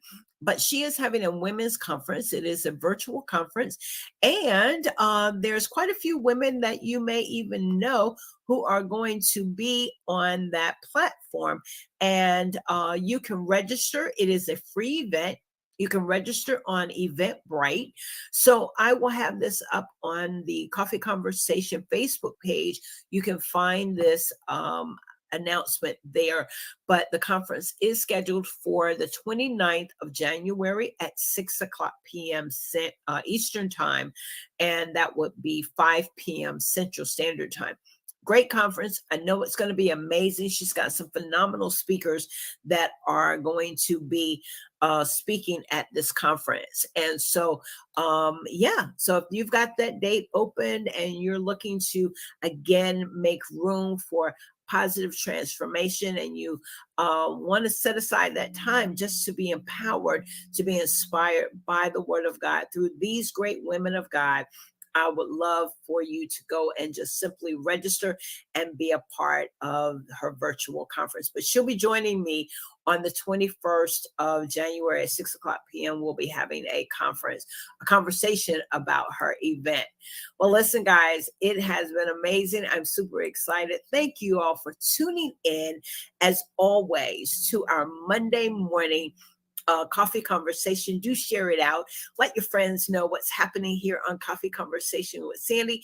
And as I mentioned, is that do go over to our YouTube channel and subscribe, so you'll get all of the notifications when we do go live, as well as go to our Spotify channel and follow us on our Spotify channel of Coffee Conversation with Sandy. Listen, as always, you guys know that I love you. Be blessed, be amazing, be empowered, and by all means, as the scripture says, beloved, I wish above all things that thou mayest prosper and be in health, even as thy soul prosper. And as always, you guys know that I love you. Take care, and I'll see you next week. To Coffee Conversations with Sandy and Friends, a weekly talking segment with invited guests, best-selling authors.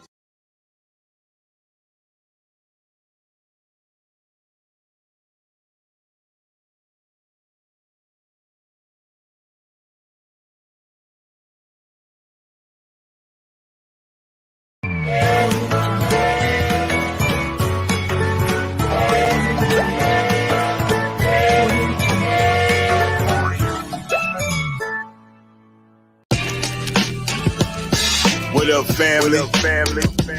CTR Media Network. Yeah.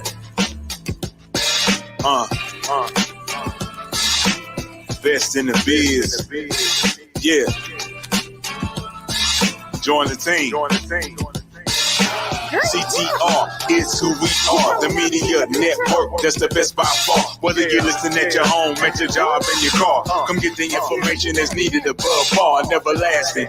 Motivational podcasting, giving you the answers to the questions that you're asking. Serious talks and topics, how to come up and profit, how to better yourself, your health and tip. We got it, reaching 350 million, they tuning in.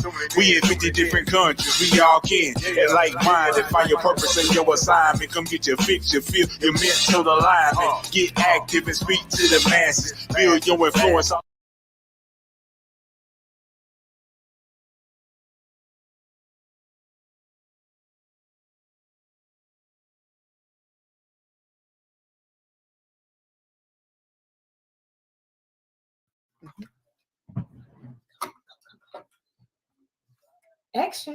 Action. Welcome. Look at the camera. Look right here at the camera and say, welcome to the King Can Read Show. Welcome to the King Can Read Show. Thank you for tuning in. Thank you for tuning in. And today I'm going to read a book. I'm going to read a book called Road Builders. Turn it around, let them see it. Road Builders. And what is the book going to be about? The book is going to be about construction vehicles. Can you show them one? Here, like this one. Like, look, it's not in the camera. Show them in the camera. Like this one. Perfect. And the cab opens and closes. And it has a wheel and the track.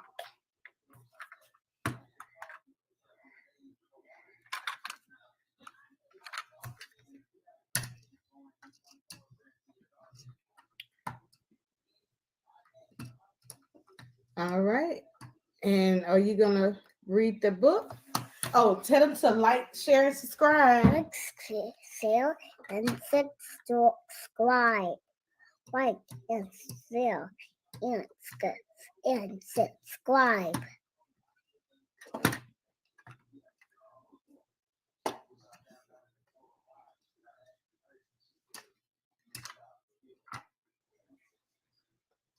Okay, you gonna start reading your book?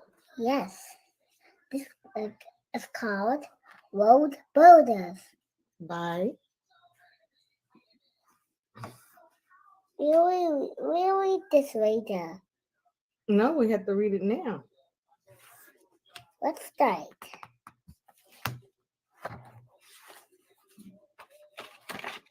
It takes many kinds of trucks to build a road. It takes 9 kinds of trucks to build a road? Yes. Can you show them the pages? Hold on, let's show them. It takes 9 kinds of trucks to build the road. All right, here you go. Next.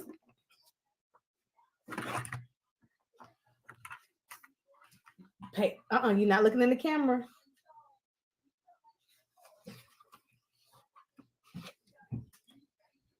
Pickup trucks. The mixes, bulldozers. And speak loud. You in the camera, you live. Pickup trucks. Speak loud. Pickup. Mom, come back. I'm here. Keep on. You're doing a good job. You live. Keep reading. Pickup trucks. Cement mixers, bulldozers, dump trucks, backhoes, graders, clean trucks, power shovels, winch loaders, pavers, power rollers, sniper trucks, and cherry picker trucks. That's all I see. Can you show the camera your book so they can see? Great job. Pay attention. You live. Yeah, you live. King, you live. Tell everybody, say, I'm 4 years old. I'm 4 years old. All right, next page.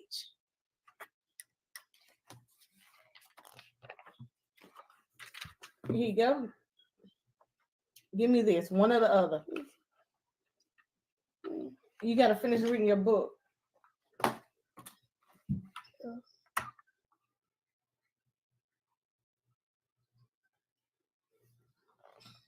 Here are Buddy, John, Ed, Renzo, Jesse, and Chuck. Buddy is the boss who follows a plan that says where the road is going to be and tells everybody what to do. That's what it is. Speak louder. The power shovel scoops and lifts the dirt.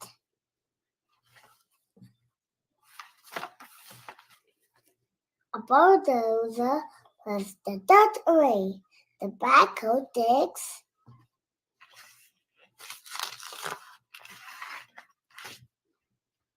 The front loader kills dirt and rocks. With dump trucks kill your way. This one with the other one. The grader smooths the ground. The grader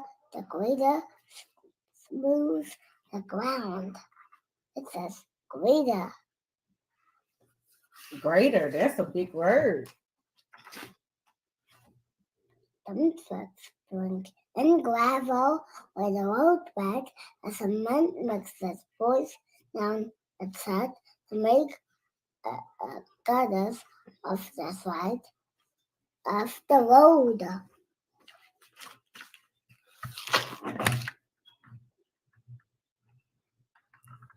You're doing a good job. Dun, dun, dun, dun, dun, dun. Can we?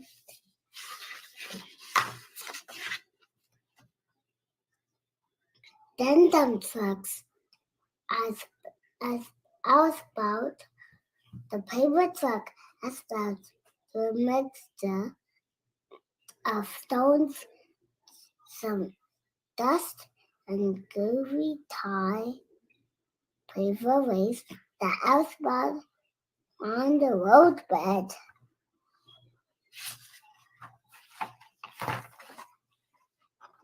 The power loader packs it down so that the road is smooth.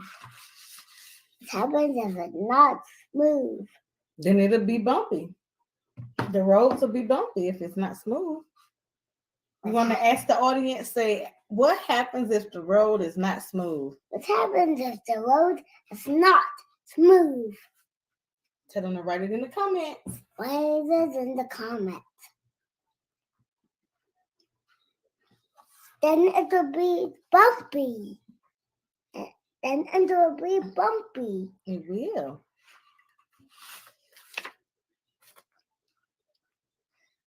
Red paint.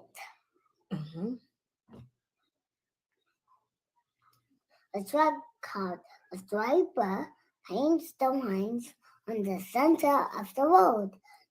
The clean truck is listed as a sign. Oh, you got a comment. Can you read the comment? It say Dina Cameron. It could be bumpy. Yes, right. She got it right. When it's not smooth, it could be bumpy. Can you tell her thank you for watching? Thank you for watching. What's the next page? The cherry picker truck left the worker who puts up the lights. At last, the road is finished. Wow. At last, the road is not bumpy now. Can you show them the road? The road is not bumpy now. Here, let's show them this way. Turn around. It's not the road. Guess what? The road is not bumpy now. The road is not bumpy now. The road, guess what? The road is not bumpy now. Okay, let's read all of this. The cherry picker truck left the worker puts up the lights. At least the road is finished. The road builders are gone. Now the road is ready. Yes. Now the road is ready. Honk, honk. Roy. Beep, beep. And here come moving vans, taxi cabs, delivery trucks, motorcycles, school buses, ITVs.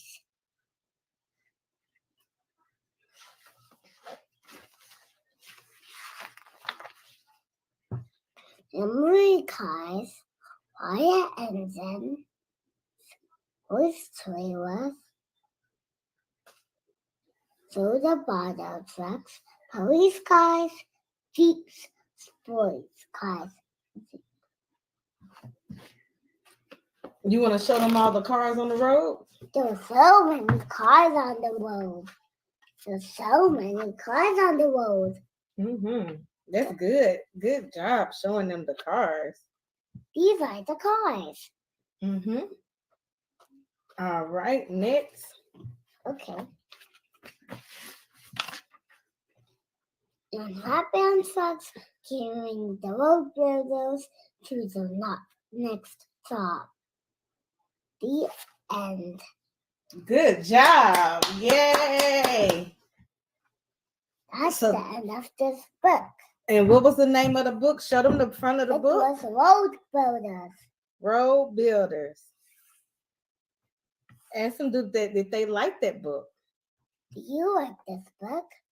If you do, comment it down. If you don't pick a new good book.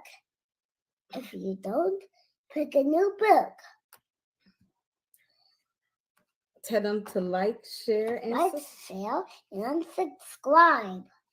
And you are on CT. And you're on CTI Media Network. Great job. Great job, King.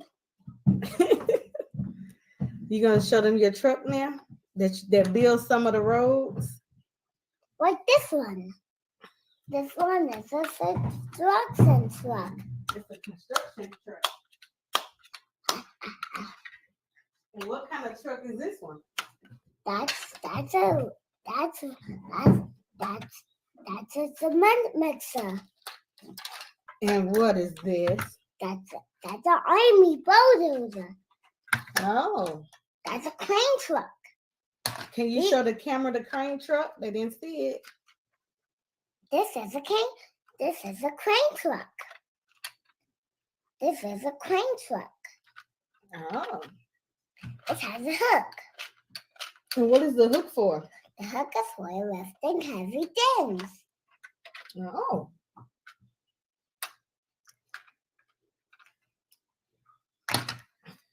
And what is this for? What does this truck do? This is an army bulldozer. And can you show us how this works? It works go up and down, and it puts everything away. And it puts everything away. Mm-hmm. And tell us about the cement truck. The cement mixer puts cement. And what does cement come out at? At the back. And what's in the front of a cement truck? What is that? That is an excavator pipe in front of the cement truck.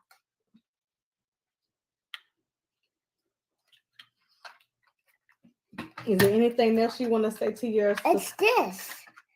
What is it? This is an excavator. And are all of these trucks used to build the roads? Yes. And is this why you chose to read the book Road Builder? Yes. Cement mixer. I made cement. That cement mixer is making cement. Yes, they do. And is that what they use to build a road? Now the cement is done. Mm-hmm. Now it's the X. Now it's the ball. It's the army's bulldozer's turn. Excavator. Mm-hmm. Cement mixer. Mm-hmm. Can you move the computer? Yes, I can. Army bulldozer. Mm-hmm. And the crane truck. These are all trucks and vehicles. Oh wow! Are those? You said those are all construction vehicles? Yes. Wow.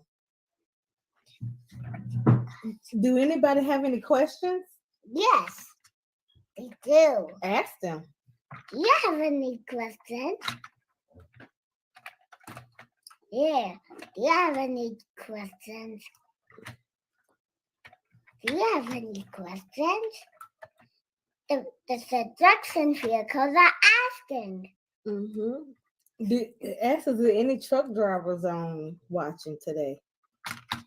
Is there any truck drivers watching today? They said yes. Yes. And can you tell everybody to have a happy new year? Happy New Year, guys. Yeah, Happy New Year. Happy New Year. I'll check it now. Happy New Year. Mm-hmm. And are you going to be putting more shows up for 2023? Yes, we are. Are you going to be reading more books? Yes, we're going to read more books. we're gonna read the next book. We're gonna read the next book. Tomorrow, we're gonna read the next book when I get done playing. Mm-hmm. Okay. I'm ready to play. Well, hold on. You gotta tell them that you're gonna see them next time. See you next time. Thank you for watching. Thank you for watching. And is there anything else you want to say before you go? Is anything that you want to say before I go? Is there anything you want to say, King? I want to say good times we bring. I want to say good times we bring. Because it's a Happy New Year. That's right. You amazing. Good times we bring because it's a Happy New Year. I Yes. love it. Because it's a Happy New Year, we bring a present to somebody else. That's right. They bring their presents to somebody else. There's a month makes a bring. There's a month makes a bring to the excavator somebody else. Did you know? Even the army bulldozer, even the crane truck. So tomorrow is January the 1st, 2023. Tomorrow is 2023. And 2024. Mm-hmm. And 2025. And 2026. And 2027. And 2028. And 2029. And 2010. Mm-hmm. Great job. And nothing more. So what can they look for? Should they go and get their children a book like this? Yes. And why should everybody read this book? Because everybody read this book. It's called, and what is it called again? Road Builders. Road Builders. Yes, it's a Road Builders. Well, thank you, Mr. King, for coming on today and reading. Thank you. Everybody, the Road Builders book by B.G. Hennessy.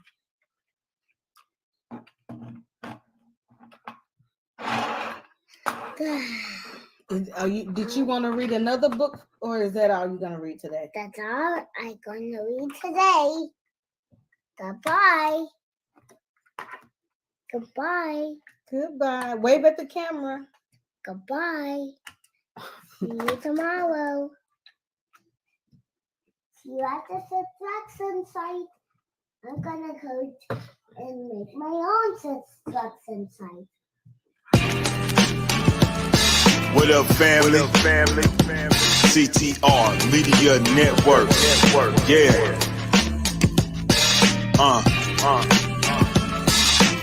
Best in the biz. Yeah. Join the team. CTR is who we are, the media network, that's the best by far. Whether you listen at your home, at your job, in your car, come get the information that's needed above par, never lasting. Motivational podcasting, giving you the answers to the questions that you're asking. Serious talks and topics, how to come up and profit, how to better yourself, your health and tip. We got it, reaching 350 million, they tuning in.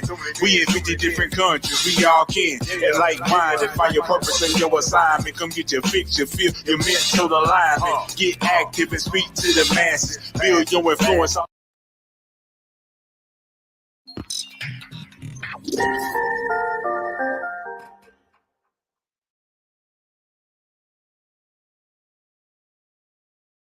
Monetize your business assets with Dr. Liddy.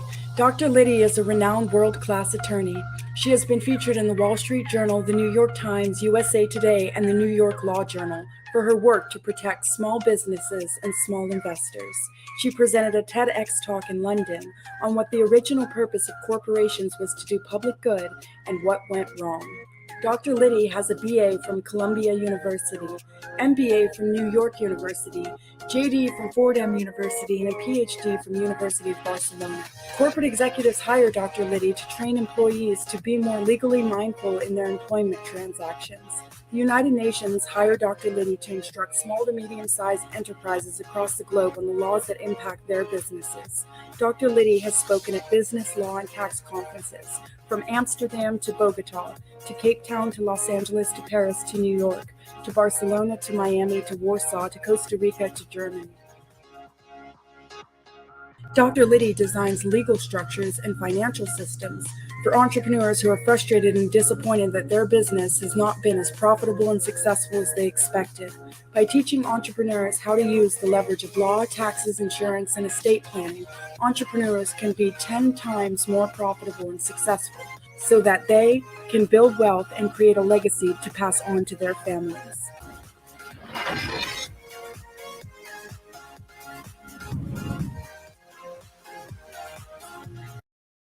I heard there was a secret legal code that David knew, and it pleased the Lord. But you don't really care about the law, do you? It goes like this: the law is good,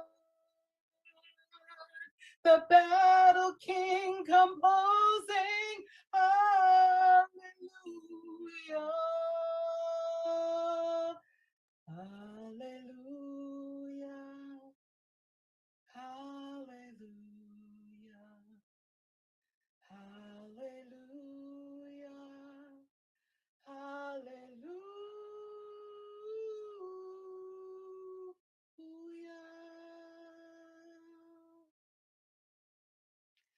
I am Dr. Liddy, the good lawyer and the good business coach. I want to spend a little time speaking with you today about what I call V4. And it begins with your vision, your value, your visibility, and your valor. I want to tell you a little bit about my story, and I hope it is okay with you that I begin at the beginning. So I am the daughter of an Episcopalian priest, and also he happened to be an attorney. And my dad was what I would call a community lawyer. He helped everyone in the community. He helped the butcher, he helped the seamstress, he helped the vegetable store owner, he helped the dry cleaners. And his office was the front porch of our house.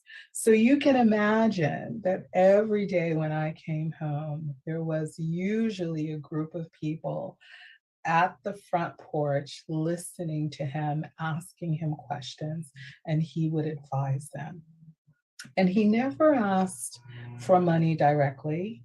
He would say, if what I've given to you today is of value, please leave something in the bowl so we can share it with the church community on Saturday and Sunday.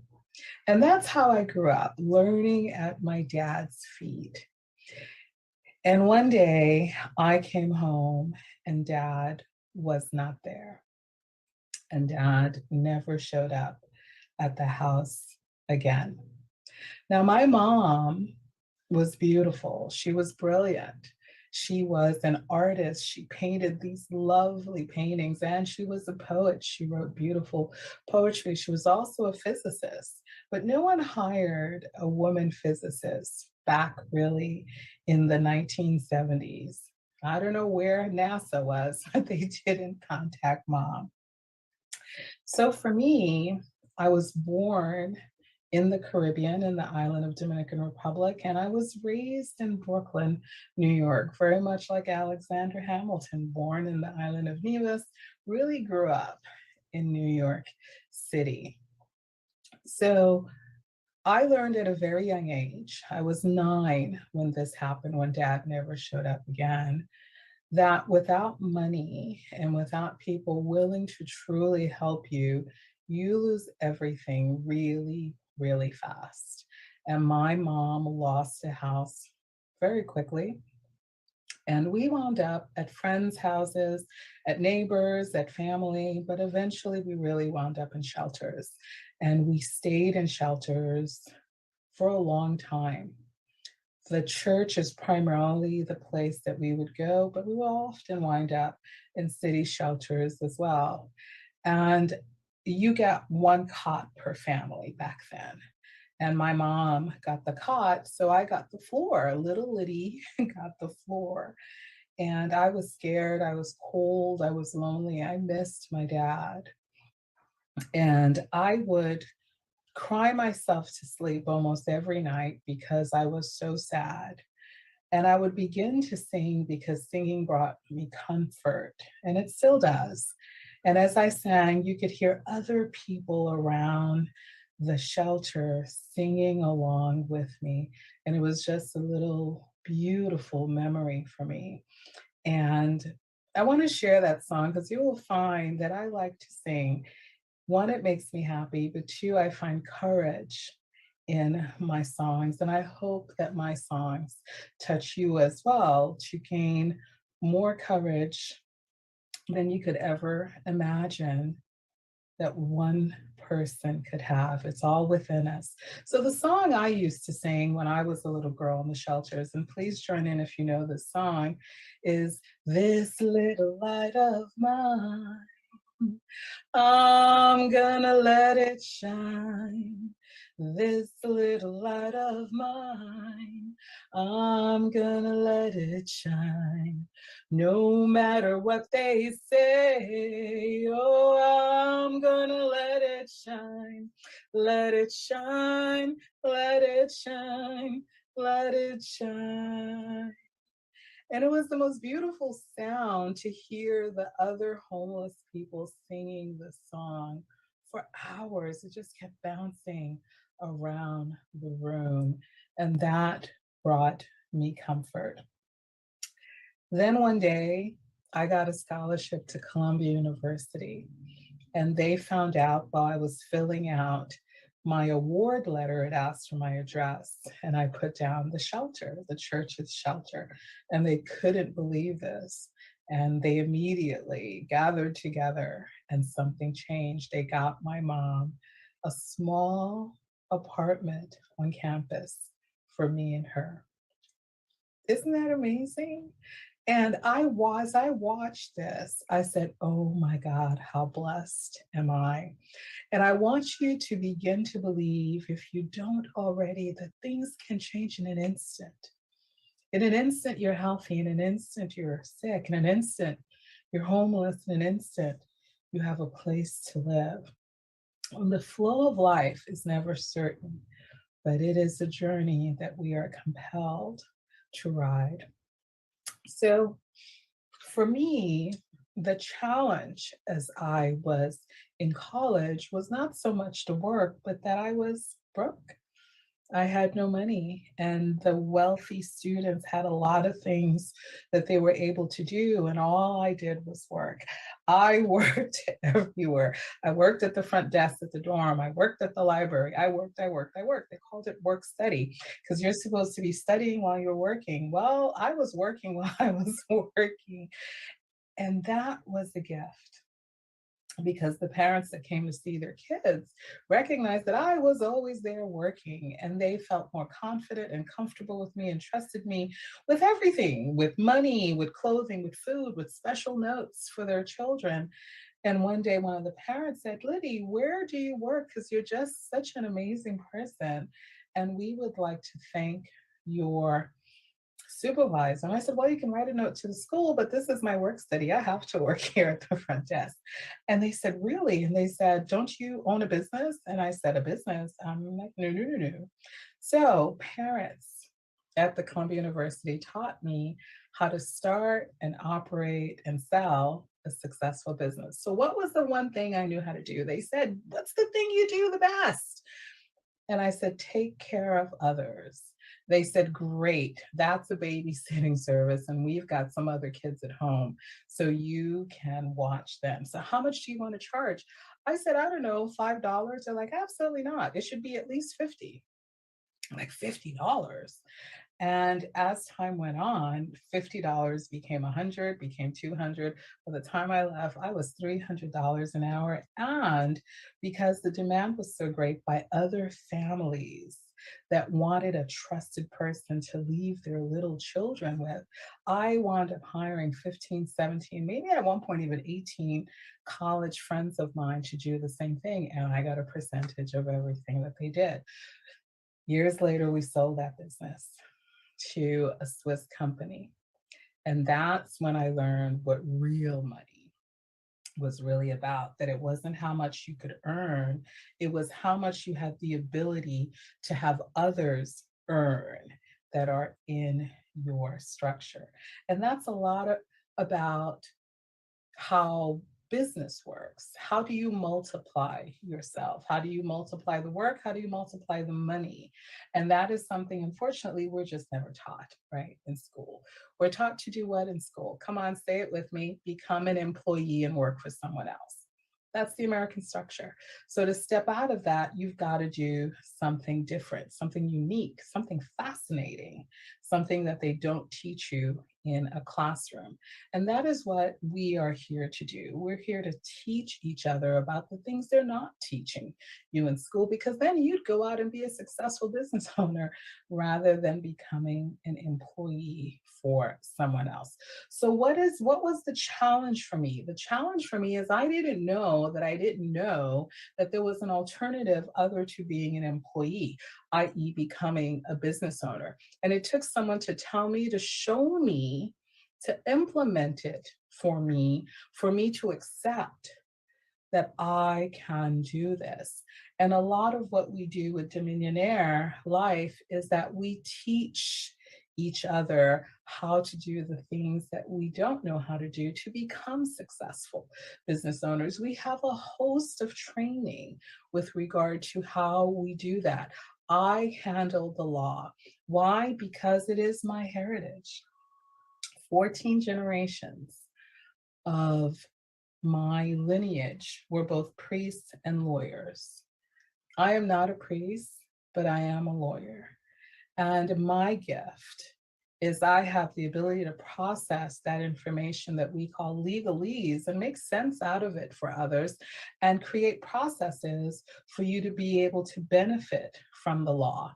We call it legal training within Dominionaire Life, and I run that division in terms of protecting your original ideas. We call that intellectual property. We are the only country in the world that in our Constitution, the US Constitution, we put in that every man has the right to protect their creative original ideas.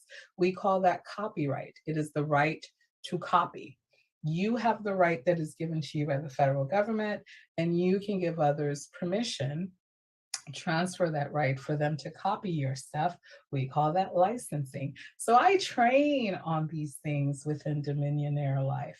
And we have other fabulous people that train on money in terms of your finances, that train on mindset in terms of getting your mind right. And I say that not to be funny, but to acknowledge that oftentimes there are things that we see or that people teach us that just leads to nowhere. It leads to you being sad. It leads to you being demoralized and not being confident. So what do you do in those moments? So when we came together, when amazing Steve and Scott and we came together, it was to build something different, something that would empower individuals and families to dream again. We stop dreaming. We just go to work. And the ability to dream is so powerful. The ability to see what is not immediately in front of us, but it is coming, is amazing. And when I was a little girl, there was a song that I absolutely adored that helped me dream bigger dreams, even though I had nothing. And that song, and if you know it, come on, sing along with me on this one. Somewhere over the rainbow, way up high, there's a land that I've heard of once in a lullaby. Somewhere over the rainbow, skies are blue, and the dreams that you dare to dream really do come true. And they do. We've stopped believing in our dreams because we've had so much failure that we don't think our dreams are valuable. So that leads me into my first V. V1, you have value. You don't have to believe me. It says so in the holy book. You are so important to our Father. So lovingly, He created you. And somewhere while we are living our lives, we fall into the trap of believing that we're not valuable, which is a fallacy. It's wrong. It's incorrect. But we believe it nonetheless. You are valuable. You are so important to Him. But you've got to believe in yourself as well. I can tell you as much as I want to every day how valuable you are, but until you believe it, it'll never take root. It'll never be grounded. And sometimes you need to surround yourself with good people. So Steve, Scott, myself, we are good people. We value on doing good, which is why I'm Liddy, the good lawyer, because there's some bad ones out there. I know, please don't start saying, I know. I've experienced some myself, and I choose to do good. I choose to use the power and leverage of the law to do good and not evil. That's a choice each of us has. So your value is important. We need your value in the world to elevate our human existence, to do some good for others. How can you do it? As simple as giving a sandwich to someone who asks, as simple as working on your business to really make it successful, as easy as attending training so you empower yourself with knowledge so you can be a resource and a value to others. So value, you have it, share it. My second V that I love so much is vision. What is our vision? What is the vision that you have for yourself, for your family, for the world, for your business? Only you know that vision. And one of my favorite sayings from the Bible, from Habakkuk really, is when God told one of the prophets to write the vision and make it clear upon tablet so those that read it can run with it. For the vision is not for now, but it is for the appointed time. Wait for it. It shall come. And when I first read that, I had no idea what that meant, right? So write the vision and make it clear on tablet. What tablet were they talking about? I guess back then it was clay tablets. They baked them. They put a little pencil mark. I mean, I can't read the Egyptian hieroglyphics. But isn't it interesting that we have a product now that's called a tablet? Actually, I'm taping this video on a tablet. Isn't it interesting that centuries ago that God talked about make it clear upon tablet, and here we are in the year 2022, and we've got tablets that we make things clear, video, right? Isn't it amazing? Isn't it? powerful that our all-knowing God knows these things. So the vision for you is to write it, create it, bring it forth from your spirit, the thing that touches you the most, because that is your gift and it's meant to be shared. It's meant to be clear on tablet. So those that see your vision can run with it. Ah, isn't that beautiful? That even though you created, others can see it as well and will know what to do with it. That is vision. My third V that I want to share with you today is about visibility. I am horrible with visibility. People are shocked when I say that, but I don't do all the things that I should be doing with regard to putting my vision, my value out there for the world. I'm not really that visible. I'm not really on social media. I struggle with that, but I have asked Dr. Tina Ramsey to help me with that. So she said, great, Liddy, we're going to give you a podcast and we're going to give you a streaming television show. And by the way, her CTR Media Network reaches like something like 350 million people around the world. I'm like, what? This is my client and she's now telling me. So, and I spoke to Steve about it recently and we're going to do some more visibility with Tina. With Dr. Tina. When I first met her 2 years ago, she was Coach Tina. And I said, girl, go get your degree. And 2 years later, she is Dr. Tina. I love it. I absolutely love it. See the vision. And she is such a wonderful spirit. And I mention her specifically because visibility is something that we could all strive to have more of. And it's important to have it with good people that care about you and care about the message that you bring to the world and care very much about making sure that we're adding value to the world. And I love working with my sisters of faith. It is simply a powerful presence to be in when we come together and create amazing things. So your visibility, is it that you speak? Is it that you write and you publish? Is it that you are on Facebook or on YouTube?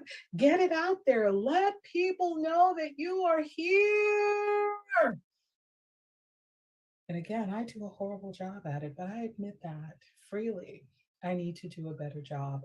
But I can imagine that many of us need to do a better job of being visible and sharing what we stand for, sharing what will help with what we need help with and what we will help others with as well. So visibility is one of the areas that I think is very important for us to focus on a little more. And there are tools out there and people out there that make it easy. And my last V for us is valor. And when I say valor, people often say, oh my God, what is Dr. Liddy talking about? Well, for me, the simplest definition of valor is courage beyond knowing that you will succeed. It's the confidence that you step forward, not knowing where the next step is going to take you, but knowing that you have to take the step. It's trusting in God that your steps are guided and measured, and you are courageously walking into any situation, knowing that you're not alone, knowing that the Spirit of God infuses everything that you do, and that you are valiant. You stand for good. You stand for good people, for good things, for good knowledge. You take a position that you do not back down from because it's yours. It's your vision of what can be. And there's a whole army that stands with you, good people around the world that support that valor that you have. Understand when I say valor, oftentimes you're going to walk alone. I know I say you will have an army, and then I said, what? You're going to walk alone. Well, the army will come, but they'll only come when they are convinced that you are convinced that you will stand strong in your courage. Then they come forward.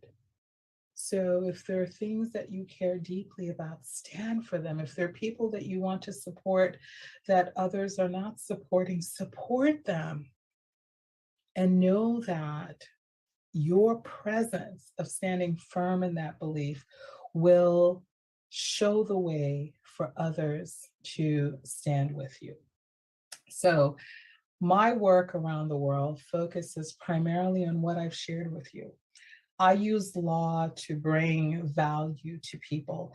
I use law to bring vision to people because they don't know what they don't know. They can't see what they don't see. I use law to bring visibility. I argue cases in court. I do arbitrations. I also set up businesses. And I help people to sell them and fund them. I do all that fun stuff for me, but I know that I do these things because I saw my father do these things for others. So we are all part of a lineage. There's a history that comes with us, whether we know it or not. It comes with us, and it is imbued in our very cell structure to make us who we are today. Good or bad, it is who we are. And valor. So much of what is happening or what happens to us is without valor. No one courageously steps up on our behalf. You have to be the person that steps up on your behalf and behalf of others that you care about and causes that you care about. And which is why I love Dominionaire Life, because so many of us, Steve, Scott, myself, we stand up for others and each other. And that's a beautiful collaboration to have, knowing that you're not alone, that you're never alone. You've never been alone, and you never will be alone. Just because you don't see people doesn't mean they're not there in spirit and support of you from miles and miles away. So I share these things with you because I want you to know that you are important in the plans that unfold for your business, for your family, for our futures. And I want you to know that Dominionaire Life was created for people just like you that wanted a different way of life, that didn't want to worry about money because you're working on your business and that's bringing you the money, because there's training for you to learn and excel, because there's good people that have come together to say, let's band together to make a difference in this world for other people. And if you can hear me, then you know that what I am saying is true. You know that there's a vibration when people are doing good things, right? Some people get hot, some people get trembles. I get happy. I love it when people do good things, and it hurts me when I can't help everyone. And I know that. So I choose, right? When things come in my path, will I help? And if I can, I do. And sometimes I simply can't, not because I don't want to, but because I don't know how. And I think that's a lot of us, right? We don't know how to help sometimes. So I want to share two thoughts. One is the Mayans have an ancient saying that says, if it is to be, then it is up to me. If it is to be, then it is up to me. And I've adopted that as my own personal philosophy. I'll go first in many situations, not knowing sometimes what the end will be or not knowing exactly what to do, but to know that my presence is important. And I'm so sorry that I can't be with you today. If it was anything other than a medical situation in my family, I would be on the ground with you, as I like to say, boots and stilettos on the ground. But I will be there next time, and I am here now. I'm not far away.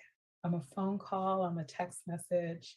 Oh, by the way, text message, I meant to share with you. I promised that I would give a gift to you. So on your cell phone, if you send a text to 26786, 26786, and if you type in the word law, LAW, I have a gift for you. It's an infographic of a copyright, meaning it's a picture of what the copyright process looks like. I am adamant about all of us copywriting our original creative ideas because they're good ideas that are worthy of protection and monetization. But the monetization part is for another discussion with you. So I want to say that I believe in you. I believe that there's a pathway for all of us that leads to goodness. And that means locking arms with each other at times and stepping out on our faith and strongly declaring that we are people of faith, we are people of God, and we believe in good business for everyone. I am Dr. Liddy, the good lawyer, and may you always remain as blessed as you are now. Until we meet again, please stay safe, please stay inspired, and please stay absolutely marvelous. So come join her, monetizing you and your business at a Connect with Dr. Liddy today by visiting drliddy.com. My name is Esau McKnight, actor, stuntman, martial artist. Today, I did an episode of the Tina Ramsey Show. She is so amazing. I had such a great time chatting with Tina. What a professional effort she always puts forward.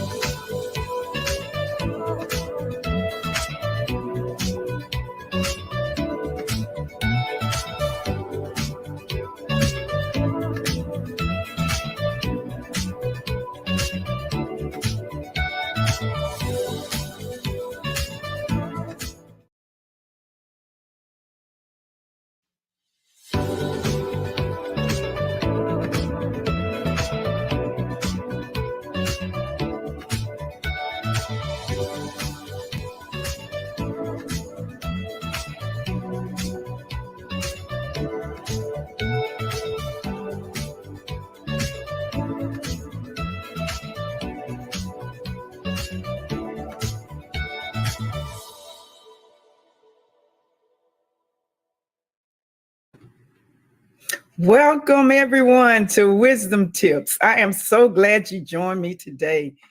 This is a good day that the Lord has made. We will rejoice no matter what and be glad in it. Welcome to Wisdom Tips. I'm your host, Dr. Connie Green, here to drop pearls of true wisdom, giving you the tools you need to live a victorious life. I'm so excited about this topic today. Today's topic is how to live a happy life, no matter what is going on around you. And you know what? It's so much stuff going on around us, sometimes I tell you, it just be so overwhelming. You just sometimes feel like, how in the world am I going to be happy through all of that? But you know, it is some people in this world that can be happy all the time. It just seems like nothing bothers them. They just, you know, they're not bothered by stress. If somebody give them bad news, they still smiling. They seem to be upbeat all the time. You know, that kind of person that laughs all the time. And you think something wrong with them and you wonder why they always laughing. Oh yeah, that kind. Well, that's the kind of person we all need to strive to be like. To be happy no matter what, because God gives us joy. God gives us peace unspeakable and full of glory. God can do it if we just ask him to help us do it, even when we're going through some difficult situations. So, you know, when those type of people seem like they're always happy, it's got to be something that they're doing. It's got to be something, some secret that they have found, you know, some word of God or scripture that they have read, or maybe just a life of growing up with life disappointments, and they just have actually learned how to just live life as it comes. So that's what I think we all should strive to be. Me, myself, you know, I have had a traumatic life experiences, you know, as a little child and even in my adult life. And with me being saved and a woman of God and a first lady, with reading scriptures and teaching people all over the world, I have learned how to operate even when there is disorder and all kind of craziness going on in your life. But it was hard. It was very hard to do. And it's not saying that I'm always happy. I'm not saying that, you know, nothing ever bothers me. Of course it does, because I'm human. But I want you to learn the secrets like I did on how you can be happy and live a happy life no matter what. You could be like those people that's always happy. But there's just one thing that we need to know if we really want to live that happy life. And that is, number one, the most important secrets to happiness is recognizing your belief system. Let me say that again. The number one thing you need to recognize if you really want to be happy is your belief system. It's the things that we believe when we was a little girl. People told us about it. You know, some of those things they talked about is like, you know, money don't grow on trees. You know, you better eat that food. You know, everybody don't have food. If you don't eat that food, you're gonna starve to death. You know, all kind of things that people have told us over years. Money don't grow on trees. Those are those belief systems that we all have heard when we were coming up, and we began to believe it. You know, some people used to say money is the root of all evil. So when I grew up and I used to hear old people say that, I thought it was something wrong with having money. And I'm sure some of you feel the same way. So you feel like, you know, oh my God, I shouldn't strive to be wealthy. I shouldn't, you know, ask God to bless me to be rich. You know, and even in the Christian church, I've heard people talk about how Jesus didn't even have nothing but a pillow to lay his head on. He laid on a rock, and that we shouldn't strive to be successful. Well, that was error, because that's not true. That's not what the Lord says. You know, God said he wanted us to be blessed and highly favored. So that's what we need to do. Think about what the word of God says. You know, and then you think about Abraham and all those other people that were in the Bible. A lot of those were really wealthy men. Look at Job. He was wealthy. He was very wealthy. Everybody respected him and everybody loved him. Although he went through some situations and circumstances in his life and he lost everything he had, he didn't even curse God. He didn't curse God. You know, his wife told him, why don't you curse God? And the Bible said that he rent his clothes. He fell down and he worshiped God after losing his money, losing his kids, losing his home, his wife acting crazy. And then he got sick, all this kind of stuff, but he still kept his peace. So you and I can do the same thing if we do the right thing. And the next thing you need to do is stop living other people's dreams. Let me say that again. Stop living other people's dreams. You know, sometimes we live other people's lives and we don't live our own. We want to always build up other people. And sometimes, you know, there's nothing wrong with that. But stop trying to build your life on other people's dreams. Because when you do that, you're going to start feeling unfulfilled. And that makes you unhappy. When you're doing stuff for everybody else, nobody's doing anything for you. You're trying to make everybody else happy. And you'll be feeling unfulfilled. So you got to get to the point in your life by using the tools that we're going to talk about here to choose to have the right type of emotions, the kind of emotions that you can turn on and turn off and be happy one moment and you might be sad in the next moment, but you want the goal is to stay happy as long as you can during the day, no matter what is going on. And a lot of times the way I do it, when I have a day that's feeling kind of blue and not feeling so good, I'll turn on some Christian music, that I really love. I go to a scripture that I really love, and a lot of times it just bounces me right back. So you don't have to stay in that dump. Even today, when I was telling my husband, I said, today I was just kind of laying around. I wasn't feeling good and didn't know why I wasn't feeling good. I knew I had to broadcast tonight. And I was just saying to myself, well, maybe I should go on or maybe I shouldn't go on. And I was just kind of laying around, just being lazy, and knew I had to come on the broadcast. And I usually, pray and consecrate myself, which I did after I got up finally. But, I was just had a rough, sad, and then it started raining. And I went, oh God, maybe should cancel it. And the Lord said, absolutely not. You have a show. You have to be committed to the cause of what I've called you to do. So while I was laying there, someone called me on the phone, a lady that I had met at an event. I had just met her. And she called me and she was just happy, go lucky. She was upbeat. And she was telling me how excited she was to meet me. And she wanted to get together with me one day, and this, that, and the other. We started talking about things that we both had interest for. And it just bounced me right back. Just like that. Now I could have laid there and not answer the phone, because at that time I didn't even want to even talk to anybody. I was just wanting to just lay there and get me a nap. But some said, answer the phone. I answered the phone, and I'm so glad I did, because it bounced me back from that stupor that I was in, looking all sad and tired and worn out. So you have to learn to embrace happiness. That's what I'm saying. Embrace it. When you don't feel it, embrace it. Think about the things that you could do and then move forward. And now let's look at the definition of happiness. The definition of happiness, believe it or not, is very, very simple. It's a state of well-being. A state of well-being. You can be sad one moment and bounce back and be happy the next. I just told you my story today. I was just dragging around, wasn't feeling good. My stomach was hurting. And then I got that phone call, bam, I just bounced back. And I said, now I know why God wanted me to talk about happiness, because the enemy attacked me in that area.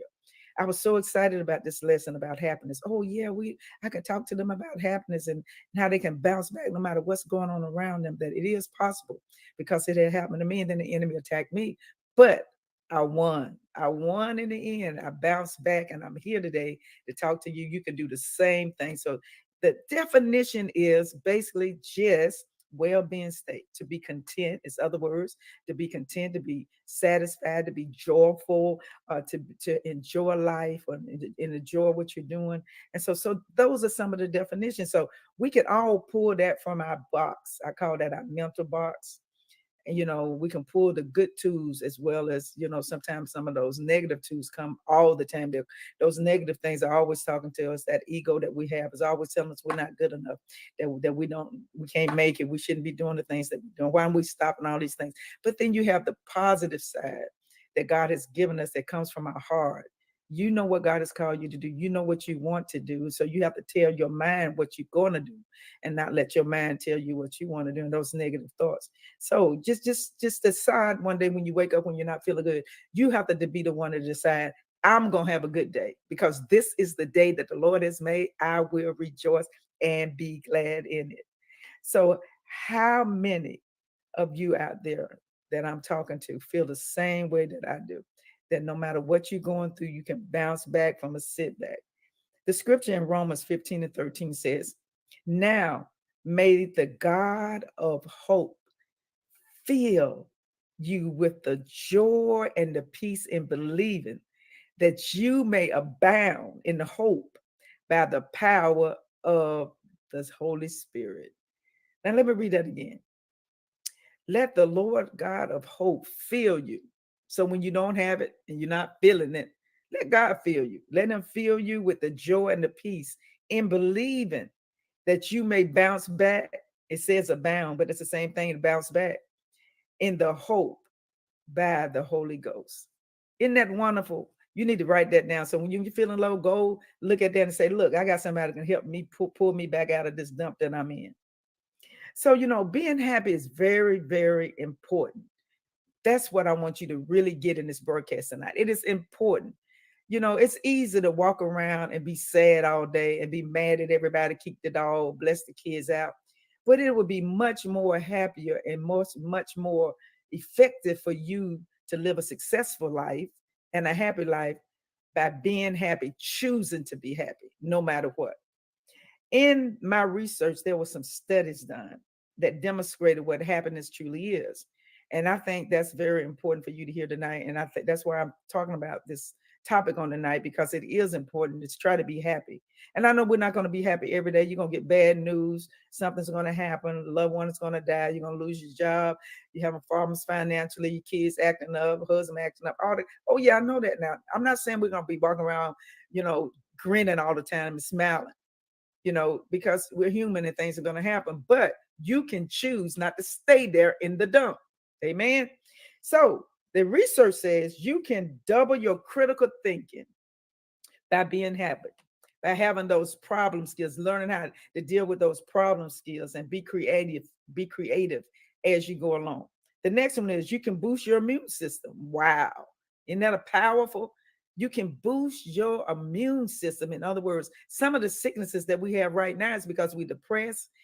We could be having anxiety. You could be just stressed out, overwhelmed, working too hard, not getting enough sleep, and it can affect your immune system. But when you bounce back and you make the choice that you're going to be happy, you can build back up your immune system. Isn't that exciting? See, our body can heal itself if we let it heal itself.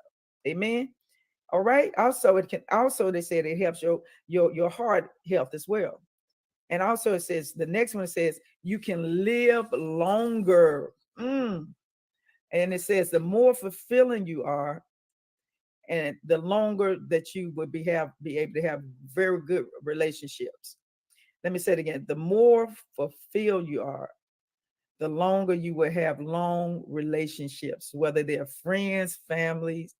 You can be able to nurture those relationships and have long, healthy relationships. I've got a few friends that I talk to periodically or either every day, some of them. And some of them, we've been knowing each other over 25 years. And I've got some my friends that I've been knowing for 40-some years. And why is that? It's because I chose to nurture those relationships years ago. And we stayed connected. And we were all of us have been through trials and situations in life. But with those wholesome relationships, those healthy relationships, has helped me in so many ways, whether they were praying for me, pouring into me, talking to me, calming me down, whatever it was. Those friendships helped me continue to be happy. Amen. So I know you got some of those good friendships too. And it's also number one, it says people that are happy receive more promotions than most people.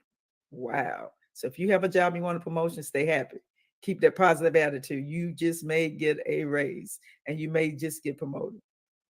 And also being happy would give you balance in life. You have more balance in life. You'll be more focused and you won't be all over the place. It also says that you can manage stress much easier. And then the next one, it says that you can change your perspective. Like if you're angry, you can choose not to be angry. You can change your perspective instead of letting your mind just run around and race. Okay.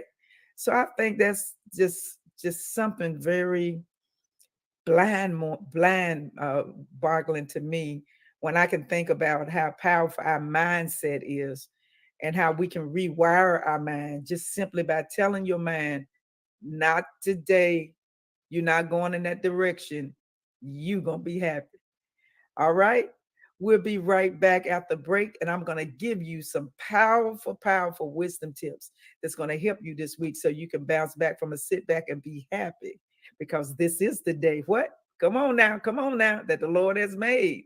We will rejoice no matter what and be glad in it.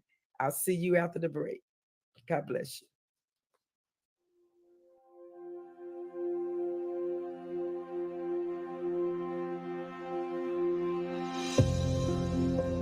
Life can be heavy, a burden which at times seems unbearable. It's easy to find ourselves overwhelmed, weighed down, or even crushed. Often these struggles come and go, a nuisance, an annoyance, Yet sometimes they grab a hold, gripping every aspect of our lives, pulling us down, consuming our hope. It's hard to breathe under the weight of our anxieties. It's difficult to move forward when we're anchored to our worries. But God loves us too much to let us stay this way. He wants to replace our anxiety with hope, our fear with courage, our worries with peace, and our burdens with freedom. In moments when life begins to weigh you down, remember this one simple truth. We serve a faithful God, a God who's offered to carry our burdens and asks us to cast all our cares on Him.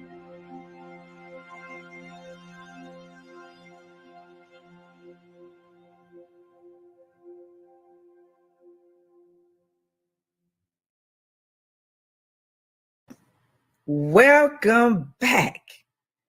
Cast your cares upon Him. That's all we have to do. When you have in your spirit, just cast those cares unto Him.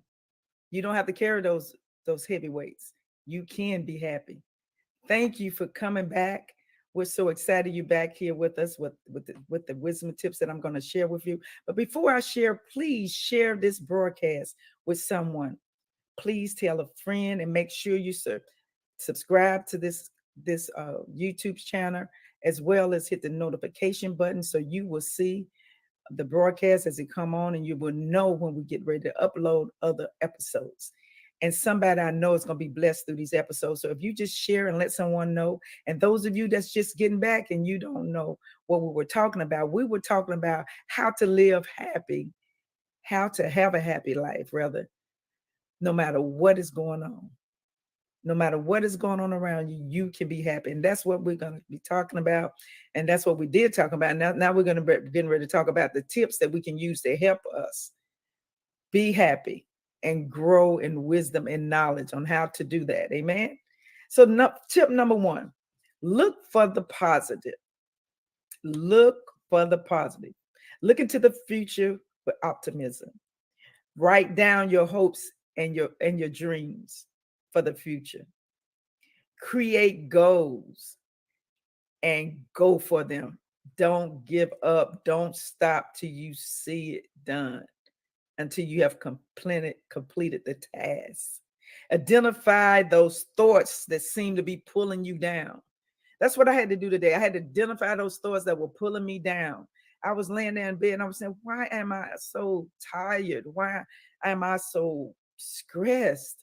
And I was trying to rest, and the Lord just blessed by having a friend that I just met call me, and I was able to bounce right back. I had to identify, and I did identify. And guess what I identified? I'm going to tell you what it was. You're going to be surprised. I had ate too much sugar.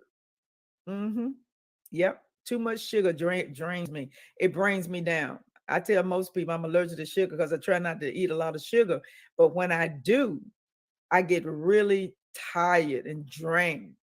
So I said, okay, I know what I'm going to do tomorrow. No sugar for me at all. No sugar for me. I'm going to drink water all day long. So if sometime when you're feeling drained and a little heavy in your spirit, it could be something that you've eaten. So get rid of that sugar. I had to identify it, and I pulled it down. Tip number 2, nurture relationships. You remember I talked about my friends that I've had for 40-something years, some 25 years, and our relationships were nurtured. We had to take care of each other, look after each other, pray for each other. You know, have good relationships, whether they're friendship relationships, family relationships. They help us live longer according to the research. Relationships take work. Yes, it's hard to have relationships. It's hard to build friendships sometimes, but it's so worth it. Make time for your loved ones through building your relationships. Make time for your husband. Make time for your kids. Make time for your mama and your auntie and your uncles and your aunts. Sometimes we running so much we can't even think. It's all we can do is get out of bed and go to work and come back.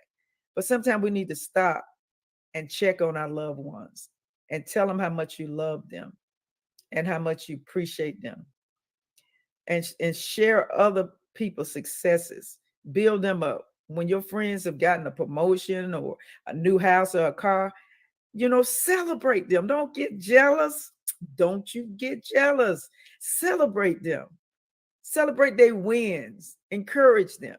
And when your time come around, they'll encourage you. Tip number 3, be physically active. In other words, exercise. They said that when you exercise regularly, it actually causes endorphins in your brain to get happy, and it will make you happy. If you don't believe it, do it. Get up in the morning. If you're not feeling good, do some exercise or walk outside, walk on your machines that you got, do something, do some push-up, do some stretches. And I guarantee you, when you get up, you're going to feel so much better after you've exercised. I've done it. I do it every day, and it works. It sounds so simple. I remember when people told me that years ago, I didn't believe it. I hated exercise. I would eat right, but I would hate the exercise. And then I wondered why I wasn't losing weight, because I wasn't burning the fat. I wasn't moving the blood in my system. So I had to learn that, okay, you need to exercise as well as eat right. So when you exercise, you're going to feel a whole lot better just being active. And when you're active, it's the key to success in your body, because your body is just saying, thank you for moving things around. Sometimes your bones be cracking, especially when you get older. It's because you're not moving things around. You got to move it around, and you got to just take care of yourself the best you can, because that body doesn't belong to you anyway. It belongs to God. So we need to take care of our body. All right. Number 4, express gratitude. I can't say that enough. Express gratitude. Send thank you notes. Send people letters. People don't do that anymore. They usually email people, and emailing is okay. Texting is okay. Since we're in a new era, that'll be fine. Text somebody, tell them how much you love them.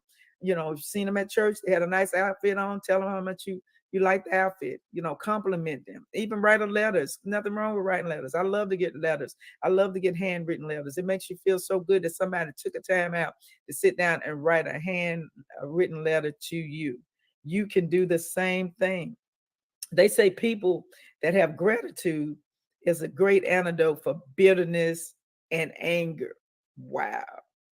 That's what's that's telling us. That's telling us when you be good to people and think about others and forget about yourself, you'll be less angry and bitter. So think about that. It will make you happy about doing something for somebody else, because you won't be sitting around thinking about all your problems, basically. When you start thinking about all your problems, all your bills, all the people that done hurt you, all the people that walked out on you, oh, poor it's me, then you're just going to be so burdened and upset and mad and bitter. But if you decide, oh, I'm going to help her, I'm going to go get somebody, fix a plate for somebody, or either fix some dinner for somebody, go to grocery for somebody that's sick, or send somebody a card, invite somebody to lunch, and just do those happy things that will make you happy and others happy. Then you won't worry about yourself. All right. Amen. And I know what I'm talking about. Number 5, forgive. And I can't say that enough. The forgiveness is not for the other person. Actually, it's for you. The forgiveness is for you so you can get delivered. They're not even thinking about you. And as a matter of fact, they don't even know that you're mad at them. They did something to you. You haven't went to them and told them that what they did and that they need to apologize or any of that. And you just sitting there mad. And they've gone on with their life. You sitting up there, you got a lump in your throat, your stomach is hurting you, your head is hurting, your blood pressure is all up in the air. Then you're getting diabetes and you just all shot. Why? Because you're walking around bitter and angry because somebody did something to you. Let it go. Free yourself. And when you free yourself, you free others. Amen. And last but not least, make a spiritual practice as a habit in your life. In other words, if you don't have a church, get you a church home. If you're not saved, get saved. If you are saved, read your word, fast, pray, seek God's face, The first thing in the morning, make an appointment with God, just like you make an appointment, a doctor's appointment. You go to school at a certain time, you go to dinner at a certain time. So you need to have a time that you spend with God and spend with him only. Give him some time and be there for him. And you would be surprised how much happy you would be in life. Because when you get to talking to God and you get to have a relationship with him, it's like he's right there with you sometime when you need him, when nobody else can fix it, when nobody can work it out but him. Ooh, that's powerful. You go into the master Bible. The Bible allows us to go to him now. You don't have to wait on the priest or the pastor to go to God. You can go to him yourself because the veil has been rent. You can go, you can enter into the Holy of Holies. Oh, I'm talking good tonight. Somebody ought to hear that. So you need a personal relationship with God, and you have got to spend time with him, because if you don't make time for God, he can't make time for you. So your best thing to do is find you some time to get with God before you get to with anybody else. Before I get with anybody else, my husband can tell you, I get up the first thing in the morning and I get up and I pray to God and I give him the time. And then I have my devotion and then I drink my coffee. That is what I've done for years. And that's what I've got to do. When I don't, my life is all jacked up because I'm all confused and I'm just all over the place. So I don't know about you, but do that. It will really help. Well, women and men of God, I'm closing out. I hate to do it. I got so much more I want to talk about, but it's time for me to go. So I just want to let you know that I appreciate you coming in and I love you guys. Thank you so much for supporting this cause of getting this word out about wisdom tips. And join us again every Thursday at 7 p.m. Eastern Standard Time. Wisdom tips. I'm on Facebook. I'm on YouTube. And you can also find me on my podcast at CTR Media Network and also Spotify and Google Podcasts. And be sure to like and subscribe. Don't forget, click the notification button and you will be reminded when we're having other content coming up. And tell your friend and share and like. And that really helps us too to be able to see that other people can also see this broadcast, because the more you engage, the more the algorithm, as they call it, will move for you and on our behalf to show this this broadcast to other people. So I really appreciate you joining us tonight. Thank you so much for coming in. And as we always say, we ain't got no time for tears and fears. Wisdom is the principal thing. And all that get understanding, get you some wisdom so you can live a victorious life. Love you guys. I'll see you next week.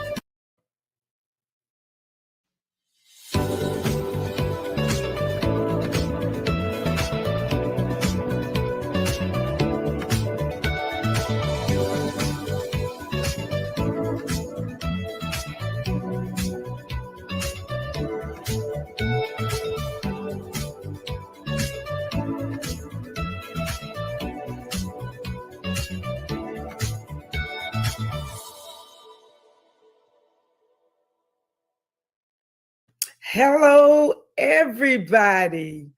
Welcome to Wisdom Tips with Dr. Connie Green. I'm your host, and I am so excited you tuned in tonight. Hey, why don't you share this tonight with someone? Somebody really needs to hear this. I've got a hot topic tonight that I want to talk about that's just all over the world now, and we need to do something about it. We need to fix it. We need to straighten it out. We need to straighten ourselves out if we're having some problems with this specific topic. So why don't you just share, like, and don't forget to upload. When we upload our videos, don't forget to hit the notification button. We are really getting a lot of feedback on these episodes, and I'm so excited that you're still here with me. 30 episodes. Can you believe it? 30 episodes. And I am so excited for this opportunity to share just a little bit what I know about wisdom. And I hope you will enjoy this episode tonight. Today's topic is how to overcome the ugly spirit of jealousy. Oh, yeah. Have you been there, done that, and had a t-shirt? Or maybe somebody's been jealous of you. Oh, okay. It's just somebody else, huh? Well, let me talk to you a little bit more about that as we get into the topic. But yes, again, the topic is how to have wisdom to overcome the ugly spirit of jealousy. It's ugly. Jealousy can be ugly. The Bible says it's cruel as the grave. So, in my opinion, jealousy is a worldwide infection. Yes, it's a worldwide infection. Why? Why do I say that? Why do you say that, Dr. Green? Because in this world that we live in, we are so people focused, worrying about what people think about us, wanting to do things that the Joneses do. When I was coming up, my mother said that we don't need to be like the Joneses and try to get everything that the Joneses have. And, the Joneses go get a car, you want a car. The Joneses, cut their grass a certain way, then you go cut your grass a certain way. The judges, your neighbors go buy a new outfit, then you want the new outfit. So all of this, when we think about it, is nothing but jealousy, trying to be like somebody else. So we're people focused, we want status. We want to hang with the elite. We spend thousands of dollars, some of us. I haven't done this, but maybe you have. Thousands of dollars just to be in the presence of maybe a famous person or somebody that's a millionaire that you want to get connected with. You're willing to spend $5,000 or $10,000 just to sit at their feet.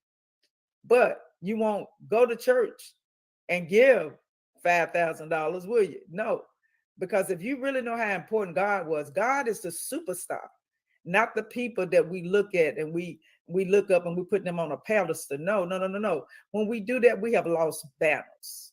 We really need to slow down sometime and take a look at what we're doing. It's okay to sometimes be in the room with somebody that's wealthy, somebody that can teach you something. But we don't want to overdo it. If you're doing it because you want to be rich or want to be something that you're not, and you can't afford it, but you're doing it because everybody else is doing it, and that's not a good way to look at your life, especially when you can't afford it. So we are so status focused as well. We want the big fine lifestyle that the world has. The Bible told us not to even be like the world. Be transformed by the renewing of your mind, and don't be like the world. But we want to be like the world. We want to have the things that the world have.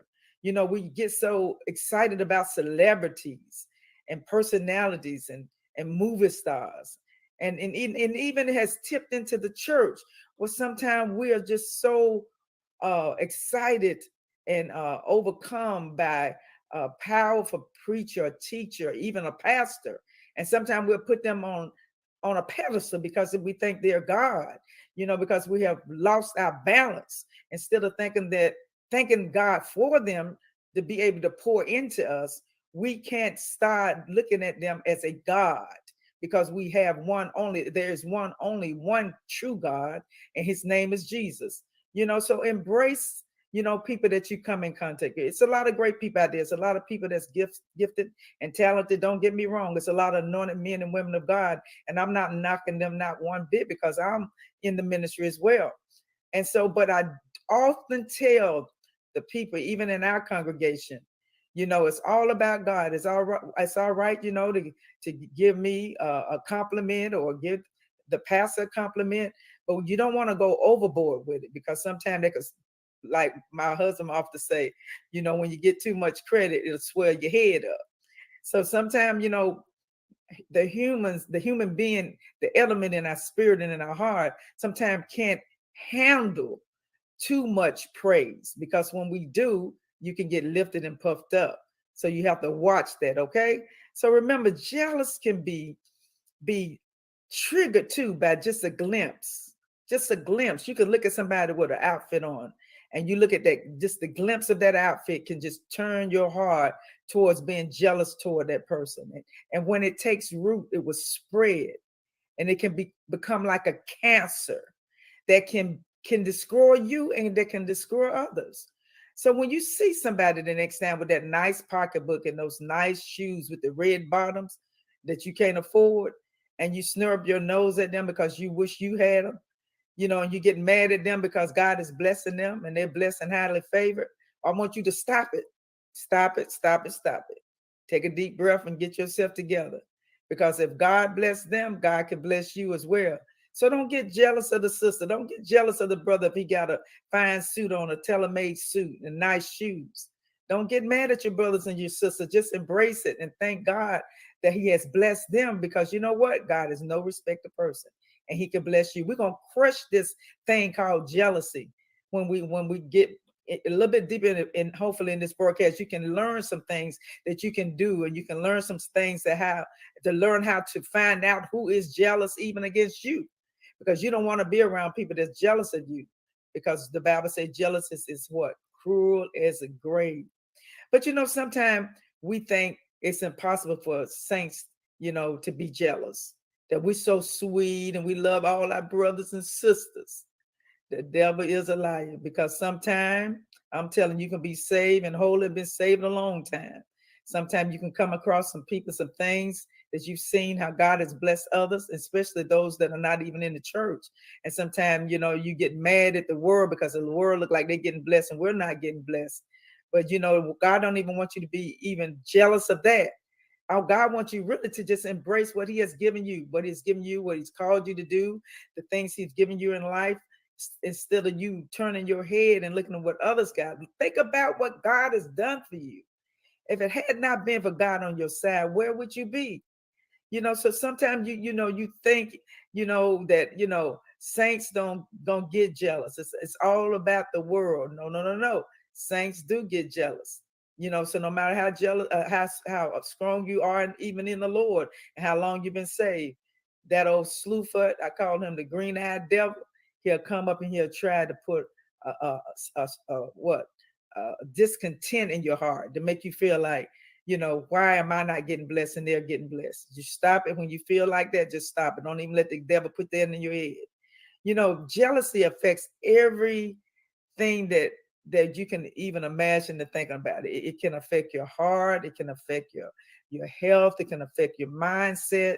You know, it can affect you to the point where you can get so depressed and overwhelmed that it'll make you stop even trying to do what you're trying to do. Maybe you're trying to start a business. Maybe you're trying to go back to school. Maybe you're trying to get a good job, and if you put in all kind of applications, you haven't been able to put no application that you put in have not come forth. You haven't gotten a job, but your friend called you up on the phone and told you she got a job.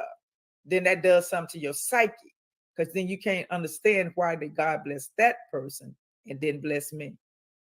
It is very interesting that regardless of our achievements, jealousy and envy, should I say, jealous and envy are breeding grounds for discontentment. When you start looking at what other people got, you become discontent of what God has done for you.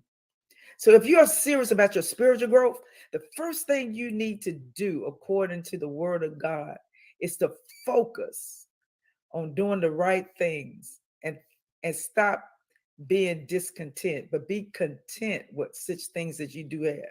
As a matter of fact, it's a scripture in Timothy chapter 6, verse 6, which says, godliness with contentment is great gain.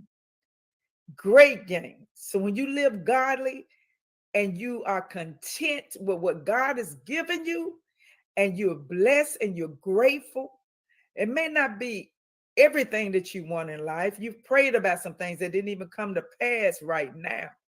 But if you just look at your surroundings, look at the house that you live in, go out there and look at the car that you drive. At least you can thank God you got a car. At least you can thank God you have a house. At least you can thank God that you got food in your cupboard. You got clothes to put on. That's enough to give God praise for. It might not be all of the stuff that you want in life, but thank God you're alive. Thank God you have the things that God has given you that you can survive and you can live on. So don't let that green-eyed devil creep up on you and make you act foolish. We need to thank God every day and trust him with everything that he has given us. Trust him with all our heart. And lean not to your own understanding. Stop comparing others against what you have and what you don't have. We must all of us that's on this platform that I'm talking to, those that you're going to come in later and even look at the replay, guard your heart and your mind to God, and don't let the devil come in your life and cause you to have discontent. We got to guard our heart against this ugly spirit of jealousy, because it is ugly. And if you find yourself struggling with envy and jealousy, read the scriptures. It's a scripture in Proverbs chapter 4, verse 23. And I just got the quote, and I just want to read it through the scripture here. It says, above all else, guard your heart and pray without ceasing. Let me say that again. Above all else, when nothing else will work for you, when that depression and that anxiety come upon you and you feel like you've worked yourself down to the bones and you still don't have the things you want, the Bible said, above all that, guard your heart. Right here, guard it. Guard your heart. Thank God anyway. Even when you don't see it, think of that it's going to come. You may have a bill that you don't even know how you're going to pay this week, and you're feeling a little low in your spirit because this is the Jesus season, as I call it.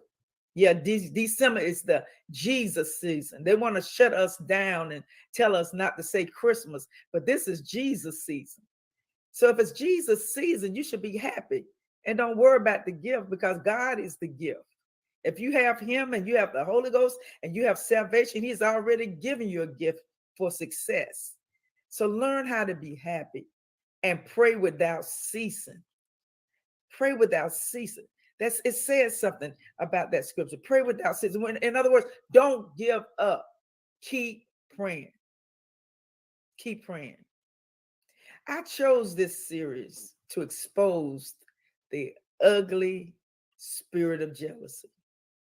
After hearing the cries of so many men and women that I've counseled over the years, even teenagers and children coming to me crying, can't understand why their best girlfriend or their best friend guy turned on them and talked about them and shared intimate things and secrets that they shared with them.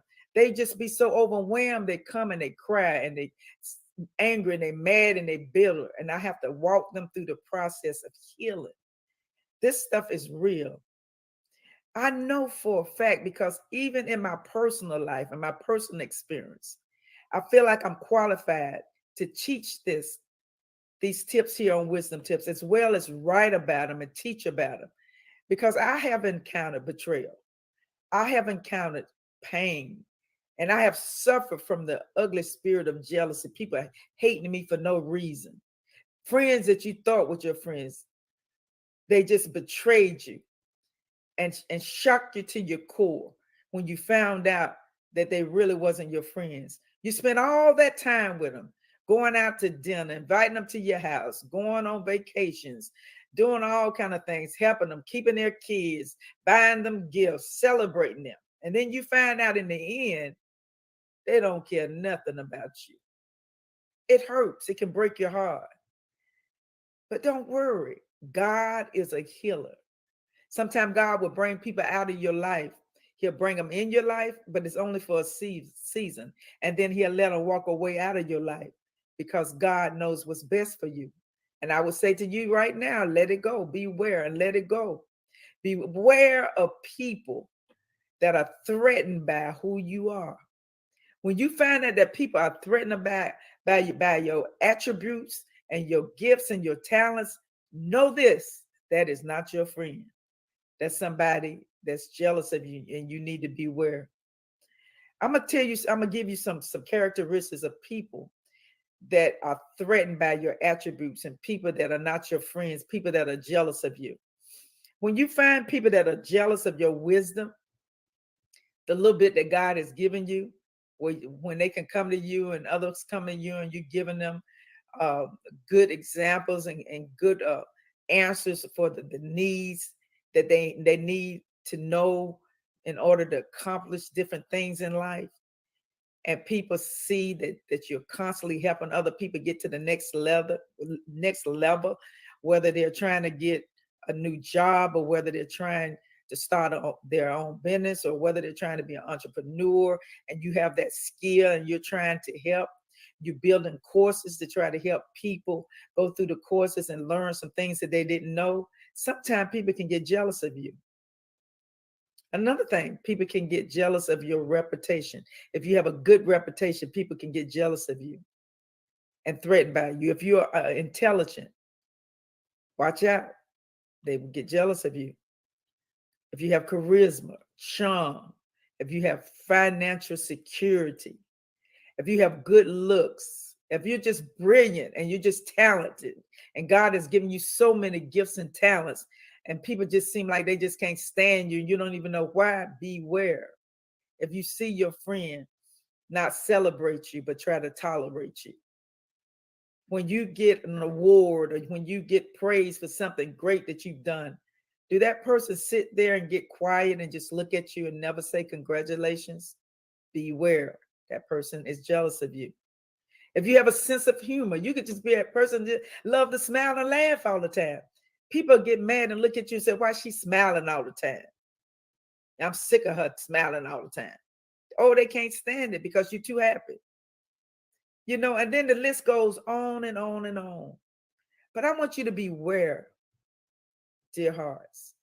Beware of the destructive nature of jealousy, because when the scripture said that jealousy is cruel as the grave, it takes me back to this young lady, Shaquilla, that was killed.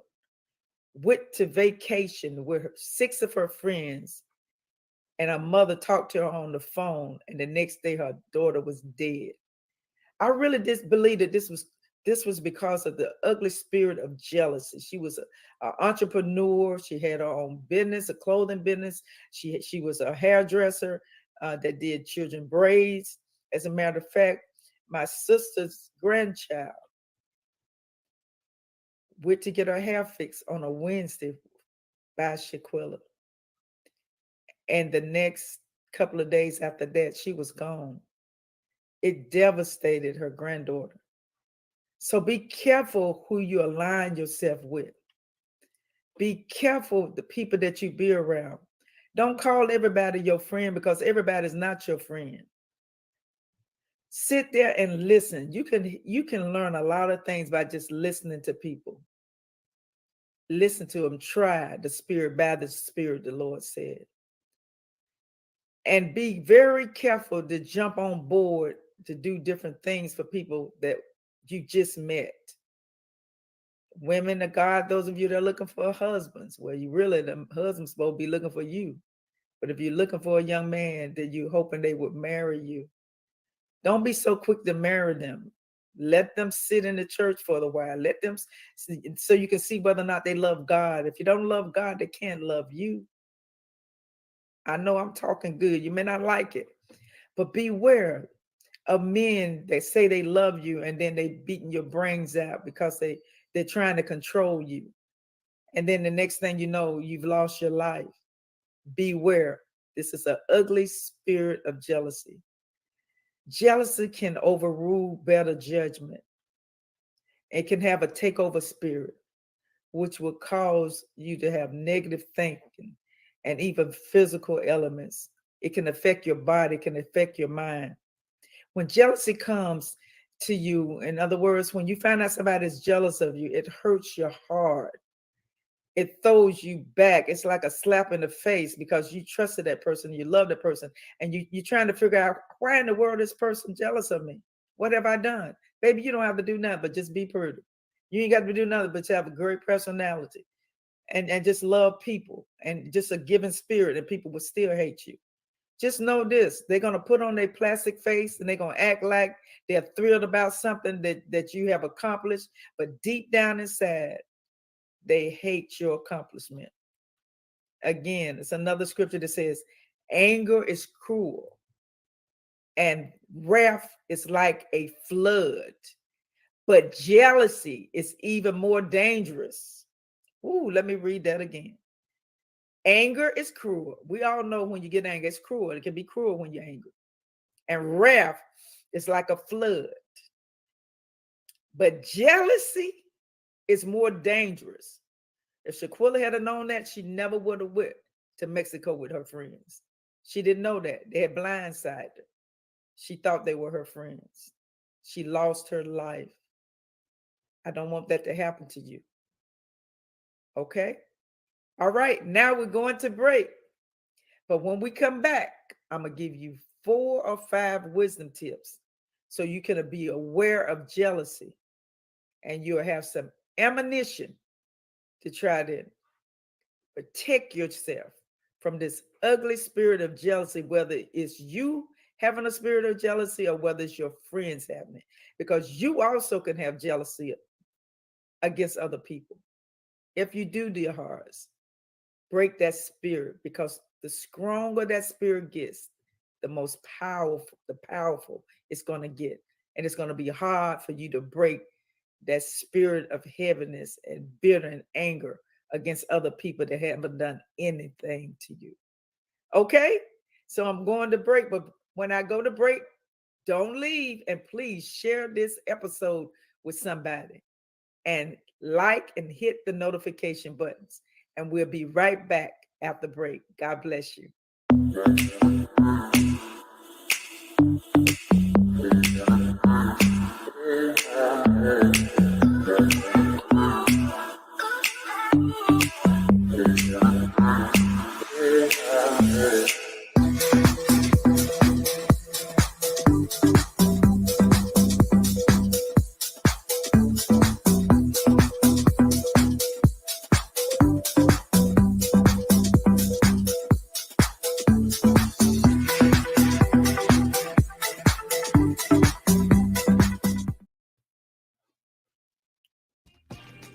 Hello, everybody. I am Dr. Tina J. Ramsey, and I want to share with you about CTR Media Network. Have you heard? CTR Media Network is a new standard of podcasting with over 30 plus podcasters. We reach 350 million global listeners worldwide in over 50 plus countries across all major podcasting and social media platforms.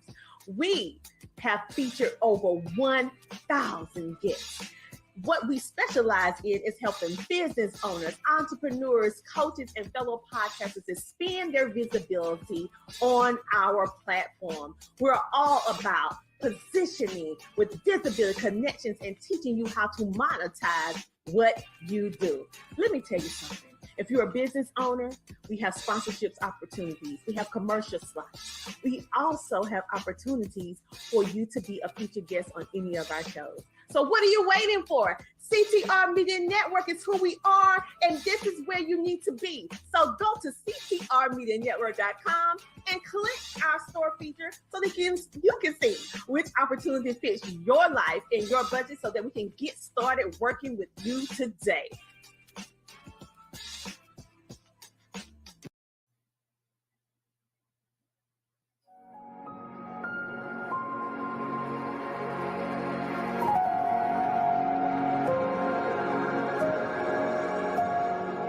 Love is patient. Love is kind. It does not envy. It does not boast. It is not proud. It does not dishonor others. It is not self-seeking. It is not easily angered. It keeps no record of wrongs. Love does not delight in evil, but rejoices with the truth. It always protects, always trusts, always hopes, always perseveres. Love never fails. Where there are prophecies, they will cease. Where there are tongues, they will be stilled. Where there is knowledge, it will pass away. And now these three remain: faith, hope, and love. But the greatest of these is love.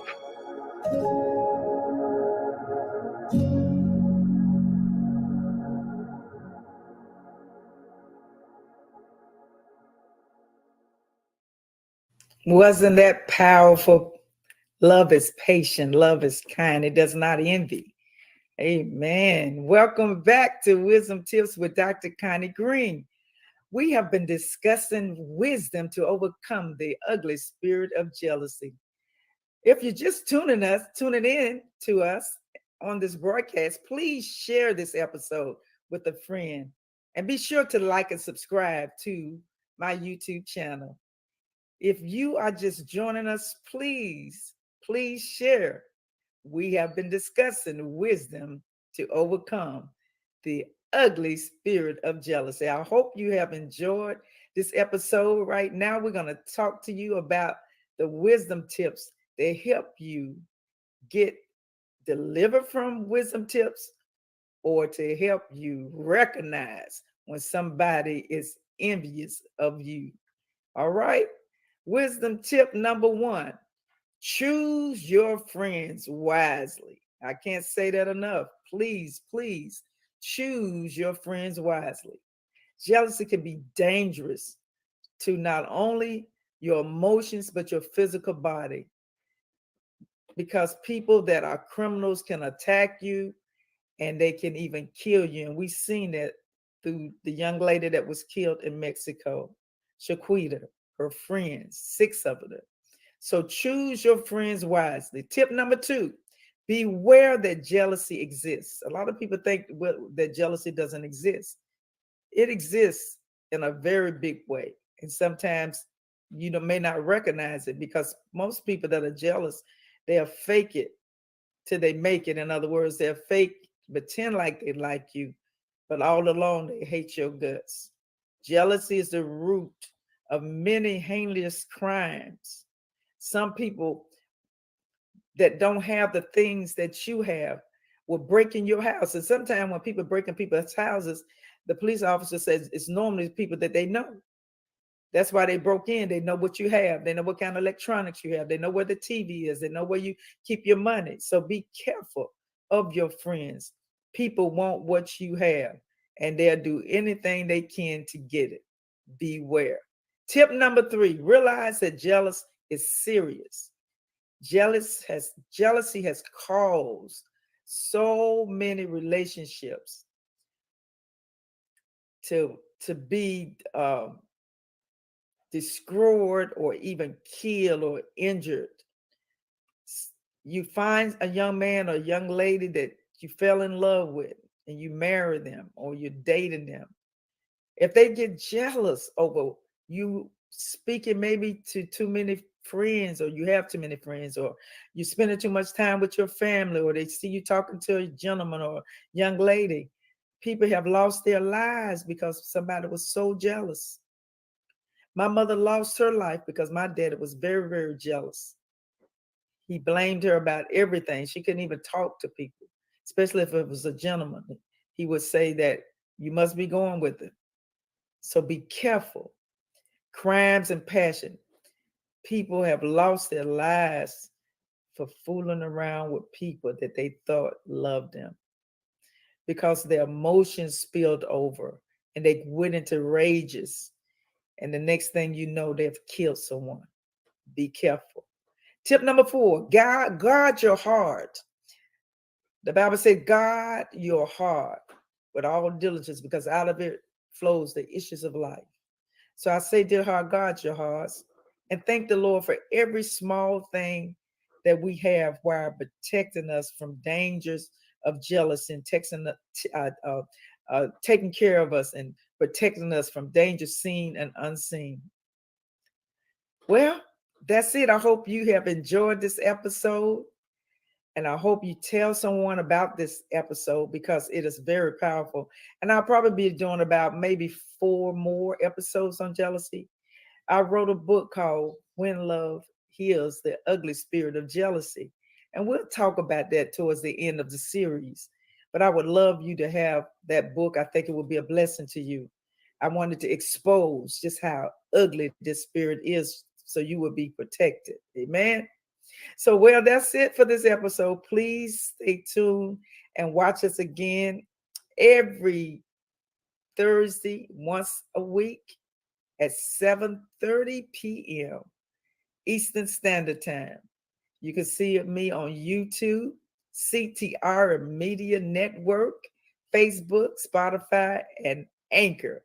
And remember, wisdom is the principal thing. And all that get understanding so you can live a victorious life. Why? Because we ain't got no time for tears and fears. We're too blessed to be stressed.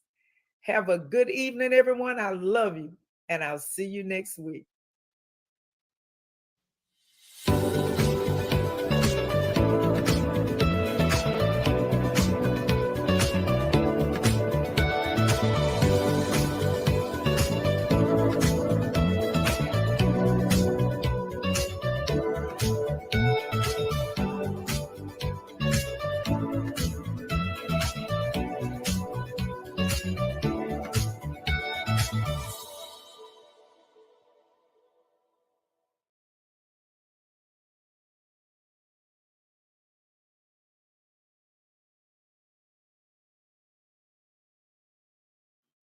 And after we finished battle rapping them, 10 more guys stepped up. I battle rapped all 10 of them, bust them out.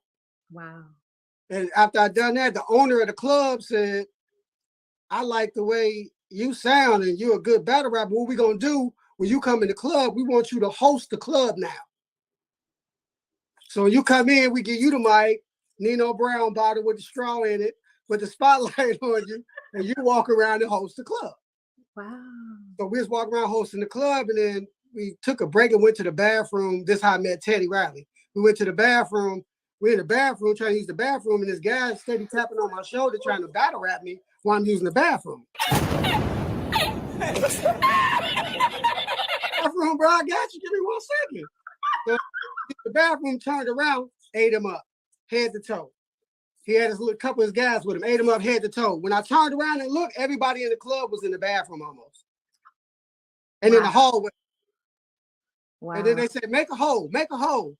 They made a little hole. Here come Teddy Riley. Hey, I want you to come to my studio and record a song because I like the way you get down. Do you got anything in mind? And I was like, yeah, I got a song for you. It wasn't called Just Shake Your Rump. It's called something else, but. Yeah. Well, wow. I love it when we get that behind the scenes of things and how things happen.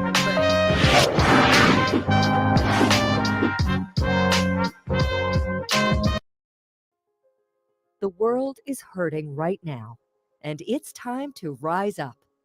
As we lift ourselves up in body, mind, and spirit, we can reach out to others and be a light in a sea of darkness. Welcome to the Movement for Global Health with your host, Dr. Mary Zenit.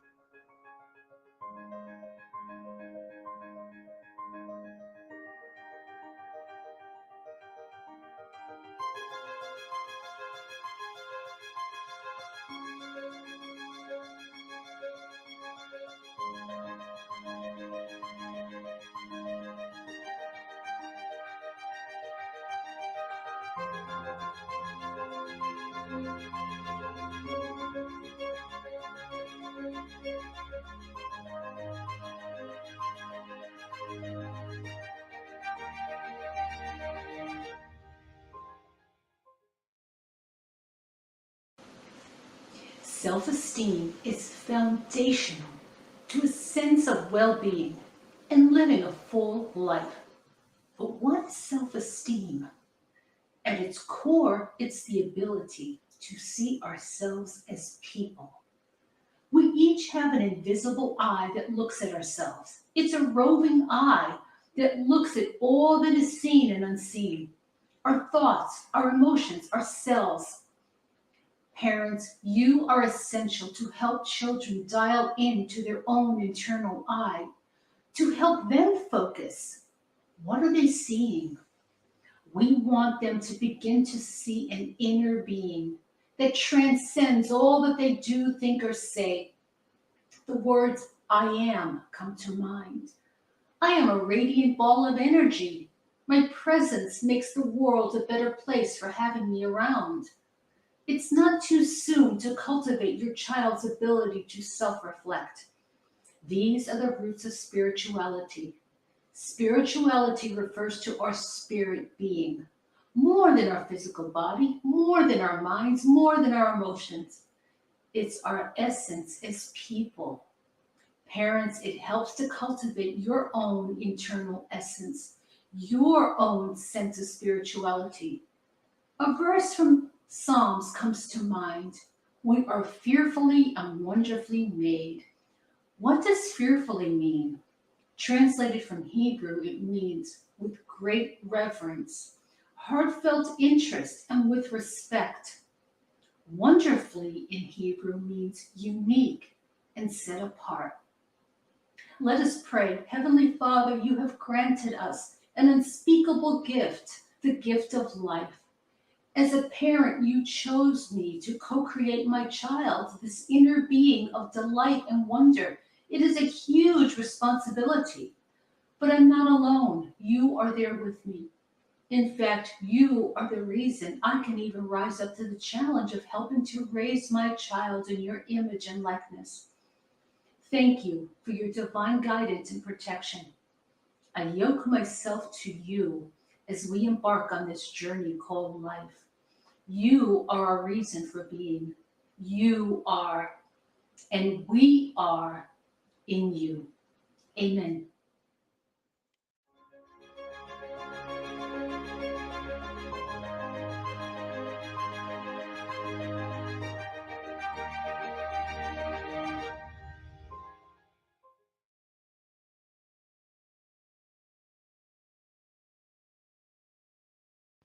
Listen up, everybody. I am so excited. I just finished a course and got certified on how to start a podcast and monetize it. Thanks to my amazing instructor, Tina Ramsey. My heart right now is overwhelmed. My dreams have been fulfilled. And if you are looking to take your company to the next level, then choose the best. Tina Ramsey, owner of the CTR Network. You don't want to sleep on this. If you want to invest in yourself, start today so you can monetize your business and get what you deserve. God bless you. Hello. Thank you for joining me. My name is Doreen Letson Reed, and I just wanted to take the opportunity to just acknowledge Tina Ramsey. You know, she is an amazing coach, and she's been working with me to help me build my podcast.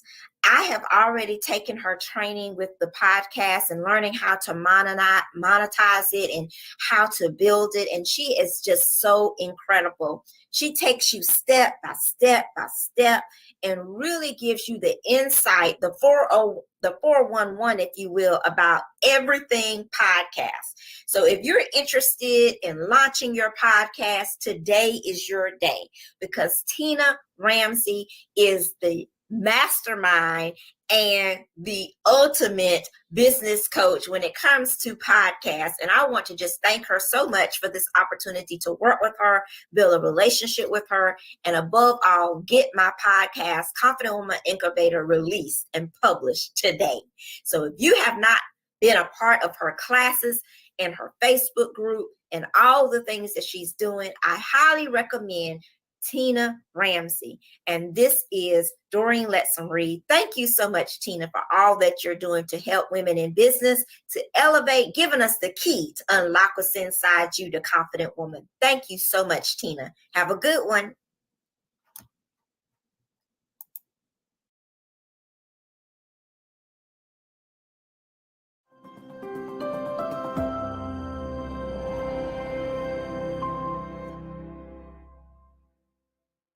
Hello, today we have a very important topic, and it's celebrating healthy cosmetics. And this presentation is geared for women of color. So either if you are a woman of color or you have friends who are, please watch. And the truth is, women of color have different needs in terms of the health products. And we want to be very specific for them and give them resources that can really help. If you are a woman of color, we really want you to feel empowered, and because the risks are too high. The risks of all these products are too high, and we'll talk more specifically about this. This is a call to action. There's an organization, We Act for Environmental Justice. This is when it comes to beauty, there are no color lines. Every woman in every culture within any racial group can agree the desire to look and feel beautiful is universal among women. The alarming statistics are that African Americans constitute about 13% of the population. And African Americans spend 22% on personal care products. According to the Skin Deep database, less than 25% of products marketed to African American women scored low in potentially hazardous ingredients compared to 40% of the general population. So really, less than a quarter of the products marketed to African American women scored low in potentially hazardous ingredients. Potential hazards: cancer, hormone disruption, reproductive damage, developmental damage, allergies. And these are most commonly, like we have talked about in previous modules, this is a cumulative effect. It happens over time. But isn't it better to have a preventative mentality and preventative activity? The worst scoring products are the hair relaxers, the hair colors, and the bleaching products. They may look wonderful, but please be aware. Hair relaxers, hair colors, and bleaching products. The chemical hair relaxers are linked to baldness, growths in the uterus, premature birth, low infant birth weight, other pregnancy and birth-related problems. None of these in the following categories scored as a low hazard. This should get our attention. Hair relaxers, hair colors, bleaching products, lipstick, concealers, foundations, sun protective makeup. In other words, they all have hazards. Scientific research is very sadly scarce. There are several organizations sounding the alarms. One is Black Women for Wellness. Another is We Act for Environmental Justice. And another is Women's Voices for the Earth. They all have websites. They all have a lot of good information. Now, the latest trends are moving in the right direction. Sales of hair relaxers marketed to African American women dropped by close to 40% between 2008 and 2015. Between 2013 and 2015, sales of natural hairstyling products actually increased by about 27%. natural hairstyling products are now 35% African American hair market. So that's really good news. But many products still contain harmful ingredients, and Women's Voices for the Earth states this report makes clear the lack of safer alternatives for Black women. Demand for these products is increasing, and the cosmetics industry needs to provide healthy beauty options for Black women. Yeah, and to be they need to provide it for all women. It's out of control. Environmental Workings Group's Skin Deep has an entire category of Black owned brands. Look for the ratings. So if you see the picture here on the slide, you see the ratings. The best is EWG verified. And then it goes to 1, which is the best number, and it goes all the way to the worst, number 10. So what you can do, you can click on Black owned brands, and you'll get a real good idea of what is available. And again, just a reminder for EWG, the ratings, number 1 is best and number 10 is worst. The best thing, go to ewg.org, skin deep, /skin deep. It'll pop up, and then look for minority owned. Look for the best rated hair and body care products that are minority owned. Cosmetics, many are rated 4, 5, and 6, and you want 1, 2, and 3. So again, to review how to get there, go to ewg.org /skin deep. And you'll get on there, EWG Skin Deep. Then look for minority owned. It's a filter, minority owned, and cosmetics. And you will get some very good information there. So you really want to aim to be in that 1, 2 to 3 category.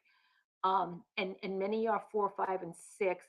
And really hoping that as the trends are moving in the right direction, that we will see more of safer cosmetics for our sisters in the African American community. If that's you, if it's a friend, if it's a family member, we want you to have the safest options. Here's another really good resource. It is Black Women for Wellness, BWWLA.org. They have a toxic-free beauty pocket guide. Now, I just want to draw your attention to a headline here. Look at this, news updates. Toxic products marketed to Black women. Johnson & Johnson refuses to remove talc baby powder from the global market, even as it ends U.S. sales due to lawsuits. All right, so guys, it's happening. It's happening, but you know, it's we want to be very proactive. So this organization again is BWWLA.org. Silent Spring is a wonderful institute, the Silent Spring Institute, and they have an app, Detox Me.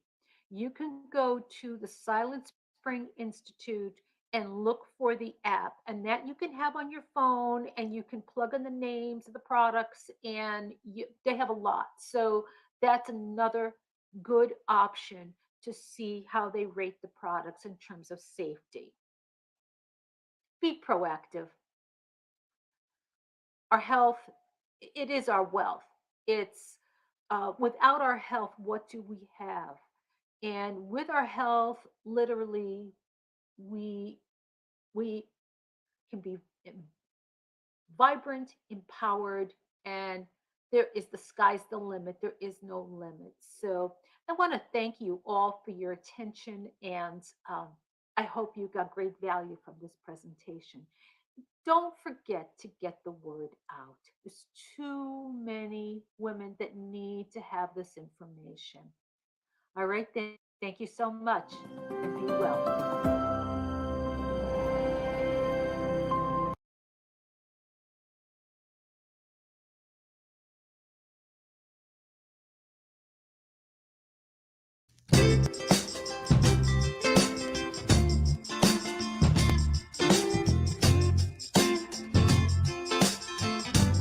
Hello, everyone. I am Gio Monroe of the Gio Monroe Show and Podcast, where we are bringing you many topics about business interviews, let's get chatty episodes, and life-inspiring stories.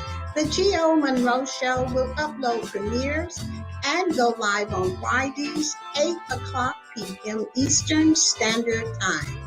If you would like to be on the show or have any questions about the show, please contact Gio at the Instagram account name you see on the screen. So, grab yourself a virtual seat and take this ride with the Gio Monroe Show and Podcast.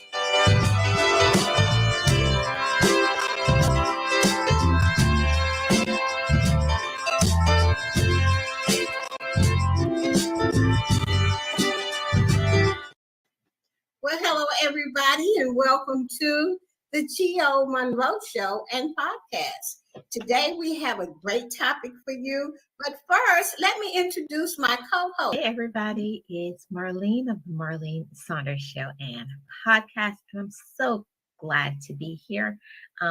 My link will be in this description box or the comment section. I don't know which one Gio's doing. Yes, it will be down below in the description box. All right, now we're getting ready to talk about our topic, and our topic is how to be more persistent to get what you want. Okay, I'll repeat, how to be more persistent to get what you want. All right, so let's get started. And I got this information from the internet, and I want to share it with you, and then me and Marlene is going to put our spin on it. All right? All right, now, how to get what you want. Now, how to be persistent to get what you want. Number one, you have to dream big, but start small, like taking baby steps. It's important to have a vision and plan your way into achieving it. It will give you a sense of direction, but don't get too lost in trying to tackle your goals on the get-go. Yes, you must dream big, but remember that you won't get there if you don't start small with the least amount of work possible. Aside from avoiding being overwhelmed, doing small tasks can also get us through the day.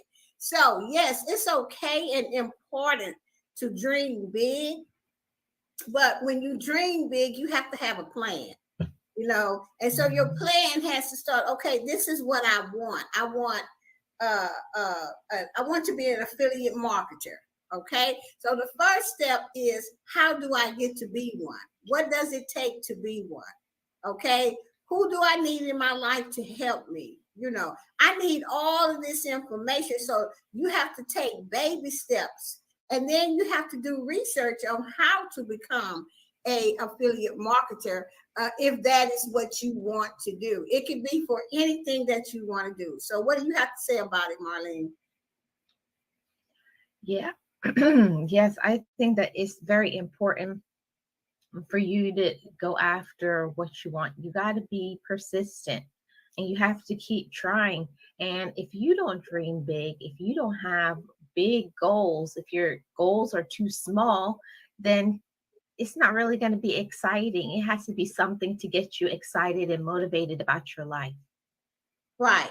So it's whatever your dream is, dream big, but then sit down and make a plan. And I call it a business plan because I own my own business, and that's what I was told to do by my mentors, is always have a plan and make it in baby steps. So that's number one.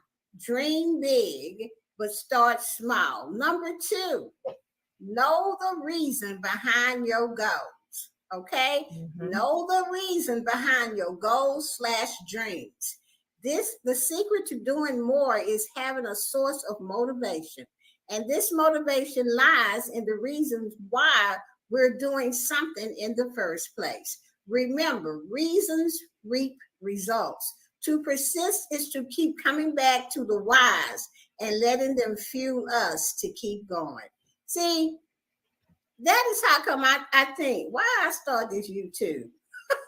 Because YouTube can get hectic sometimes. And, I'm the kind of girl that like to really, really, really dream big, big, big, big. I want 10 monetized channels. I've got 3 already, working on number 4. And sometimes I get to be like, why am I doing this? Blah, blah, blah. And so then I have to go back to what my mentors tell me. Why is the right question. Are you doing it? Why did you start this in the first place? Because I wanted to make some more money to pay these bills in this house. Okay. Right. That is my why. Okay. And my other why, I have 2 big whys for you too. Help me pay my bills and to share what God has done in my life with other people, hoping that if I could just help somebody, I'm okay. So you have to keep going back to your why when you get a little frustrated about your dream or your dream is not going well. Okay, Marlene, go ahead. Yes, and I always like to go back to the core of, like you said, your why. And sometimes we got to remind ourselves of our why. You have to understand why do I keep going? Because if you don't know your why, then you're not going to get motivated and excited. That's why I think it's very important to have it written down somewhere, like post it up so that you can continuously read it, and then that can motivate you to get started. Yes, and I so agree with that, Marlene. My sponsor in my home business, the one that I've been in for years, his name is Michael, and he says the secret to success is your why. Why did you start it? Okay, so let's move on to another reason. How to be more persistent to get what you want, and rest. Don't quit. So you have to get plenty of rest. I'm a big believer in taking conscious breaks. It's important that we allow ourselves to rest in between our attempts at conquering the world. As they say, we can't give what we don't have. So how can we persist toward our goals when we're already running low inside? One of the most important lessons I've learned about persistence is that taking a break doesn't mean we're quitting.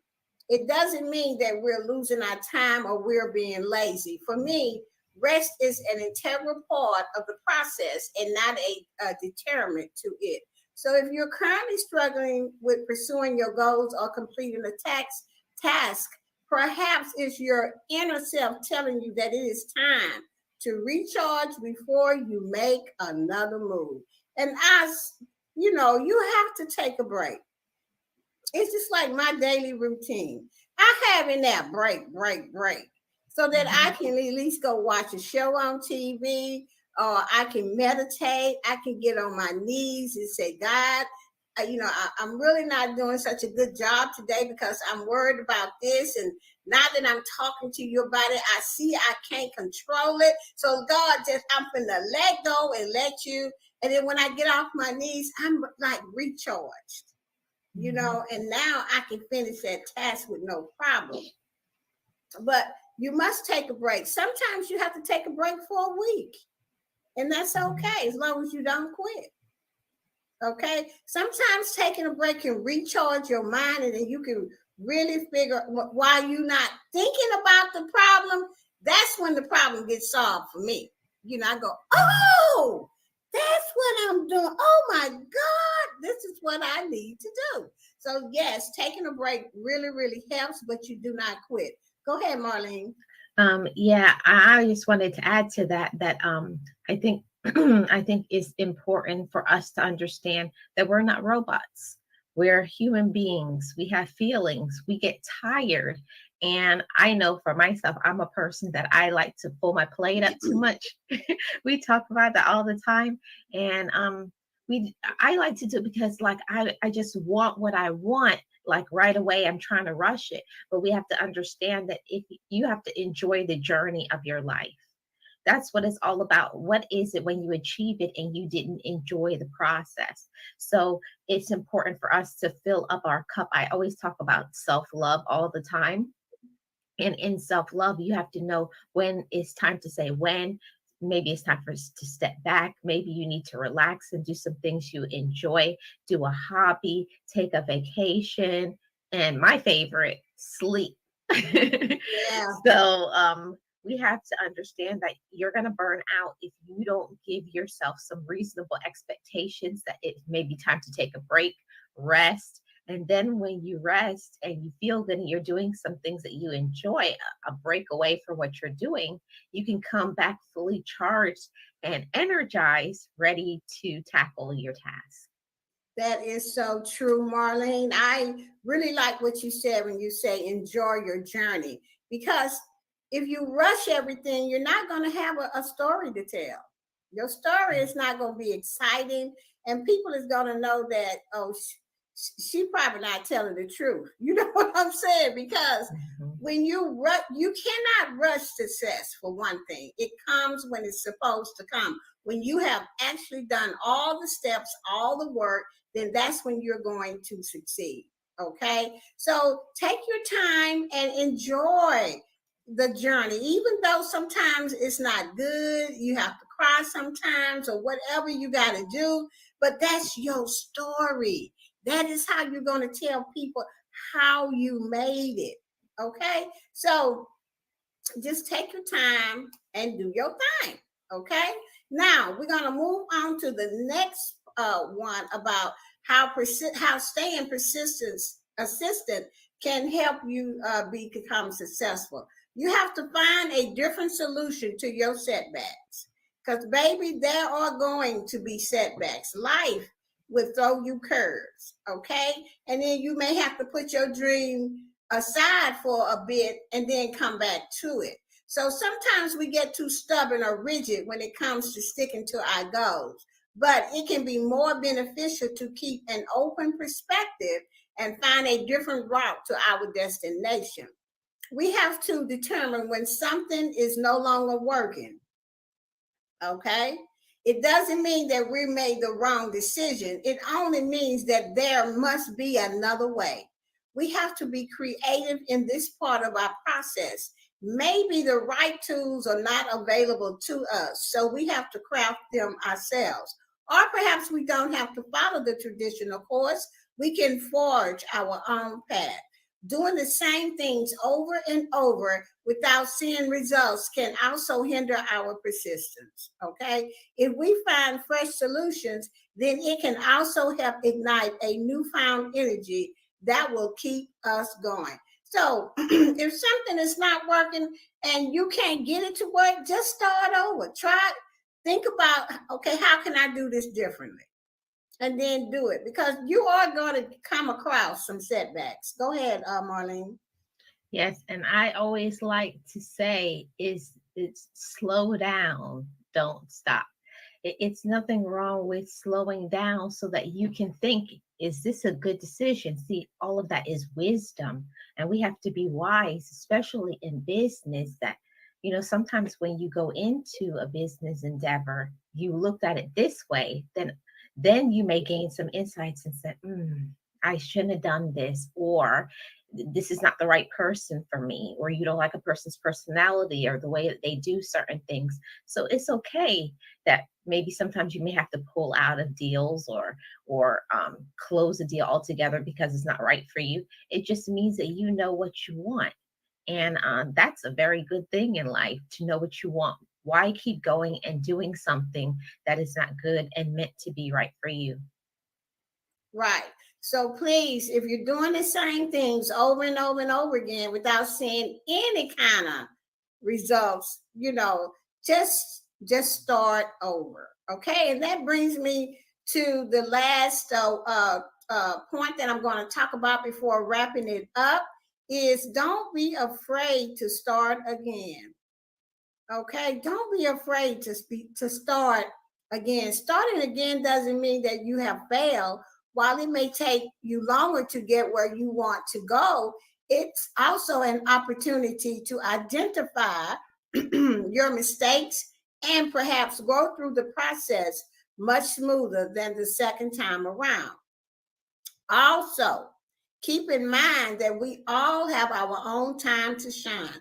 Maybe 2022 isn't your year, but what if it's the next? You don't have to quit altogether right now.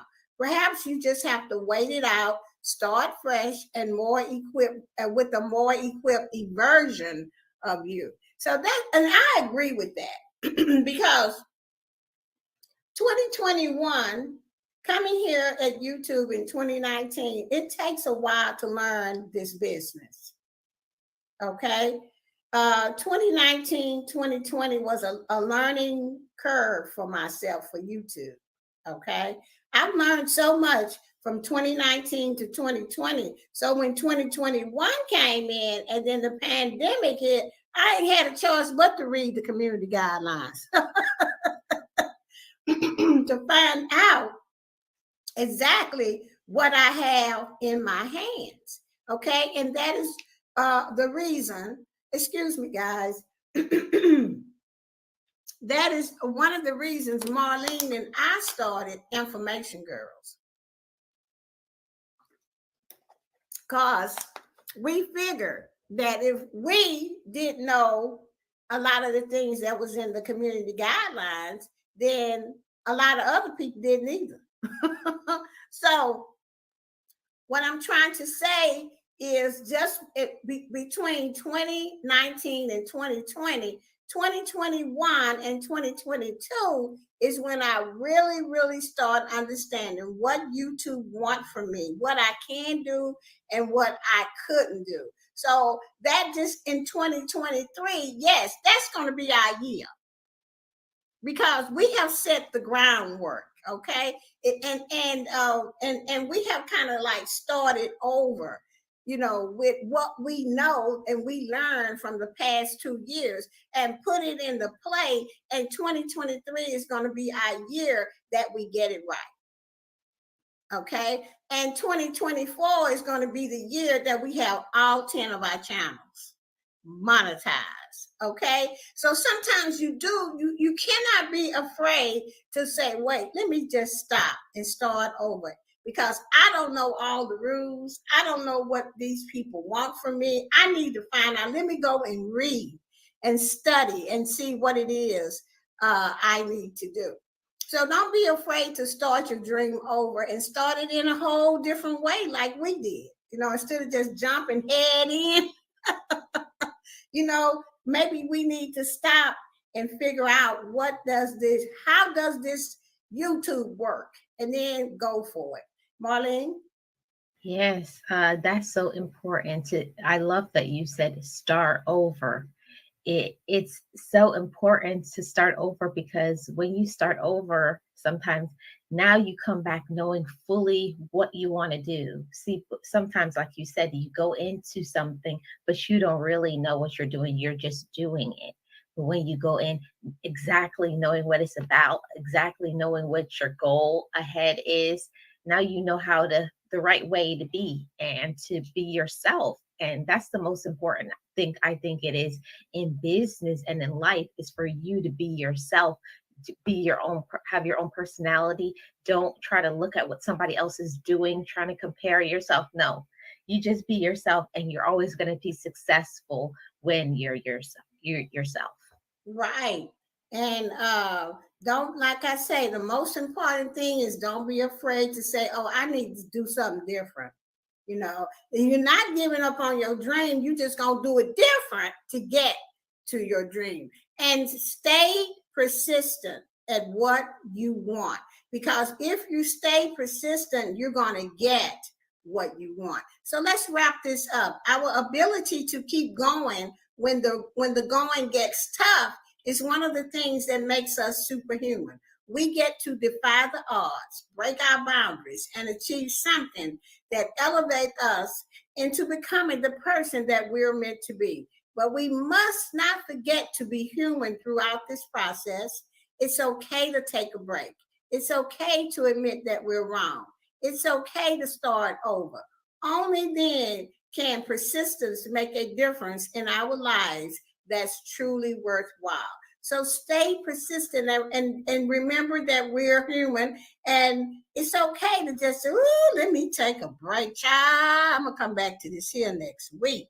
That don't mean that you're giving up on your dream. You just need to recharge. Is there any last words, Marlene? Yes. And I always like to say to myself, forgive yourself. Forgive yourself, because that's why we can't restart and do the things that we want to do, because we're still busy beating ourselves up for the past. Oh, I shouldn't have done this, and why did I do that? And that can cause you to be stuck. So forgive yourself and say, it's okay. It's okay. Now I can restart knowing what I want to do right now. That is so true. I want to thank everybody for listening. I want to thank Marlene for being on the show and being my co-host.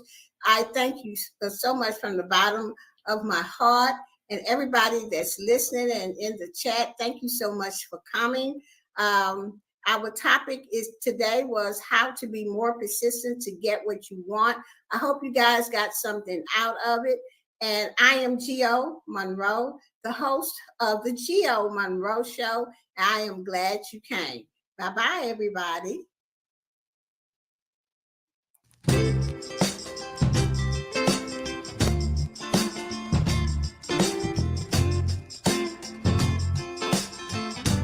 Hello, everyone. I am Gio Monroe of the Gio Monroe Show and Podcast, where we are bringing you many topics about business interviews, let's get chatty episodes, and life-inspiring stories.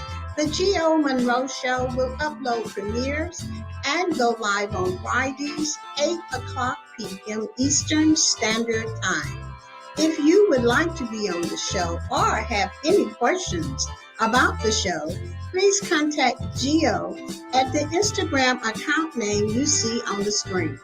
So, grab yourself a virtual seat and take this ride with the Gio Monroe Show and Podcast. Hello, everybody. I am Dr. Tina J. Ramsey, and I want to share with you about CTR Media Network. Have you heard?